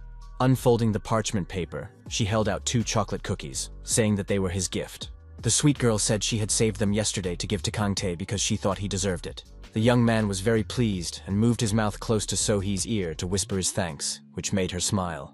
He immediately gave half of the cookie to his sister, who found it amusing since she had just given them to him. Suddenly, a loud ringing sounded from behind the panorama, which instantly attracted the attention of the people in the room. The boy realized that the researcher was calling him and asked the little girl to try to be quiet. Brave Kang Ta calmly headed toward the door, not even suspecting what would happen next. A mysterious man in a business suit entered the room and behaved casually. The voice said that he liked the current atmosphere, where you could see happy children. Before that, he had checked on Ocean, and things weren't going very well there, so he had to get rid of everything, which is why the gentleman had already started to worry. The polite researcher asked not to compare them with their competitors, and number 3 realized that this was the new director. Between them, the boy saw a strange figure who even frightened him with his appearance. The executioner, or observer, was the very man who had killed the first director and always wore the mask of a plague doctor. The merciless man held a child in his arms, who had fallen asleep for a short time due to exhaustion. Finally, the boy woke up and began to stretch his arms and yawn, but he was still in the arms of the strange man. The first thing the youngster did was ask his mother where they were, and he was completely calm. The lady replied that they were at a research center, and his father reminded him that he would be staying there for a long time. The delighted boy saw it and asked if he could play with it, and his mother allowed him to entertain himself while they looked around. A slightly cheeky woman asked Kang-tae if it was true that he was the oldest here and what his number was. The slightly nervous boy replied that he was the 3rd and tried his best to remain calm. The woman asked him to watch their son for a moment, whom the executioner had put down on the floor and allowed to walk ahead. The boy, who loved children, did not refuse and agreed, because the little boy seemed very cute to him. The observer, wearing a plague doctor's mask, stepped aside and simply watched the situation unfold. The older man approached the child playing with the construction set and greeted him to get acquainted. Number 3 immediately introduced himself with a smile on his face and asked the little brunette his name. The delighted boy asked if he wanted to know his name, holding the Lego in his hands. He reminded him that it was forbidden to ask for initials here, and threatened to tell his mother everything, which discouraged his counterpart. But soon the boy said he was just joking, and Kang-tae saw something interesting in his hands. The cheeky youngster immediately smelled cookies and asked for them, and the older boy was even a little confused. The brunette grabbed the treat without warning, promising not to tell anyone if he shared it with him. Then the child began to think about his name and tried to remember what number his father had called him. After a few seconds, the boy replied that he was listed as number 12, and his counterpart looked at him emotionlessly. Since the new director arrived, life had not changed, and the youngster only came to the playroom at the beginning of afternoon snack time and left during dinner. The other children shunned the newcomer, and he often noticed this and was very surprised. But when the 12th brought lots of toys and treats, the stunned kids started to befriend him. The cheeky brunette turned to his older brother and said that the cookies in his hands looked very tasty. The young man now had to share with the newcomer because he had no right to refuse him. On one sunny day, Kang-tae opened his eyes with difficulty and tried to get up, even though he didn't want to. The guy felt very unwell, and his head was already tired from the constant influx of obsessive thoughts. With a careful movement, he touched his sweaty hand, down which small drops of sweat were running. The sad and tired young man said to himself that everything has a tendency to change. When the 3rd director died, more children came to them, and after the sudden death of the 4th leader, the father of the 12th, something fell into the abyss. The child, who had lost both parents, began to live in a room with everyone else, and that was when the changes began. One day, the boy was sitting at home and noticed a newspaper with a simulator for the awakened lying on top of it. Reading the news about the tragedy at the orphanage, the emotionless young man wondered what would happen to him now. When he saw little Sohee again at the orphanage, he was sure that God was on his side. Surprised, Kang Tae did not even think that he would see her after escaping from the terrible laboratory. Even though the girl had grown up and was harder to lift, she was still as cute as ever. She was the boy's younger sister, who had been taken by heaven, as if they were laughing at the concept of happily ever after. At that moment, the gloomy young man was standing in his living room when he suddenly heard a knock on the door. The calm teacher Haejae was the first to enter the room and asked if his student was awake. The mentor wanted to discuss something with the young man and asked his permission to enter. Smiling, the young man invited them in, thinking to himself that the director was happy that he had received the hero's number. But he was also dead. The cheerful and friendly Hong Seok-kyung also came to visit, immediately introducing himself and saying hello. The surprised boy asked if it was true that he was one of the hunters, because he clearly looked like him. The main character noted that today the man was here as the director of the experimental school, not as a fighter. Putting on a serious face, the gentleman said that he thought he could tell the boy about the situation. First, he said that an unknown person had attacked the orphanage, and had not shown even a shred of compassion. The man also added that someone wanted to destroy the orphanage, and an agitated Kang Tae asked why anyone would want to do that. The unflappable Haejae replied that they were still investigating, so it was too early to draw conclusions. They wanted to ask him, as the oldest child in the orphanage, if he had heard anything suspicious from the teachers. Grabbing the blanket with his sweaty hand, the boy replied in a voice trembling with anxiety that he wasn't sure. The thoughtful student asked if it was true that his brothers and sisters had not died because of a breach in the basement, and Hong replied that this was indeed the case. The man said that he would be very helpful to them if he told them everything he remembered. And now number 3 had 2 options. The boy could wait for the ARC to contact him again, but Teacher Yu pointed out that he now had nowhere to stay. Smiling, the young gentleman asked if Kang Ta wanted to visit their school, because he might like it there. The boy also had the choice of confessing everything and hiding from the organization, which would find him anyway. 2 days later, on July 7th, Haejae was teaching a class at the Hunter School in Hwasun, Gyeonggi Province. The teacher collected the students' homework sheets, carefully reviewing each one. The students were asked to design a plan for a raid on the dungeon in order to assess their analytical skills. First, the instructor asked who they had chosen as captain, which was an important question. Slightly alarmed, Han Yun-yeon immediately raised her hand and said that they had not yet decided. The teacher asked them to make a plan, so they thought they were not a raid group, but an advance party. In his mind, the hero noted that the kids had skillfully avoided the trap, and asked who they were hypothetically fighting when they came up with their strategy. The girl replied that they were following international standards, so they tried to avoid using elemental magic as much as possible. However, the team was heading into a tunnel, so she suggested the power of light, and the impressed teacher emphasized in his mind that Yun-yeon was the smartest. If someone from the agency had shown the guy such a plan, he would have recommended that he quit as soon as possible. But unexpectedly, loudly and confidently, the gentleman said that it was good work, surprising all the students present. The fact that a team of 18-year-old teenagers had written an 80-page plan was definitely worthy of praise. The delighted students couldn't believe it and enjoyed their moment of glory, realizing that they were already making a name for themselves. The teacher asked why they were looking so strange, and the enthusiastic Han Yun-young was happy because they had done well. The not particularly emotional mentor added that he really thought so, because the students had done an excellent job. Then he silently watched the happy reactions of the children, who had achieved something grand for themselves for the first time. The young teacher was very pleased to see this and smiled, promising that everyone would receive a sticker for their academic success. After a while, the happy girls were discussing something among themselves, while the always serious Hen Wook was on his phone.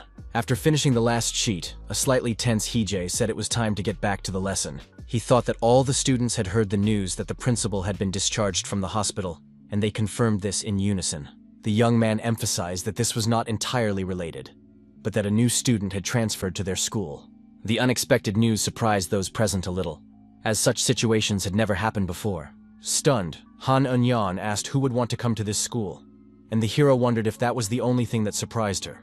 The teacher asked her if she was being rude, but the girl reminded him that he had also complained about their school not long ago. Haejae said that Miss Kim would bring the new student in the afternoon, and Han Eun-yeon whispered that he had ignored her words because he had no arguments. The mentor added that the new student was in the same class as them, although a year younger, so he asked them not to joke about it. Meanwhile, Kang Ta was riding in Shaman's car, silently staring into the distance, the wind blowing through his hair. The woman pointed to the school where he would now be studying, and the boy asked if they had already arrived. Looking at the building, his expression instantly changed, and he was more than a little discouraged. The stunned boy asked if they hadn't said that the school would be completely finished by next year. Smiling slightly, Hee-jae said in a low voice that now the young man would understand what it was like to be deceived. Kim said that construction didn't take long these days and asked him not to worry. Bringing the tense Kang Tae-woo into the office, the calm teacher introduced him to the other students. The teacher reminded him that he was a year younger than everyone else, and added that from that day on, the boy would be studying there. The mentor asked if the confused young man wanted to introduce himself, but he couldn't even form a sentence. Trying to collect his thoughts, the newcomer looked at those present and said his name again. After a while, Hee-jae and his colleague came to a kiosk where you could order various smoothies and drinks with syrup. The charming brown-haired girl decided to get a strawberry cocktail, whose refreshing taste she really liked. The young man said that the order would be ready in a minute, and the surprised hero rubbed his eyes. The shocked teacher asked directly if the salesman was Hunter Lee's assistant. The polite young man confirmed this and asked if they had met before, and the gentleman noticed his badge.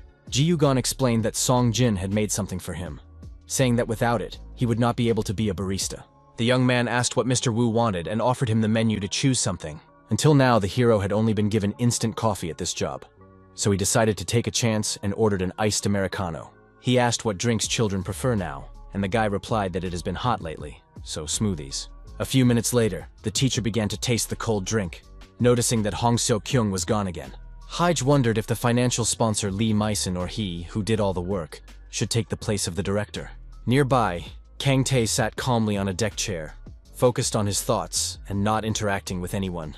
The young man held the exercise machine, previously given to him by his mentor, in his hands and thought about pressing matters, remaining in harmony. Behind him, the main character appeared, placing a glass of smoothie on the table and drawing attention to himself. The teacher asked how things were going at school for the newcomer, as he did not look very happy. Taking the refreshing drink in his hands, the young man decided to answer the question, since his interlocutor had asked. He replied that he wasn't sure about anything, and the young man asked if it was true that it was all because of the awakening. Smiling, the boy confirmed that this was true, but there was something else that was troubling him. Very soon the smile disappeared from his gentle face, and a slight excitement and sadness returned. The young man began to tell how the director of his former orphanage had a son, and they spent a lot of time together, playing and having fun. However, Kang Tae honestly admitted that he did not like the child very much because of some of his character traits. The thing was, he fought with other children and took their snacks away, making himself annoying in his eyes. The angry young man added that the boy made a lot of noise when the others were sleeping, and the tense Hee-jae realized that he was talking about him. The student said that the child was annoying, but he couldn't hit children, and the nervous mentor tried to agree with him. The young man added that the lab director soon passed away, and the agitated hero was convinced that he was talking about him.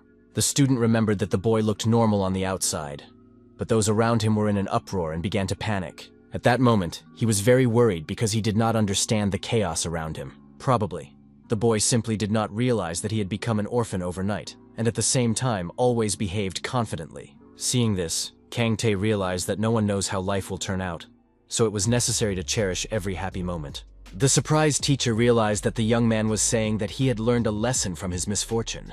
The hero clearly remembered that he didn't like being bossed around, and he wasn't particularly upset because his parents didn't mean much to him. Besides, the young man had only one real parent, and that was Hong Seok-yong, who was closest to him. Keeping his feet a short distance apart, the student added that, compared to that, he had lived a fairly peaceful life. That is why he never thought he would wake up, and the teacher suspected that the student was dissatisfied with the situation. The boy said that it would have been better if all this had happened earlier, even though it sounded a little strange. At that moment, he brought up the subject of So-hee, saying that he had been watching her for a long time and loved her very much. The young man wanted to live with her after leaving the orphanage, and if he had awakened earlier, he could have become a hunter and earned money.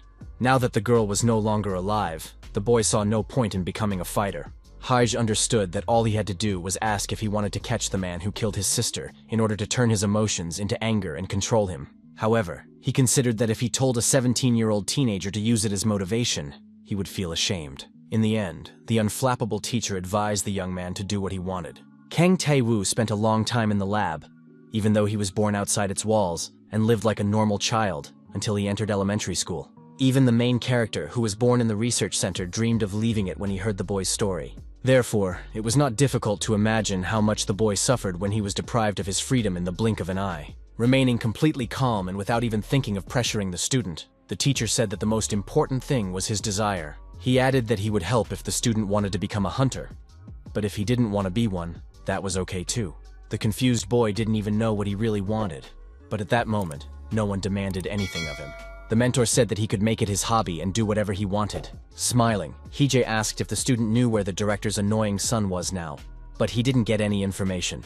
After a while, a crying and very angry Yoo Ji-in shouted, asking why the stranger was in school and she wasn't. The teacher replied that she had not yet finished middle school, and the girl lying on the ground exclaimed that she had awakened much faster. The calm hero had long been accustomed to the hysterics of the girl, who cried that she also wanted to enroll. The unperturbed mentor asked what she was doing there, since she should be in class, and the angry student cried out that school wasn't important right now. Taking a long breath, the guy continued to endure her antics, trying not to give in to them. Still, he called out to Yoo Hyo-eun and asked her to take her younger sister, who was already getting on his nerves. Hearing this, the girl immediately jumped out of the window to grab the little brat. Landing professionally on her knees, she rushed forward at tremendous speed, which looked very impressive. The enraged older sister was eager to catch up with her sister and grab her by the hair to finally teach her some manners. Grabbing the little girl by the cheeks, she asked in a raised voice if she hadn't told her not to skip school. An angry Yoo Ji-yeon shouted that she hadn't said anything last week, but the girl didn't care. The main character was distracted by Kang Tae, who said he would like to try the test. The student admitted that he still didn't know if he wanted to become a hunter, but he really wanted to test himself and check his knowledge. The extremely dissatisfied girl continued to throw a tantrum and argue her point. She shouted that she really wanted to become a hunter, while Yoo Hyo-eun tried to stop her and calm her down.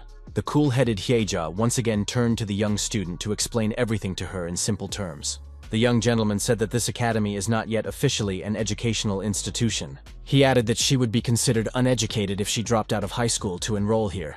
The teacher asked the girl to study for another year and take the GED, and advised her to wait 6 months to get her diploma.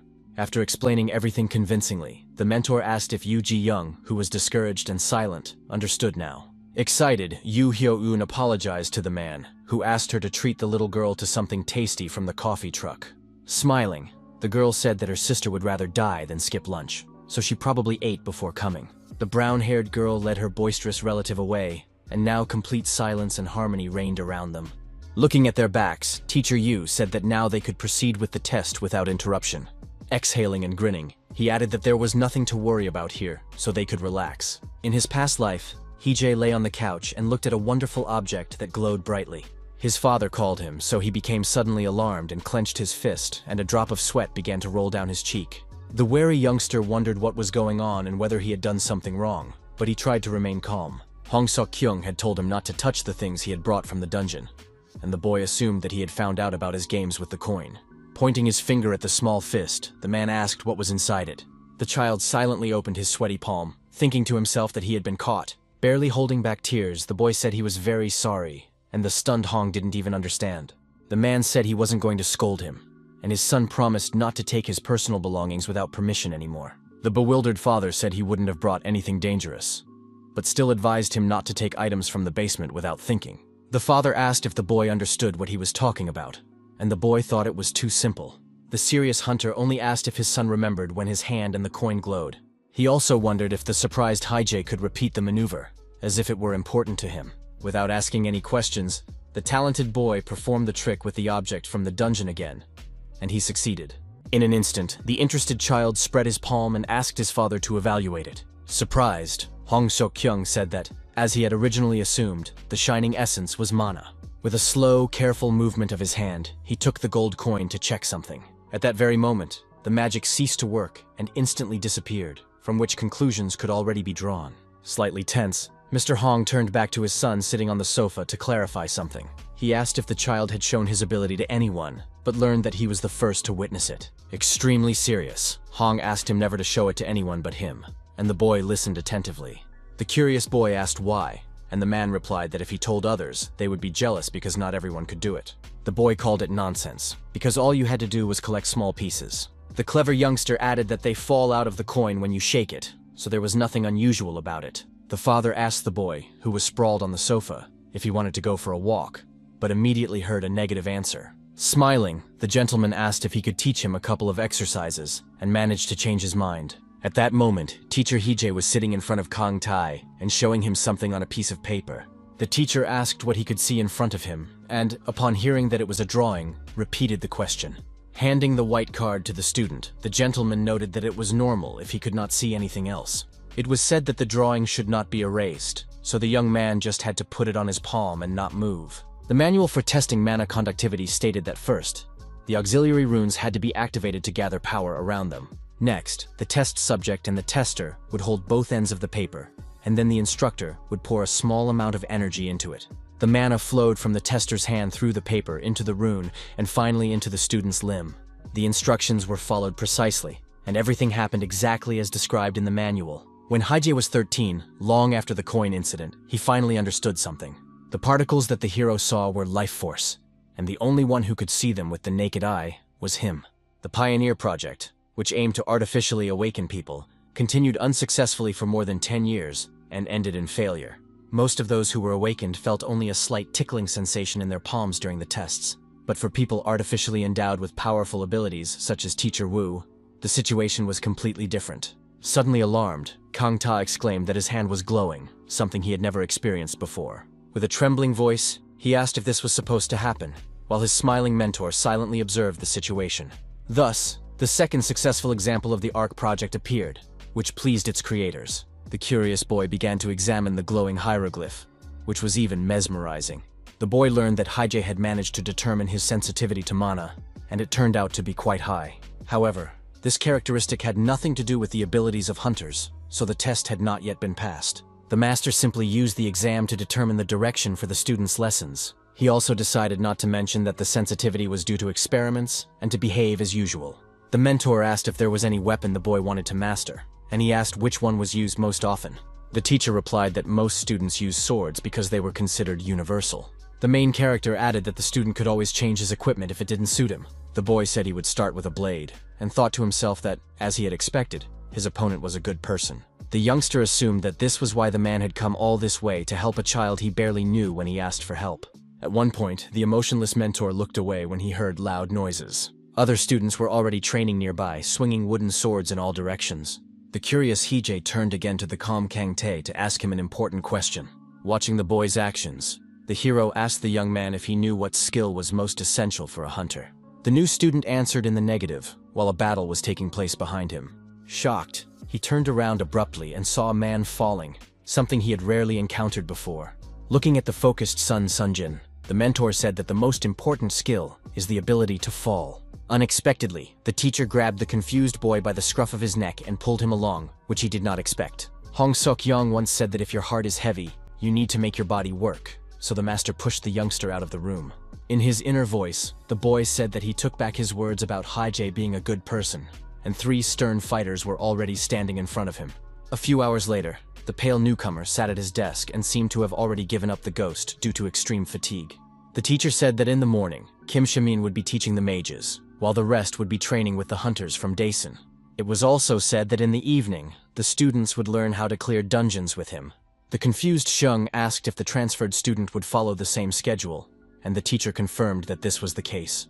Nervous Chui Jin asked about the new runes, and the mentor replied that they still had a lot to learn about magic. Then he asked how Park So-hyun's classes were going, but the tense girl didn't even answer. The main character calmly asked the student not to be arrogant and to review his work. Holding a stack of papers in his hand, the teacher suggested talking about the raid guide they had provided earlier. Smiling, the mentor recalled that last time he had praised his favorite students enough. The gentleman said that now was the time for criticism, which made the silent students a little nervous. Making corrections on the sheet, Hije said that the students had written that it was recommended to destroy the goblin guards first. It was said that the mistake was made because they did not understand the habits of these extremely cautious creatures well enough. Kang Tae thought to himself that he would consider the hero a security guard if he wore a suit, and decided that he could trust him. For some reason, the young man did not tell his mentor everything, but something about him seemed vaguely familiar. The teacher explained that the goblins would regroup into a defensive formation, and the boys would not even reach the core. He also added that retreating to the gate would be very difficult, and asked what they would do next. The focused Hyun-wook knew that the terrible monsters were sensitive to sound and smell, and this could be used against them. Since starting a fire was dangerous, as the fire could block the retreat route, it was decided to use smoke to dull their sense of smell. The young man added that after that, as captain, he would run in the opposite direction to eliminate the combat units. Trying to understand his words, the teacher asked what the commander's purpose was in doing so. The brave man replied that it would be done as a diversion, and the main character asked what about the other hunters. The young man explained that since clearing the dungeon was no longer an option, they would have to head for the gates and get out. The extremely serious mentor asked how he would escape himself after buying time. The brave young man replied that it was his problem to solve, and there was nothing that could be done even if he failed. The perceptive Hiei understood that the young man would act as bait to give the others a chance to escape. When asked why he would do this, the brave fighter replied that he was the captain, and the teacher asked if the others agreed. Han Yun-yeon, who was looking at the situation soberly, said that Hyun-wook was the strongest of them all. The teacher suggested that the young leader imagine that So Han-seong was the captain, not him. The hero asked what the guy would do if his comrade played the role of bait to buy enough time for the others to escape. The tough and determined fighter replied without hesitation that he would stop his comrade and take on that role himself. His confident words even alarmed Teacher Wu, who rarely encountered such a courageous position. Taking 2 steps forward, the cool-headed Hije noted that this was rather foolish, which surprised the students a little. He was very patient because he knew about the students' lack of experience, and since Kang Tae was there, he really didn't want to do it. After these words, the gentleman asked Hyun-wook to get up from his seat, and his request was immediately fulfilled. The mentor remembered the day when the captain said he wanted to leave, and that was when they tried to pass through the dungeon with the fairies. The man regretted that he had stopped him then, and now he asked him to leave, saying that the young man was not one who should go on missions. The brave man led enough troops that had been destroyed by people like the inexperienced commander, so it was difficult to surprise him with anything. The merciless teacher asked if the boy, whose face had turned pale, knew about this. The hero noted that it didn't matter whether the leader sacrificed himself or others. He turned lives into expendable material in any case. Once at school, Hiji was seized with a desire to grow beans and tried everything he could to do so. Every morning, the boy checked for sprouts, but was constantly disappointed when he did not find any in the pot. After a while, the bud sprouted, and the curious child realized that watching something grow is a difficult task. Even beans took a long time, not to mention people who were even more difficult to raise. Hong Seok-yong was able to grow it, so he also decided to patiently watch over the children, who would surely grow up to be adults and independent people. The young man thought this way for a long time, but he couldn't understand what kind of regression had occurred in his absence. He couldn't understand why the students couldn't just do everything right if he had taught them the basics, step by step. Nevertheless, the teacher exhaled to calm down and gather his strength to continue the lesson. One of the students asked if the dungeon would disappear if the raid failed, while Hyun-wook stood there, still looking dejected. The teacher asked why they would risk their lives to avoid goblins if the location wasn't even S-level. Since healers usually don't need to enter the cave themselves, the 7 fighters, except for Yu Hyo-eun and Kang Tae-woo, had something important to do. Their task was to find a way to leave the dungeon without leaving anyone inside, which sounded amazing. The strict mentor said that everyone had to come up with a plan and noted that it would be their homework assignment. The hero had access to information about the master of the Memorial Guild and the president of the association for helping the families of fallen hunters, the exterminator Hyun-wook. His level of access to information was updated in an instant, but the document was censored for diplomatic reasons.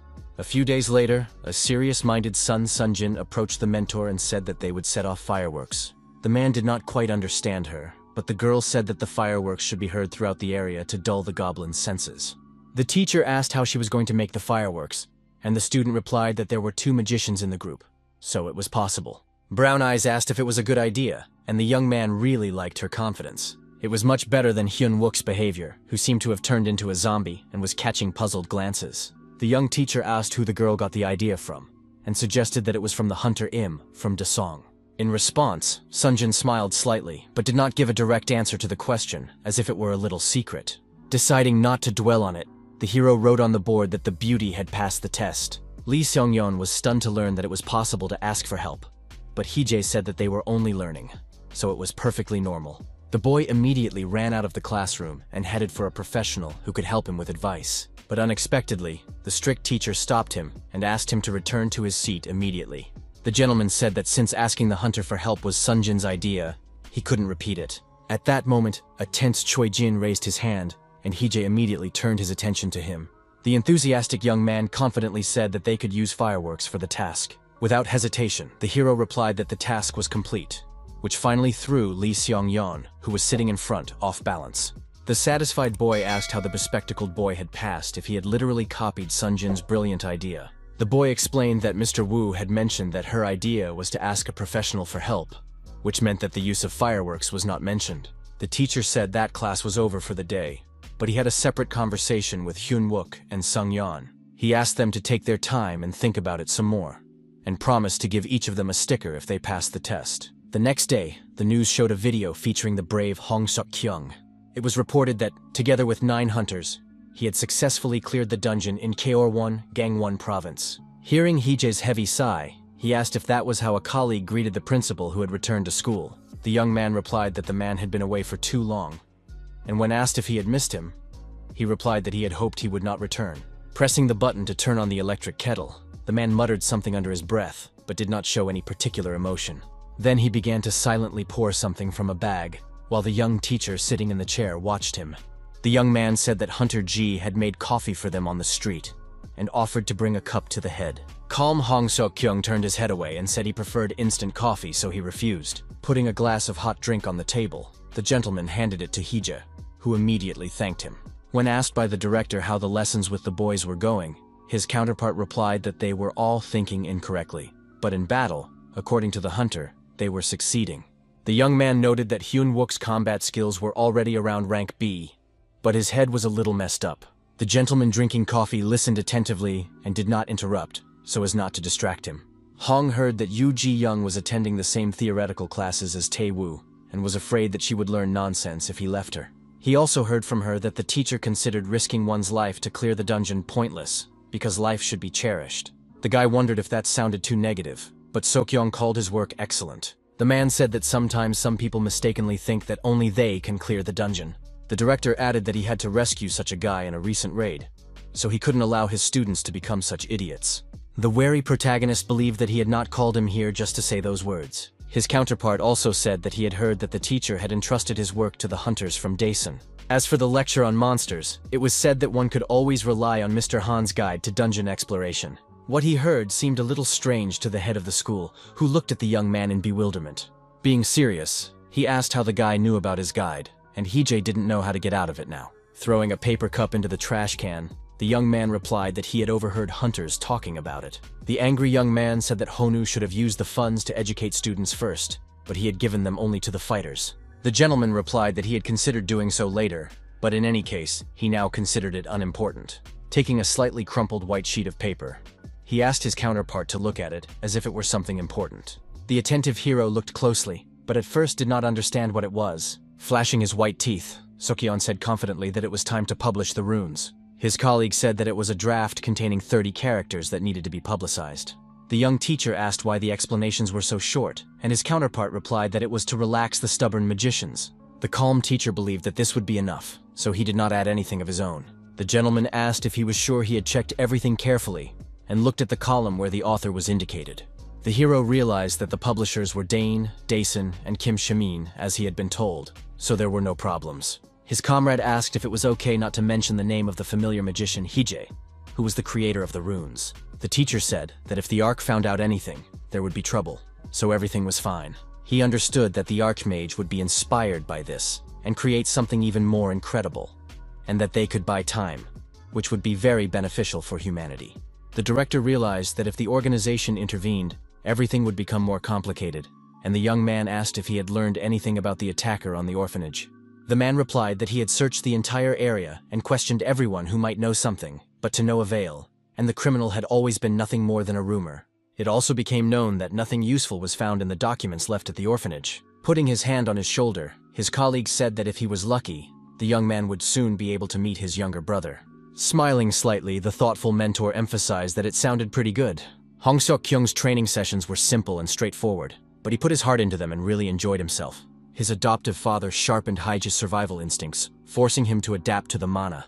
However, if the main character applied the same methods to Kang Tae-woo, everything could have been different, because the boy was too weak and couldn't even see energy. The young man had only just learned how to fall correctly, and if the teacher increased the intensity now, he might run away. The perceptive teacher realized that this would not work, so he suggested that the student start with the basics. The young gentleman asked if it was difficult for the boy to simply catch mana, and he replied that he could do it and even demonstrated it. The mentor said that, like him, the young man was sensitive to energy, so now he needed to work on that. while Hong Seok-kyung sunbathed on a deck chair. The hero explained that he would have to keep track of a lot of things, but at the same time, the guy would be able to determine the location of traps and more. He might also be able to see where spells were being cast, so they decided to start training right away. Focusing as much as possible, Hee-jae used his magical power, which shocked and even alarmed Kang-tae. The 3 students standing nearby were also stunned by his incredible abilities. The teacher asked the student not to enter the circle, warning that there was a risk of getting burned. Then the master asked him to guess what he would draw on the ground, and the surprised boy asked if he should close his eyes. Gripping the hilt of his steel sword tightly, the mentor replied that he did not need to do so. The unperturbed Hee-jae added that the boy would not see anything anyway, which sounded very strange. Remaining completely focused, the teacher began to draw something, his blue eyes shining at that moment. Small particles of mana could be seen in space, slowly scattering in different directions. After a few seconds, the brunette smiled and said that everything was ready, which puzzled the student. The man asked him to guess what he had drawn, but the discouraged Kang-tae couldn't make sense of it. Minutes slowly passed, but the tense student still couldn't answer the question. Still, he said he really didn't know, and the hero asked him to simply answer what feelings were haunting him. The Tan director noted that the lesson was fun, and the mentor calmly but firmly asked him to remain silent and do nothing. Looking at the circled area, the young man continued to think intensely. Squinting, the nervous guy guessed that it was a circle, but he wasn't entirely sure. A few seconds later, the boy asked the teacher if it was true that he had drawn a circle on the ground. Completely calm, Hee-jae noted that the answer was correct and used his magic again. His opponent asked if the boy could feel the drawing, and he replied that it was vague. Based on this, the teacher decided to continue the training, while Hyun-wook sat alone in the office. In the evening, the main character went out for a walk and thought to himself that today, he would be able to leave on time after class. He wondered why he was working overtime and his salary was not increasing. The man asked Hyun-wook, who was walking beside him, if something had happened, since he had come to his teacher's dormitory. The young man replied that it was about the person the protagonist had mentioned last time, and he asked what exactly he was interested in. Feeling a little awkward, the brunette said that the person in question was an ordinary police officer. His main job was to investigate crimes related to hunters, so it's safe to say that these are closely related concepts. However, the investigations were so secret that they required censorship and allowed for immediate execution if necessary. The student asked again if it was true that the person in question was a real police officer. The young man thought that it was enough to simply sacrifice himself if he wanted to become better, as the teacher had said before. But he did not know how else to prove it if this plan was very bad, and his counterpart listened to him silently and attentively. The main character wanted to ask him if he shouldn't at least think of this himself first, but he didn't. A strong hunter was the best tool when it came to preventing the destruction of the world, but his survival was important. The calculating Hee-jae needed Hyun-wook to live long enough, because then he could use him for the next 20 years. At one point, the main character stunned the young man by saying that the world would not change if he sacrificed himself. It was said that if the brave man died, no one would remember him, and only those who knew him personally would mourn. The wise teacher added that if the young man wanted to prove something or achieve something, he had to live until he did. The young man listened attentively to the wise teacher, who wished him only the best. The dejected boy could not remember exactly who had said these words to him, and he delved into moments from his childhood. Once, in a children's shelter, a bully grabbed the little brunette by the arm and started pulling him toward himself, which was very rude of him. He asked the child never to do that again, but the angry boy tried to break free from his grip. Suddenly, the youngster's face changed dramatically when he heard that the older boy would soon be leaving this place. The watcher said that after he left, there would be no one to restrain the director, so he asked Hee-jae to behave normally. The boy, who had calmed down a little, asked if he was really bringing this up. Kang-tae asked if he really didn't like it when such things were discussed, adding that he didn't particularly like the boy either. The tense young man noted that if the hero continued in the same vein, they might get rid of him. He added that there had been a strange atmosphere here lately, and was sure that the boy understood everything himself. It was said that they needed to get out of there alive, and these words touched Hee-jae deeply. The smiling Kang-ta heard everything that was said to the boy, because he had ears too. A brief silence fell over the room, giving both of them a chance to think. The older man understood that the child would not listen to him anyway, and asked him to at least try not to involve others in this. In the end, the man said that this was their last conversation and demanded that the boy tell him his name. Disheartened, the little brunette replied that he could be addressed as number 23. Confused, Kang-tae asked if he even knew his own name, but he didn't get a proper answer. Smiling slightly, the young man emphasized the fact that the boy was still himself. Then he added that as long as they were alive, they could still meet, but at the moment, he was very tense in class. Confident, the boy exclaimed that it was a triangle, but the teacher considered the answer incorrect. It turned out that it was a square, which the student also wanted to suggest, but hesitated. Slightly upset, Kang said that he was close to being right, but he still missed the mark a little. The mentor suggested ending the lesson and returning to class, but the boy felt awkward going there alone. No one really talked to him, which was unexpected for Hiei, who thought the young man would quickly make friends with the others. The teacher suggested that he talk to someone first, but the excited youngster couldn't even imagine such a situation. Sitting in class, Lee Seung-yeon was very nervous and even blushed with anger, but the reason for this was unknown. The boy shouted, asking why the teacher didn't just tell them the answer to the difficult question, saying that he was already being too lenient. The student noted that the others had come up with all sorts of simple ideas, but the teacher continued to reject his options. Hija, who did not succumb to provocation, asked him to continue thinking, and decided to ask the silent Hyun Wook for his opinion. The man said that if the boy couldn't come up with anything, they would end the survey, but he suddenly said he had an idea. Smiling, his counterpart asked if it was true, and was even surprised by the student's suspicious enthusiasm. The student said that first they would fill the area with smoke to dull the goblin's sense of smell and force them to rely on their hearing. Then the brave young man decided to act as bait, which once again emphasized his selflessness. The serious teacher noted that it sounded like his first plan, and asked if the young man had corrected his inability to return. The young man confidently stated that he would simply kill all the monsters and get out of the dungeon alive. He added that he would fight and retreat to the gate at the same time, and as soon as he reached the exit, it would be his victory.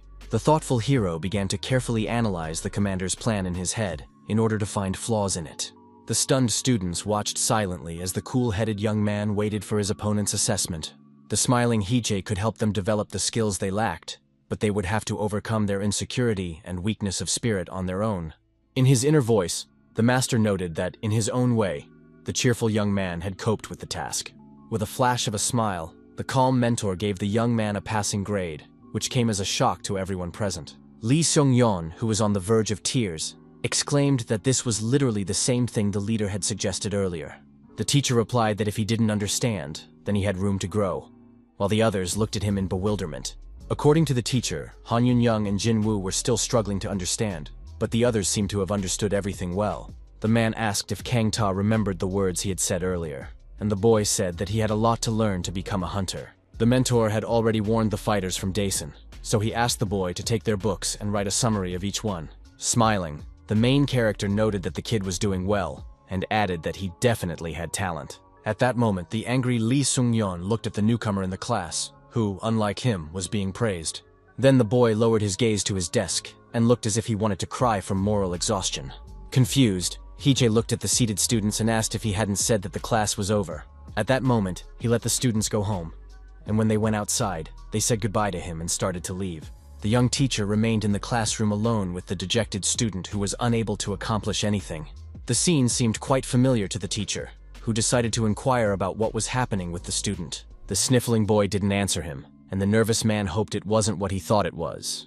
Wiping away his tears, the boy asked if it was true that even Mr. Wu could see that he had no talent. He began to entertain the idea that he was simply not meant to be a hunter, and it sounded astonishing. The conviction quickly took hold in the student's mind, and he simply did not know what to do with himself. Suddenly, Lee Seung-yeon simply ran out of the office, asking the teacher to ignore his words. Left alone, Hije was discouraged by what was happening and couldn't figure out what it was. Clutching his head, the teacher, who was extremely tense, wondered what was wrong with the young man. The guy began to suspect that there was some kind of initiation ritual at that time that triggered rebelliousness. Very soon, the young man met with Lee Myson, who knew that he wanted to talk about her nephew. The boy confirmed that this was the case and immediately apologized if she was busy and distracted by him. Smiling, the woman sarcastically asked if it mattered when Mr. Wu called her. Deciding not to drag it out, the beauty asked what the hero, who looked tense, wanted to say. Plucking up his courage, the cool-headed gentleman said that student Lee Seung-yeon had no talent, which sounded surprising. The teacher added that if the boy became a hunter, at this rate, he would die within 5 years. Deeply moved, the blonde woman was momentarily speechless and did not even know how to respond to his words. The man asked if she still wanted her nephew to become a fighter, even though it could lead to his death. It had been 3 months since Hije met the children in Mendo, and that was enough time to assess their skills. Park So-hyun and Oh Hyun-wook were undoubtedly prodigies, and Choi Jin-woo had innate advantages thanks to his natural abilities. So Han-son excelled at assessing situations, while the emotionless Sun Song-jin impressed with her agility and speed. The beautiful Han Yoon-young, in turn, had an analytical mind, and Yu Hyoyoung was a healer, so she was not taken into account. That left only Lee Seung-yeon, who, in time, might become a mid-level hunter. But the teacher did not think that would satisfy him. These words made Lee Mi-sun tense up, and she remained silent, trying to formulate a sentence. Still, she admitted that she was against her nephews attending the experimental school. The lady added that it was impossible not to understand all this, and believed that the young man was also well aware of it. The woman said that, in fact, Sunjin's father was grandfather Sun Yeon's bodyguard. It was said that the girl woke up at about the age of 10, and her father was a real hunter. The beauty also added that the head of the family spent a lot of time with the girl, and Sun Jin later taught her nephew combat skills. And then, the blonde just thought it was cute how the children played together, so she started filming them and laughing. But when the youngster woke up, he began to clumsily repeat the same movements, and they looked realistic. Considering himself a hunter, the child began to beg Hong Seok-yeong to take him to school, and in the end, he got his way. Stressed out, Hae-jae heard the little story, looked down, and began to ponder the subject. 20 years later, there was something strange about the relationship between the charming Lee Mi-sun and her father. The girl fulfilled any request, no matter how difficult or, conversely, how trivial it was. Her gray-haired father always behaved extremely politely when giving orders or making important requests. The judicious hero tried to understand what the outcome would be if this relationship began, because of Lee Seung-yeon's greed. The gentleman said that he never thought that the school principal would accept anyone without the consent of a guardian. His counterpart said that the gentleman believed that if a person had a desire to learn, then he should have that opportunity. The brave man knew very well that this was how the blonde's nephew, who wanted to achieve more, had died. It was an unforeseen tragedy that resulted in Lee Mi-sun suffering a heavy loss. The pensive Hee-hae couldn't understand why the adults who had lost their protege felt guilty towards each other. The lady suggested that it would be better to leave her nephew alone for now, and the teacher agreed with her. It didn't seem like the boy would give up easily, but that was beyond the teacher's control. And now, the beautiful Lee had to deal with it. At the same time, the interlocutors said that each of them could tactfully talk about it with the child, after which an awkward silence ensued. At the same time, they touched on the topic of dealing with the situation at home, but again did so in an instant, which looked very ridiculous. At the same time, the boy was walking through the city in the evening, but he wasn't looking around. He was looking exclusively at his smartphone. His older brother wrote in the chat that they were going to hang out with friends, and his aunt asked the boy to have fun. Stressed out, Lee Seung-yeon didn't understand what was so fun about that, because he was worried about his friends. The boy noted in his mind that his friends were really good people, and there was no arguing with that. The guys didn't pay attention to the fact that he was the youngest grandson of President Dae-han, and even despite his poor skills, they never criticized him. But the fact that he had to be treated this way hurt his pride, and it upset the young man. After Mr. Hae-jae arrived, his abilities improved significantly, so for a moment he allowed himself to hope for the best. Unexpectedly, the young man ran into Kang Ta, who was coming from the store, recognized him, and immediately greeted him. The fierce young man said that because of him, even that hope was destroyed, because he was younger but always received all the praise and attention. The young man asked if he had anything to say, and his surprised counterpart replied that he was not in the mood.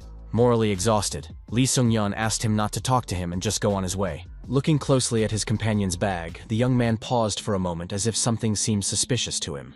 He took into account the fact that Kang Ta was also staying at this hotel, as if it mattered. Grabbing the handle, the young man asked if it was dinner, and the slightly puzzled guy confirmed it. Looking at the green traffic light, the student asked his classmate to call him simply Hyun, since the age difference was only 1 year. Then Lee said he would treat him to a meal, because you can't survive on your own for long. But the newcomer felt uncomfortable. The serious boy said that his aunt, Lee Mi-sun, was a hunter and a master from Daeun.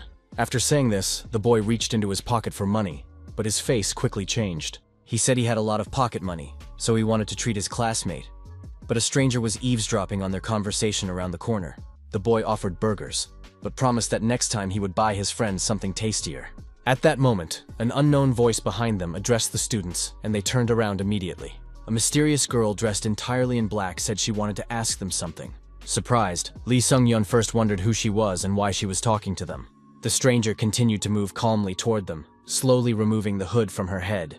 The red-haired girl with a smile on her face asked which one of them was number 3. There was a brief silence as the boys did not rush to answer the question of the passerby on the street.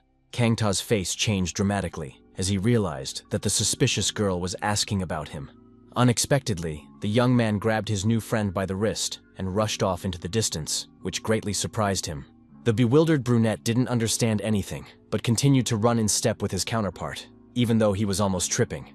The observer, who was also the executioner, smiled and realized that the one running away was the third person. She was also known as the cleaner, and she was a person sent by high-ranking officials to observe the researchers. Then, among the scientists or test subjects, someone would inevitably disappear, and Khan knew this, which is why he took off. The tense young man did not understand why the executioner had come for him, and behind him, he heard a strange melody. The merciless red-haired girl suggested ending it quickly and smiled frighteningly. Realizing the horror of the situation, the student continued to run headlong, his pupils shrinking in size. Unexpectedly, the opponent used red magic against the boys, who were already very frightened. Stunned, Lee Seong-yeon, seeing the blood on his friend's hand, cried out that he was wounded, although the young man himself did not even realize it. The surprised executioner couldn't understand how he managed to dodge, and the boy suddenly felt euphoric. Lowering her relaxed hand, the girl asked if he could handle the next test. Then she snapped her fingers, but the brave boy didn't even know what to expect from her. A powerful mana was directed right at the boys' backs, capable of throwing them a long distance. At the last moment, the brave Kang Tae threw himself on his classmate and covered him with his back, thus saving him from injury. The discouraged boy didn't even have time to understand what was happening and simply crashed onto the asphalt, trying to catch his breath. Number 3 thought to himself that this was enough. He felt immense joy when he realized that his lessons with Hye had meaning, which soon became apparent. Turning around, the alarmed boy saw a red-haired girl who had noticed his success. Laughing loudly, the lady said that the database was in complete disarray, but it looked very strange. His counterpart added that he could have just left everything as it was and raised the boy according to the rules, but now he had to do double the work. The executioner added that if he had known that the orphanage was for awakened children, he would not have made such a mess. Deep in thought, Kang Tae showed no emotion at that moment and did not even think of running away. An angry Lee Sung-yeon shouted, asking if he was out of his mind, and his classmate got to his feet and began to shake the dust off his pants. The young man asked the man who happened to be watching. He loved his younger sister but the bastard didn't even know who he was talking about. The young man explained that he was talking about Noah's orphanage, and the killer said he had come for him because he was from there. Having lost sight of the boy, he had to travel all this way to find him. But if he had been there that day, everything would have been easier for everyone. Desperate, Kang realized that this man had killed his little sister, but even if he died, she would not come back to life, and the scoundrel would win. Now the student came to the conclusion that he should not have interfered, and his friend sitting next to him was in shock from what had happened. Clenching his fist, the young man said to himself that he should have told the teachers the truth without asking any questions. It was necessary to bring up the subject of what the director was doing and what they were doing to him at the research center. Feeling no particular emotion, he even felt sorry for killing someone who had succeeded in something. Turning to the third number, who was frozen in place, he suggested that he go with him. The brave man asked if the scoundrel would release Lee Seung-yeon if he agreed, but the brunette was very unhappy with this. The redhead replied that it was difficult, because if a witness remained, there would be problems, after which his opponent refused. The negative answer greatly surprised the killer, who had no intention of leaving just like that. Silently putting his right foot forward, he showed that he was clearly plotting something, even though it looked strange. Stomping sharply on the asphalt, the observer greatly alarmed the guys, who did not know what to expect from him. As a result of the cool stunt, a huge crack appeared in the concrete, leading into a red abyss. The completely calm executioner asked the boy if he could see it, but the meaning of his question was unclear. The bewildered Kang Ta immediately clarified what was going on, fearlessly looking into the ghoul's eyes. Stretching, the observer said that it was not a complete success, since the boy did not see what he had intended. Smiling slyly, the red-haired man asked again if it was true that the boy did not want to go with him. The excited young man, whose legs began to tremble, asked Lee Sung-yeon to run away while he still had the chance. Smirking, he asked him to run away and call someone for help, because they couldn't handle it themselves. Flashing his white teeth, the terrifying killer called the sweating youngster a cutie, but said he would not let them go. The ruthless criminal added that he was tired of empty talk, and decided it was time to end this charade. At that terrible moment, the brave young man remembered his dead sister, who had once warmed his soul with her smile, and called him her little brother. A fragment also suddenly popped into his mind, where the cold-blooded Hye called him stupid. The last thing that came to mind was that little scoundrel, and this thought brought a smile to the face of the guy who had closed his eyes. He hoped that the child was all right, but the executioner suddenly stopped and suspected something. A very angry main character came out from around the corner and shouted at the boys, holding a sword in his hands. Lee Sung-yeon, crying with happiness, at first couldn't believe that his aunt and teacher had come to their aid. The fearless observer didn't even change his expression and immediately brought his Manhwa into combat readiness. The tense teacher immediately suspected something was wrong and jumped sharply to the side. Keeping a cool head, the professional fighter moved close to his opponent and began to swing his sword. The unflappable killer dodged without much effort, without even getting the slightest scratch. Laughing in the face of his opponent, he asked if it was true that he had the ability to see magic. Smiling as if nothing had happened, the young mentor confirmed this without hesitation. Gripping the hilt of his weapon incredibly tightly, the warrior called the executioner a petty bastard and added that he could see everything. At that moment, there was a powerful explosion, and black smoke began to spread rapidly. Shortly before that, the hero was sitting in an establishment with Lee Myson, where they were discussing work matters. Smiling, the gentleman asked if it would be better to hear her nephew's statement about leaving the experimental school from his family. The woman insisted that such words from loved ones could make him feel betrayed. She was convinced that it would be better to hear it from the teacher for a clearer understanding of the situation. The guy imagined himself rudely telling the stunned Lee Seung-yeon that he had no talent, so he should give up. Deep in thought, the man realized that he couldn't say that, even if the student really did die. At that moment, Hie became softer, and the enthusiastic blonde asked if he was going to talk to the young man. The master said that someone else was responsible for this situation, after which the smile disappeared from her face. The cunning man suggested entrusting this to director Hong Seok-kyun, which caused some surprise in his interlocutor. Nevertheless, the lady called it a wonderful idea, and the colleagues agreed on this, ending the conversation. Leaving the establishment, the lady asked when the runes would be announced, but the hero replied that he did not remember the exact date. Smiling, the woman asked if he really didn't know this information, and the young man was slightly taken aback. Showing him her phone, the beautiful brown-eyed woman wondered if the young man had heard anything interesting from the hunter Han. She also asked if it was possible that it was not yet possible to announce it, and Hije, who had turned blue, said it was absurd that he did not know about it. An official statement from the Dasong Guild appeared online, presenting a revolutionary discovery about hieroglyphs. The Korean faction was doing something strange, and people could see the same effect by making their cat a totem animal. Lee Myson realized that this was not the response the teacher had expected, and he said that the article was shorter than expected.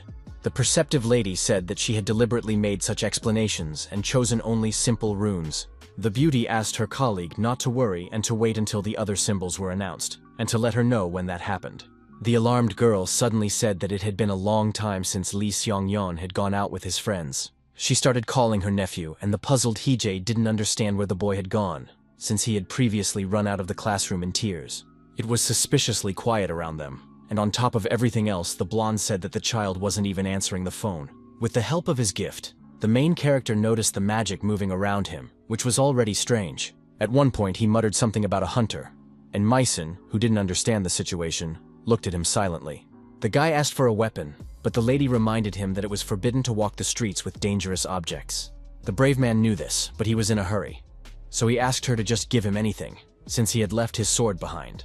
His counterpart handed him a rather beautiful blade, for which she immediately heard words of gratitude. The tense teacher thought about his next steps, while carefully observing the energy. Excited, Lee did not understand what Teacher Wu was doing, but at that moment, he had a bad feeling. The young mentor moved forward with quick steps, maintaining his concentration so as not to lose track. Feeling beads of sweat running down his cheeks, the nervous gentleman tried to figure out where the hunter was hiding. Soon, in one of the alleys, he saw two students, and in front of them stood the executioner, who said he wanted to get it over with quickly. Incredibly angry, Hije gritted his teeth, realizing that the situation was at a stalemate, and that he had to act as quickly as possible.